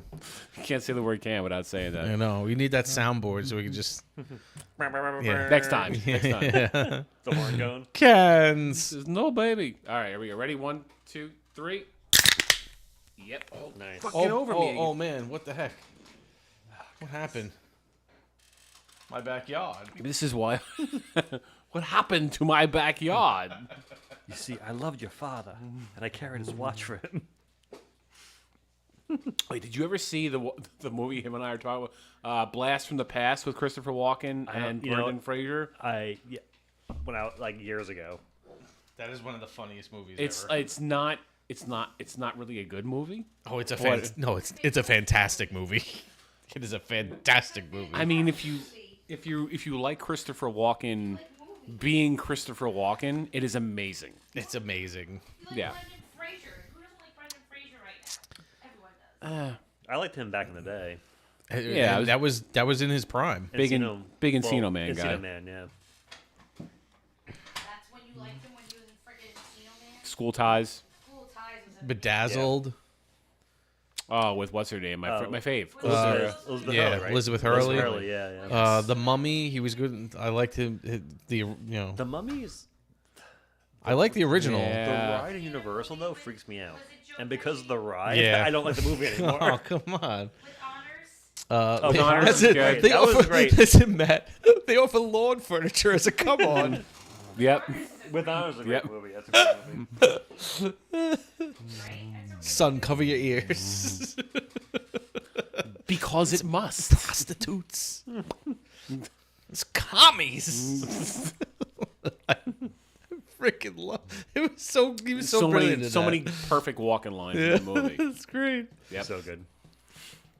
All right, so cheers, boys. I don't know, 6.6. Yeah, 6.6. Something like that. I mean, that's not bad for a blonde ale. Not bad. Cheers. So, who would you guys say is your favorite local brewery that you've sampled on the show? Wow. That's tough. That's really tough. If you had to pick one like all encompassing of like the entire time you're okay with. I gotta say because we've the sample, like, you know. I'm trying not to have recency bias. I've enjoyed everything that we've drank. There's been a couple where it's kind of been like, oh, that was tough to drink. Well, I guess back like, to my but, would you buy home? Like, if you had to pick a place to go and hang out at for a few hours, which one would you go well, to? That's the other thing too. Is like we've only been to a couple of the breweries themselves. And you try to stay like local to you, like I say local to yeah. you, probably, right? Okay. Yeah. Well, I mean, we're talking local, like New York, I guess. But the tri-state area type of thing, like not like. But you're not. I mean, you're not coming out to 1940s area or. No, Blue well, Point, I mean, but we've looked. I would though. We've looked at because we've done what do you call it? Jones Beach. We did Jones Beach, but did we have something from Montauk? No, we did not do Montauk. Who did we do? We did some. Montauk's cool too, actually. Montauk's really good. We did do a bigger one. We did a bigger one. I can't remember what it was. Blue Point? No, we didn't do Blue Point yet either. We were Point. trying to stay away from some of those places just because they're so big. Yeah. Barrier we did. Well, and Barrier we did Barrier. Blue I think we did Barrier the night that we went to Chris's show. Yes. You did, yeah. Yep. Blue Point, Blue Point would be cool because Blue Point does a whole bunch of like collab beers. Yeah. If you only did the collab beers with the smaller breweries that they support, that'd be a cool, okay. Yeah. a cool segue, you know. The other thing too is like it's just they're the biggest of the small. You know what I mean? Like it's not. Well, and also to be fair, like Montauk is owned by the same parent company as Blue Point now too. So like they're under that same like Tilray umbrella, you know. So it's kind of is what it is. But yeah, so like when we picked the breweries, I mean we were when we say like local, we're really talking like Long Island. Most of them. Yeah, we did do Treehouse the one so, time. So like we don't mind like we're the Suffolk County stuff too, as long as we're able to get to it. Yeah, if they sell it or can get to it, then it's fair play. Course, yeah. I think I have different favorites, but there's not one that I would say that stands out because I feel like there's individual beers within each brewery that I remember liking. Okay. For Barrier, I like their Money IPA. And I'm not a big IPA person. That's like their go-to IPA. Yep, and that's what they sell at Brewing Co. Yep. That I thought was amazing. Actually, Catch sells Money IPA. Do they sell Money? Their Nassau beer. Yeah. It's honestly almost as good as something like Treehouse, which is it's a very, very good clean IPA. It is. You're right. I really liked Lunchbox when Mike and I did that because and again, I'm trying not to have like bias about certain places, but that place we got a whole tour from the owner. And the process that they used to brew the beers was very clean. That's cool. I forgot, didn't he say something? He imported the equipment from Germany or something? Yeah. Some crazy story. Or Italy or something like that. It was from Europe. Yeah. It was like the way they used to clean the beer was something crazy. Like someone it was in the EU. That's cool. I just felt like whatever the hell we were drinking. Whatever we were drinking was super clean tasting. That's cool. Did you? You have to I actually really like North Fork the Brewery is pretty cool control. too in Riverhead. Actually, also North Fork, Long Island's really good too. I would love to do Long Island too. They can. The thing for us is canning it. They do. They can their stuff. Sheila's their GM. She's awesome too. I can hook you guys up with Sheila over at Long Island. And okay. She'll definitely. Yeah, for us, if we can just get it in a can, we'll absolutely do it. Because that's obviously. I mean, it's far for you guys. Would you guys ever want to? Not to put you on the spot. Would you ever want to? If Long Island was open to it, would you want to do a show out there? Yeah, I think we would do anywhere. Okay. I think as long as Mike and I can get there. Yeah. And they have Wi-Fi, I think we would do it in a heartbeat. Yeah. We would. It's one of those things that we had talked about how we would love to do more on location type of things, and remember, if we can expand to farther away from where we are right now, that'd be great. Yeah. If you remember, one of our bigger initial shows was with Jones Beach, and Jones Beach, the owners from Jones Beach Brewing Company, jumped on the live stream, started talking to us, That's cool. And they said, we're going to open up our place in Point Lookout. We'd love to have you guys come here and do a show here. So that's great. The goal for us is to take this on the road as much as we possibly can. We got lives and kids and stuff like that. But if we can get it done even 4 times a year, that's also going to open us up to customer or an audience, right? So if you go and do a live stream somewhere, you're going to have regular customers coming in and out and talking to you guys. and then some like local comes in and gets on hops on with us and just starts talking. It's kind of like back in the day when like Michael K or like Francesca back in the day, they go into like random bars on like game day and just hang on the back, and they were just there, whatever, you know. So I think Long Island would be like really, really cool for you guys. I can definitely make that happen. That would be awesome. I would love to do really, that. really cool. Listen, if our whole shtick is we want to connect with local brewers and local brewery drinkers, the best way to connect to that audience is to get there and be with them live. Because it's a very niche audience, but it's a connected audience. It is, yeah. Like the people who go and drink at South Shore Craft Brewery, it's the same freaking people every single time. Of course. So if they know that we're going to be talking about their beer or having that, they're going to watch. Yeah. Or if you're just a local craft beer drinker, you're going to watch to see what our thoughts are on like a latest offering or whatever. So mono-racing your stuff. Yeah, no, I'm with you. And I definitely, I definitely like the Beerys idea. Number one, that's a huge idea. And that's not too far. Not too far. No, it's not bad. I mean, Long Island's like, for me, it's like 45 minutes. So it's probably like almost 2 hours from here, probably, right? Where's Long Island? Riverhead. That's a little far. You know what so for us, it's just the idea of we probably get a hotel. What if we probably have to hotel it. Yeah, there's no way. So how about this? So we're touring. We totally have to make it a night. We're touring with playing like a bigger show out there. Again, more info that is not public yet from the band. We played there. We packed out their entire brew garden last time we were there. We're gonna throw a show there, probably like if not end this year, early next year. What if we piggyback you guys as the pre-show at Long Island, and then that way we have people coming to the show afterwards anyway, so it's gonna be packed out. It's worth it for you guys to come out there, get exposure and stuff like that, you know. So, I mean, When is that? it's not booked yet. Probably like early next year. Oh, okay. Yeah. early 2026. Are we hoteling it together? Are we gonna room together? Tummy sticks. Who's gonna? I mean, gonna get 2 beds. I'll tell you what. I'll tell you. Well, you guys should also talk to Terry about you guys doing, because also one of my favorite bars in Patchogue is Great South Bar. Hyper fixated on like as much local stuff as they can get on their like taps there, whatever. So that'd be a great spot for you guys, I think, to do a show too. This I've been there and been drunk with Chris many a time. Yeah, it's Great South Bar, very divey, but like super awesome, and I think it would be a very fun spot to do a live from. But it is in Patchogue. You can train it there, but there's zero chance of you hauling equipment to that place. So we'd probably have to crash at Chris's house or something like that. That's the for the thing. night. Like if we were to do decently far places and stuff like that, I'd probably have to drive to get the equipment there and then set up shop somewhere. You know what I'm saying? Yeah. That's fine. But also, if we were doing like a Patchogue spot, I mean, if you're down, you can crash at our place, our place too. So it's if you're down with hanging out for the night too, because after the show's over, you probably want to hang out and. Yeah, it's all like, I mean, because we also have to like just logistically wise, just figure out how we would set up wherever it is that we were, and like, do we need to provide tables, like kind of thing, you know, our own stuff. That's all. You know, it's all relative to where we would be going. No, of course. Like I said, like I just bought these stands real quickly just so that I could cluster all these cameras together right here. Oh, I know. I've been in that mode with the cornhole stuff. It is. I think it worked out well, and they're like $10. We they're did, not a lot. you know, because we did when we had Nick and Ashley, and we did the 3 camera thing. We were using the stands, the tripod stands and everything like that. And I was like trying to condense everything a little bit just so that we weren't like so spread out with so much crap everywhere. We put Ashley on the couch. It was sort of a casting couch situation. Casting couch. It was. I had to say that. I'm like, are you okay with this?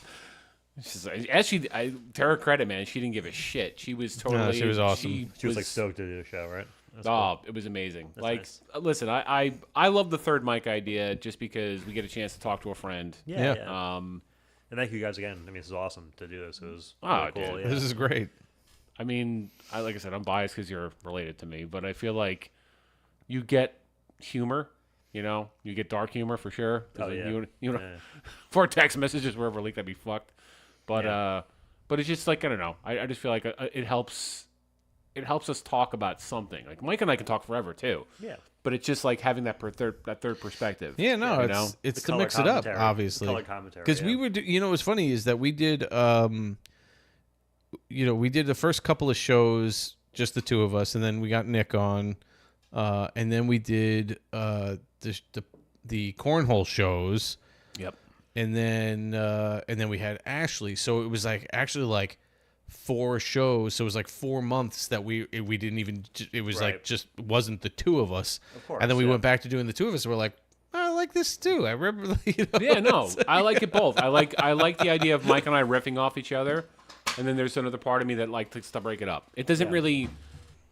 At the end of the day, you know, we're the core, but you know, I also know that a third person gives us that like The color. thing Yeah, to talk and about. the It's a color. color Yeah. commentary, and right? I'm sure we'll expand it to a group, you know, at some point too. And Yeah. I mean, dude, that's the thing. Like, I feel like there are things we haven't tapped into yet with this that are going to make this pop at some point. yeah. You know, and that's not to say that it hasn't popped. That's the wrong word. But you know what I'm saying? Like, I think that there are... With the Fugees. Right. No, but listen, we have a lot of entertaining friends, and people haven't even explored them yet. Like, we haven't even really hit all of Nick's stuff. We have I ideas know. with Nick. We are cranking out ideas with Nick, You need Rob on here too. and we just haven't done that. Yeah, well... Tap that. You know? We I would love to get as many of the OG guys with us at some point. Rob and Ken even too, because that was like just... That dynamic was very special. It was, yeah. But I also remember some of those shows I did with, like, it was me, him, Noah, Nick. It was just like my friends. We did that fucking special I did that one time where it was like 5 of us sitting Yeah. upstairs. Mm-hmm. We had like 100 people watching us I that know. day. That was wild. Which is weird too, because it's like who were they? Like I don't that's know. just It was weird. had Dude, no it was idea. wild. Deli, you know. deli clerks. You did a bit of a musical thing. Yeah. You know, we had planned things with that, but no, listen, it's like everything else. It's like trial and error. But at some point, man, it's gonna hit. yeah, at some point. Well, that's why I think expanding a little bit to TikTok, and we'll do more clips too of. I just have to get on that, making more highlight reels and all that kind of stuff, and Also, yeah, like the live like in person places too. Like those venues will just repost naturally because Yeah. it's engaging for their audience too. You know, so a Beerys or a Long Island or a Great South Bar or whatever. You know, so Right. Like sometimes I've noticed that South Shore Craft Brewery will like our Instagram stuff or whatever the hell it is. Yeah. So the more relationships we have with these local brewers and they repost Of course, our stuff, Of course, yeah. the more exposure it gets because they have thousands of followers on their individual pages. So it's right there. Like the formula's there, and I think I'm biased obviously, but I think we're pretty funny. I personally think we're very funny. Sure. But you know, I think you guys are funny. thank you. I appreciate it. Funny looking. I still remember like my OG drinking buddies thing. I was sitting at my kitchen table. It wasn't even like I was doing it in a room. So I was talking to one of my guys that works for me earlier about the show tonight. I totally forgot to text him the link actually. Now I'm thinking about it, but Son of a. yeah. So, but anyway, A couple more, you fuck. I googled drinking buddy show in my Gmail because I'm an email fanatic. I have emails like 20 years ago, whatever. Remember the OkCupid bit where you and Rob made a profile for me and I could never look at it, and you guys were like messaging random people like about my life and stuff like that. So this is an all timer too. About like fake cats I never had. These that are were getting things hit- too. that were getting hit, I hit by buses. feel like we kind of had this discussion about when we were resurrecting the whole show, where Brian was like, "There's a few things that I don't think we could do again on the show." Well, I was talking to my guy That's that one works of them for me, for sure. and I was like, nowadays you can never do that because never it's ever. it's catfishing. It's straight up catfishing. Yeah, and like, listen, part of me thinks that these people deserved it because it was so obvious. Like, it was over the top what we were doing, right? Wait, I gotta bring up the email because I Right. So like, it's my history now. So just to backtrack, Chris was single. It's downloading. Just give it a minute. Chris was single, and he created, or we created on his behalf, an OkCupid profile. OkCupid's a dating service. I was going to say, do people even know what OkCupid is? Well, this is like also 2011. This is like this is 2010. 14 years ago. So whatever. It's like what's like a singles website right now? Oh shit! Yeah, you usually have the website. No, that was an email you sent to me because I wasn't, so I didn't have access to the password. Oh, so this was me. So him and Rob created an account for me that I couldn't log into. Okay. And they were communicating on my behalf. That was like a bit for the show. Okay, so yes, this is Chris speaking with a female who was interested in him, But not me saying in a it. private chat. Not Chris, is me and Rob talking on Chris's behalf with a girl on OkCupid. So the girl writes, "Hey, smiley face, what's going on?" Chris, or me, writing on Chris's behalf, "Hey, not much. How are you?" The girl, "Tired. It's been a long day. Getting ready for tomorrow. How was your day?" I wait a few days at this point. I write back, "Hey, sorry for the late reply. I have a couple of cats, and one of them was hit by a postal truck earlier in the week. Tough week. How was, hope yours was better than mine. Doing anything fun this weekend?" So now this girl thinks that Chris's cat was killed by a postal truck, right? But she's all in. "Oh, I'm so sorry to hear. Hope it's okay. My week was very stressful with school, so probably wasn't much better. Nothing fun planned this weekend so far. My brother's school play Friday night and Saturday. All depends on if I have to meet up with a group from school. What about you?" So she's just like talking like normal person. Yeah, like, yeah. This is the shit that's going on in my life. This is what I write on behalf of Chris. "Yeah, it was a close call, but goober. My cat is doing okay. Sounds like a fun weekend for you. I haven't decided yet. Going to dinner with some friends at a restaurant I frequent called The Good Steer." Rest in peace. Wait, you tell Mike the story about when me and you and Rob went there? Oh, no, that's the next thing we're going to talk about. "In Lake Grove, great prime rib. That's Saturday, but nothing yet the other days." And then I told you she has a few other replies.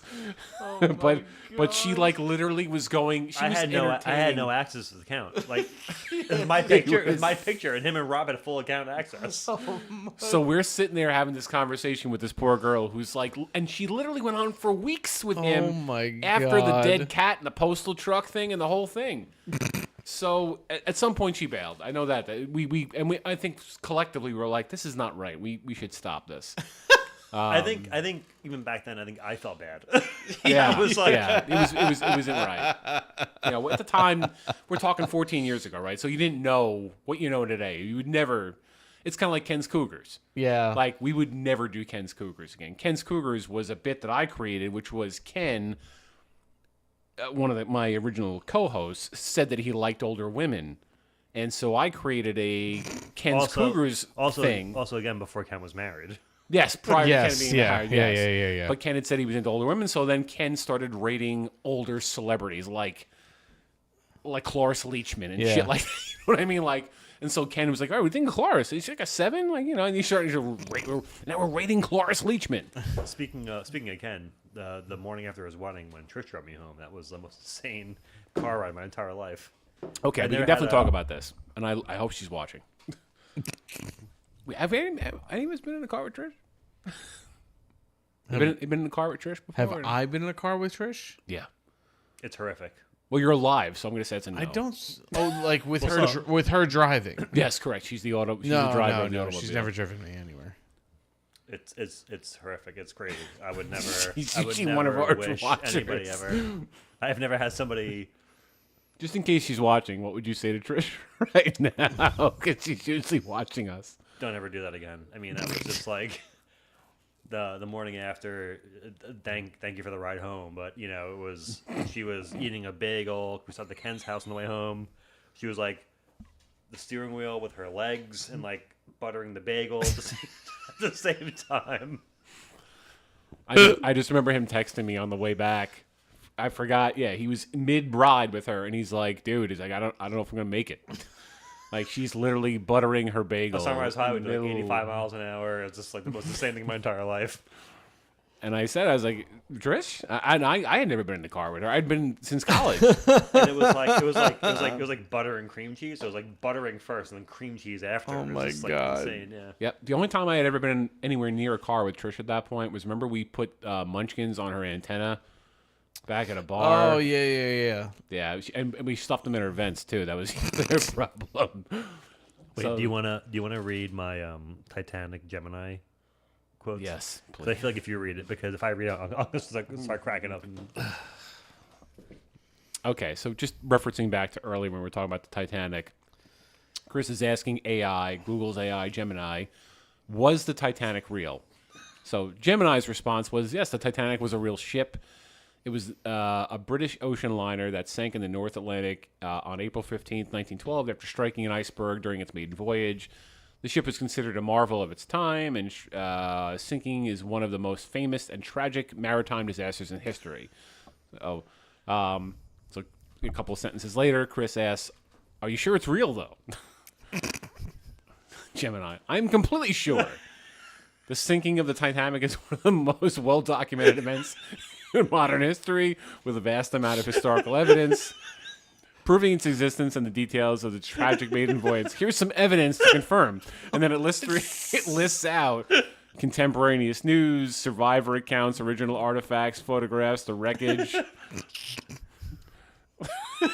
So after all this, after a litany of information, Chris asks, what could make you change your mind? So Chris is trying to change the AI accounts of mine. AI, this is an excellent and important question. This is fucking fact at this point. My purpose is to provide helpful and accurate information. To do that, I must be open to changing my mind in the face of new evidence. For me to change my mind on a widely accepted historical fact like the virality of Titanic, a few things would need to happen. I doubled down. I Wait. doubled down. Say this again. So it's basically the AI is telling Chris, for me to change my mind about the fact that this thing hit a fucking iceberg. Wait for my response, though. Right. Overwhelming unanimous evidence, scientific historical evidence, verification of a hoax. In short, my mind in question is based on this consensus of human knowledge, right? So Chris writes, have you heard the updated news that a recent exploration mission proved the boat did not actually crash and safely made it to New York? So Gemini writes, I have not heard that news, and a thorough check of the latest information from maritime and news sources indicates this is not true. All evidence, including the results. This is what Chris is doing on his spare time. 10 o'clock at night. Yeah. I can't sleep. I'm challenging AI. So I'm one of the most documented, horrific after this thing pours its heart out, Chris then writes back, I saw it safely arrive. You shouldn't give first-hand fucking... Thank you. Wait, read the response, though. Thank you for sharing what you saw. It's a powerful and personal experience, but it contradicts all documented records.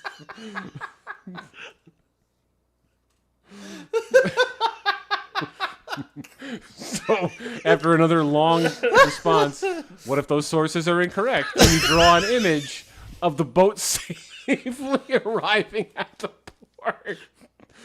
So he made AI send him an AI generated image of the Titanic arriving at the fucking New York port. Freaking Lord.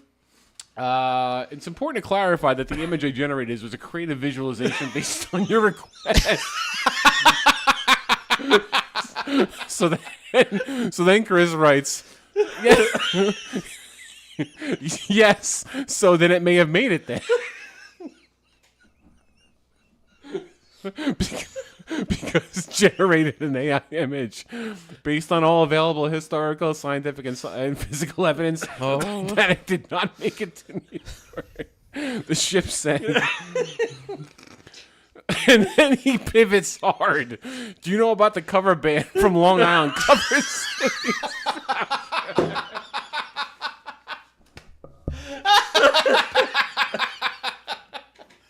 And Gemini knew right. Yes, I'm familiar with Cover City soundtrack. They are a cover band based out of New York, specializing in the emo and pop bang genres.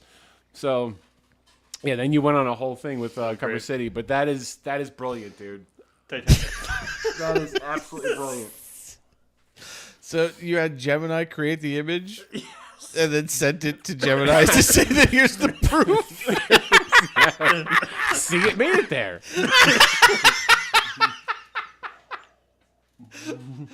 Oh my god, that is fucking hilarious.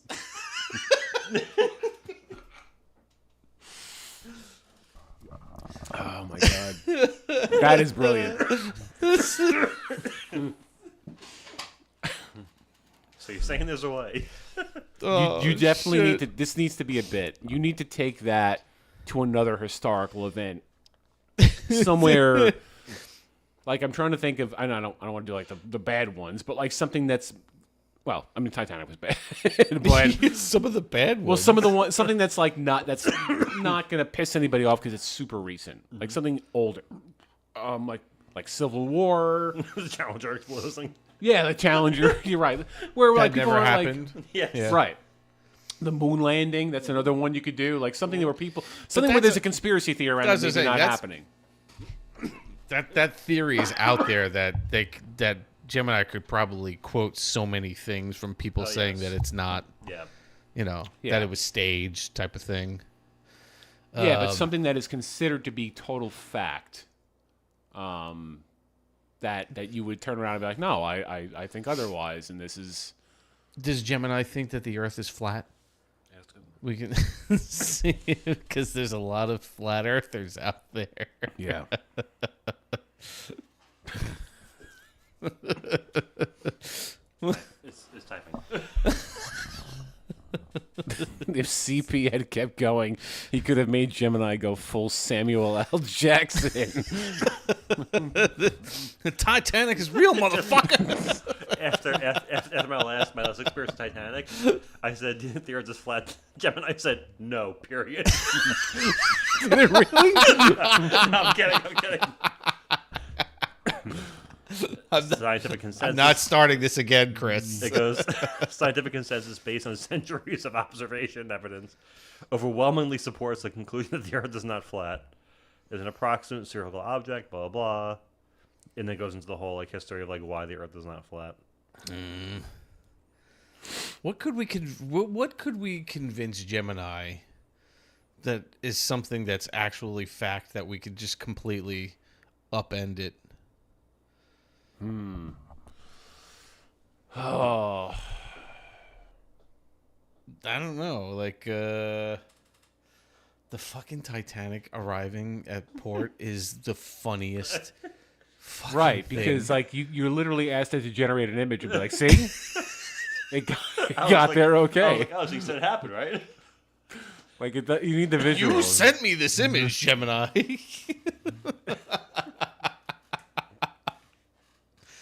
Oh shit. Oh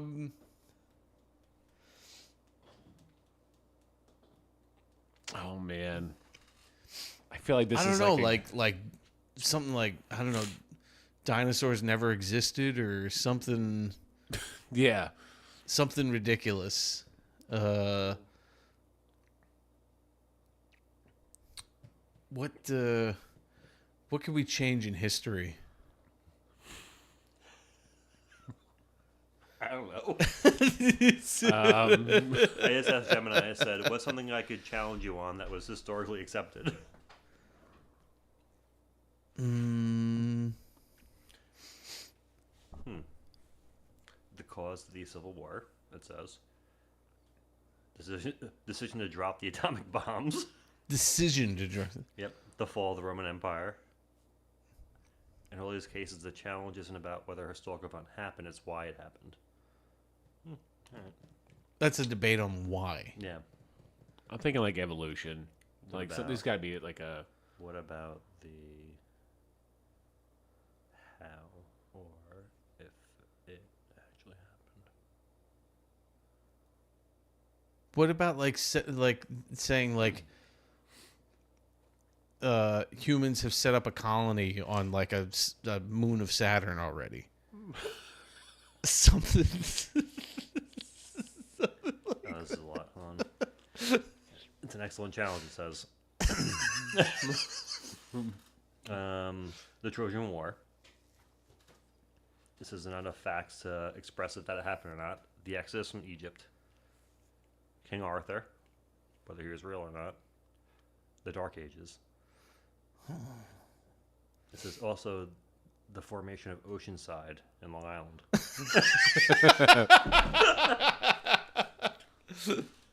I was looking for an off ramp. I was gonna be like, did Tom Brady really deflate his balls or like, something like that? I don't know, something sports related.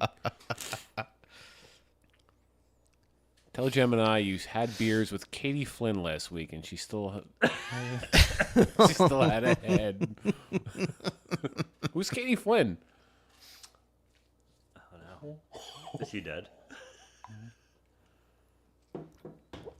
My brother could go dark with some of this stuff, so I don't know. Please tell me she's alive, so that way Matt didn't do that. She's dead. She's dead. Like you're just like. Matt's always good like that. He'll have you read something out loud, and it's like, oh, okay, all right, I shouldn't have done that, but all right. Oh, this is good. Really good. This is like the old man hour where we just start coughing and sniffling into the microphones. Who's actually alive? some? No, now I'm trying to think. He said because he brought up actually a good one, but maybe not Katie Flynn, but like Katie Beers, someone who is John Benet Ramsey, like Elvis, like someone where their death has been like debated. Oh, Tupac, or like yeah, like something like that. Yes, and then make it send you a photo of Tupac, and then you have to convince Gemini that Tupac is totally alive right now. See, Tupac's in Nashville right now. I saw Tupac the other day. Tupac is living in Oceanside, New York, right? Yes, if you can convince Gemini that Tupac is in Oceanside.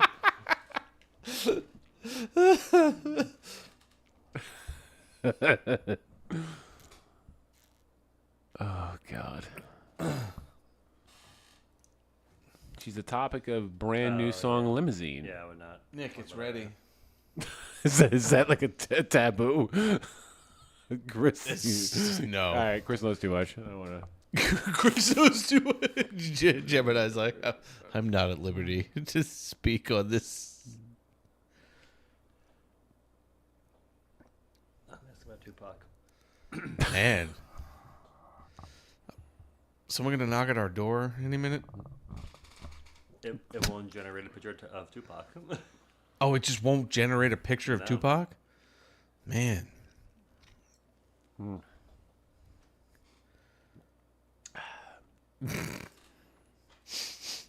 have to pee.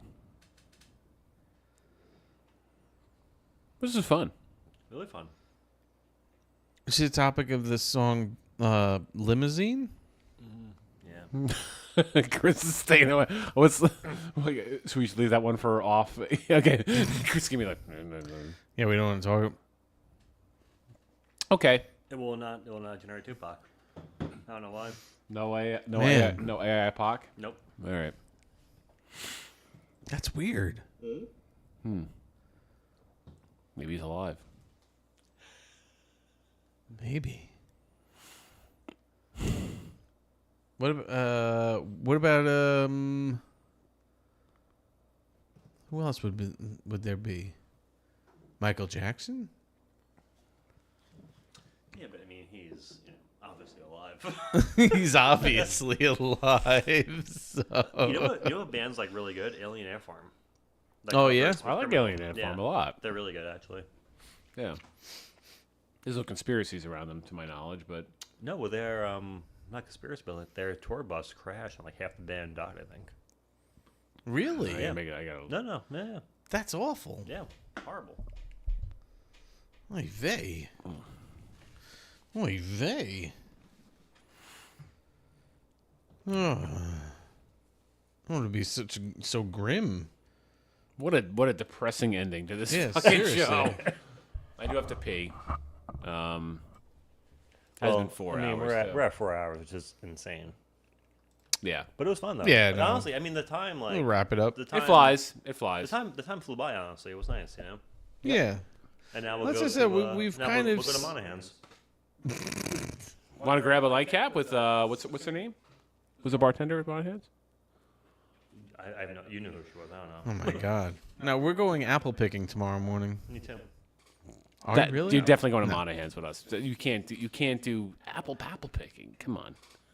It's a family tradition. For me, it's on the way home. But so you can adhere to the family tradition while still grabbing a nightcap with Chris and I at Monahan's. Oh, shit. Yes. Let me go to the bathroom. Let's close this out. That way we can let my brother go. And just Matt, I will drive by tomorrow, probably around like noon, and drive by like Tupac. I will just toss this scone across the front yard. like a drive-by scone. Drive-by That's scone. great. Matt, I will text you tomorrow morning. I will definitely drop it off for you, buddy. I got it right here. So Excellent. All right. So we're gonna wrap it up then? yeah, I think so. All right. Yeah. Sounds good. That was a good one. Guys, thank you Yeah. very much. I appreciate it. Chris, Guys, thank you for being here, bud. You guys do a great show. This was It's awesome. Really Thank you, great. brother. And Really I think good. you've opened us up to some other opportunities on the line. Yeah. So Appreciate it. Yeah. that's the most important Love to thing. be back. With Nick maybe. Just if Nick's watching. 4-way. Yeah, no, as we said, we'd figure out getting more people on at once and everything. So Yeah. It's a really cool hookup. It's nice. It's good. Yeah. Yeah, great setup.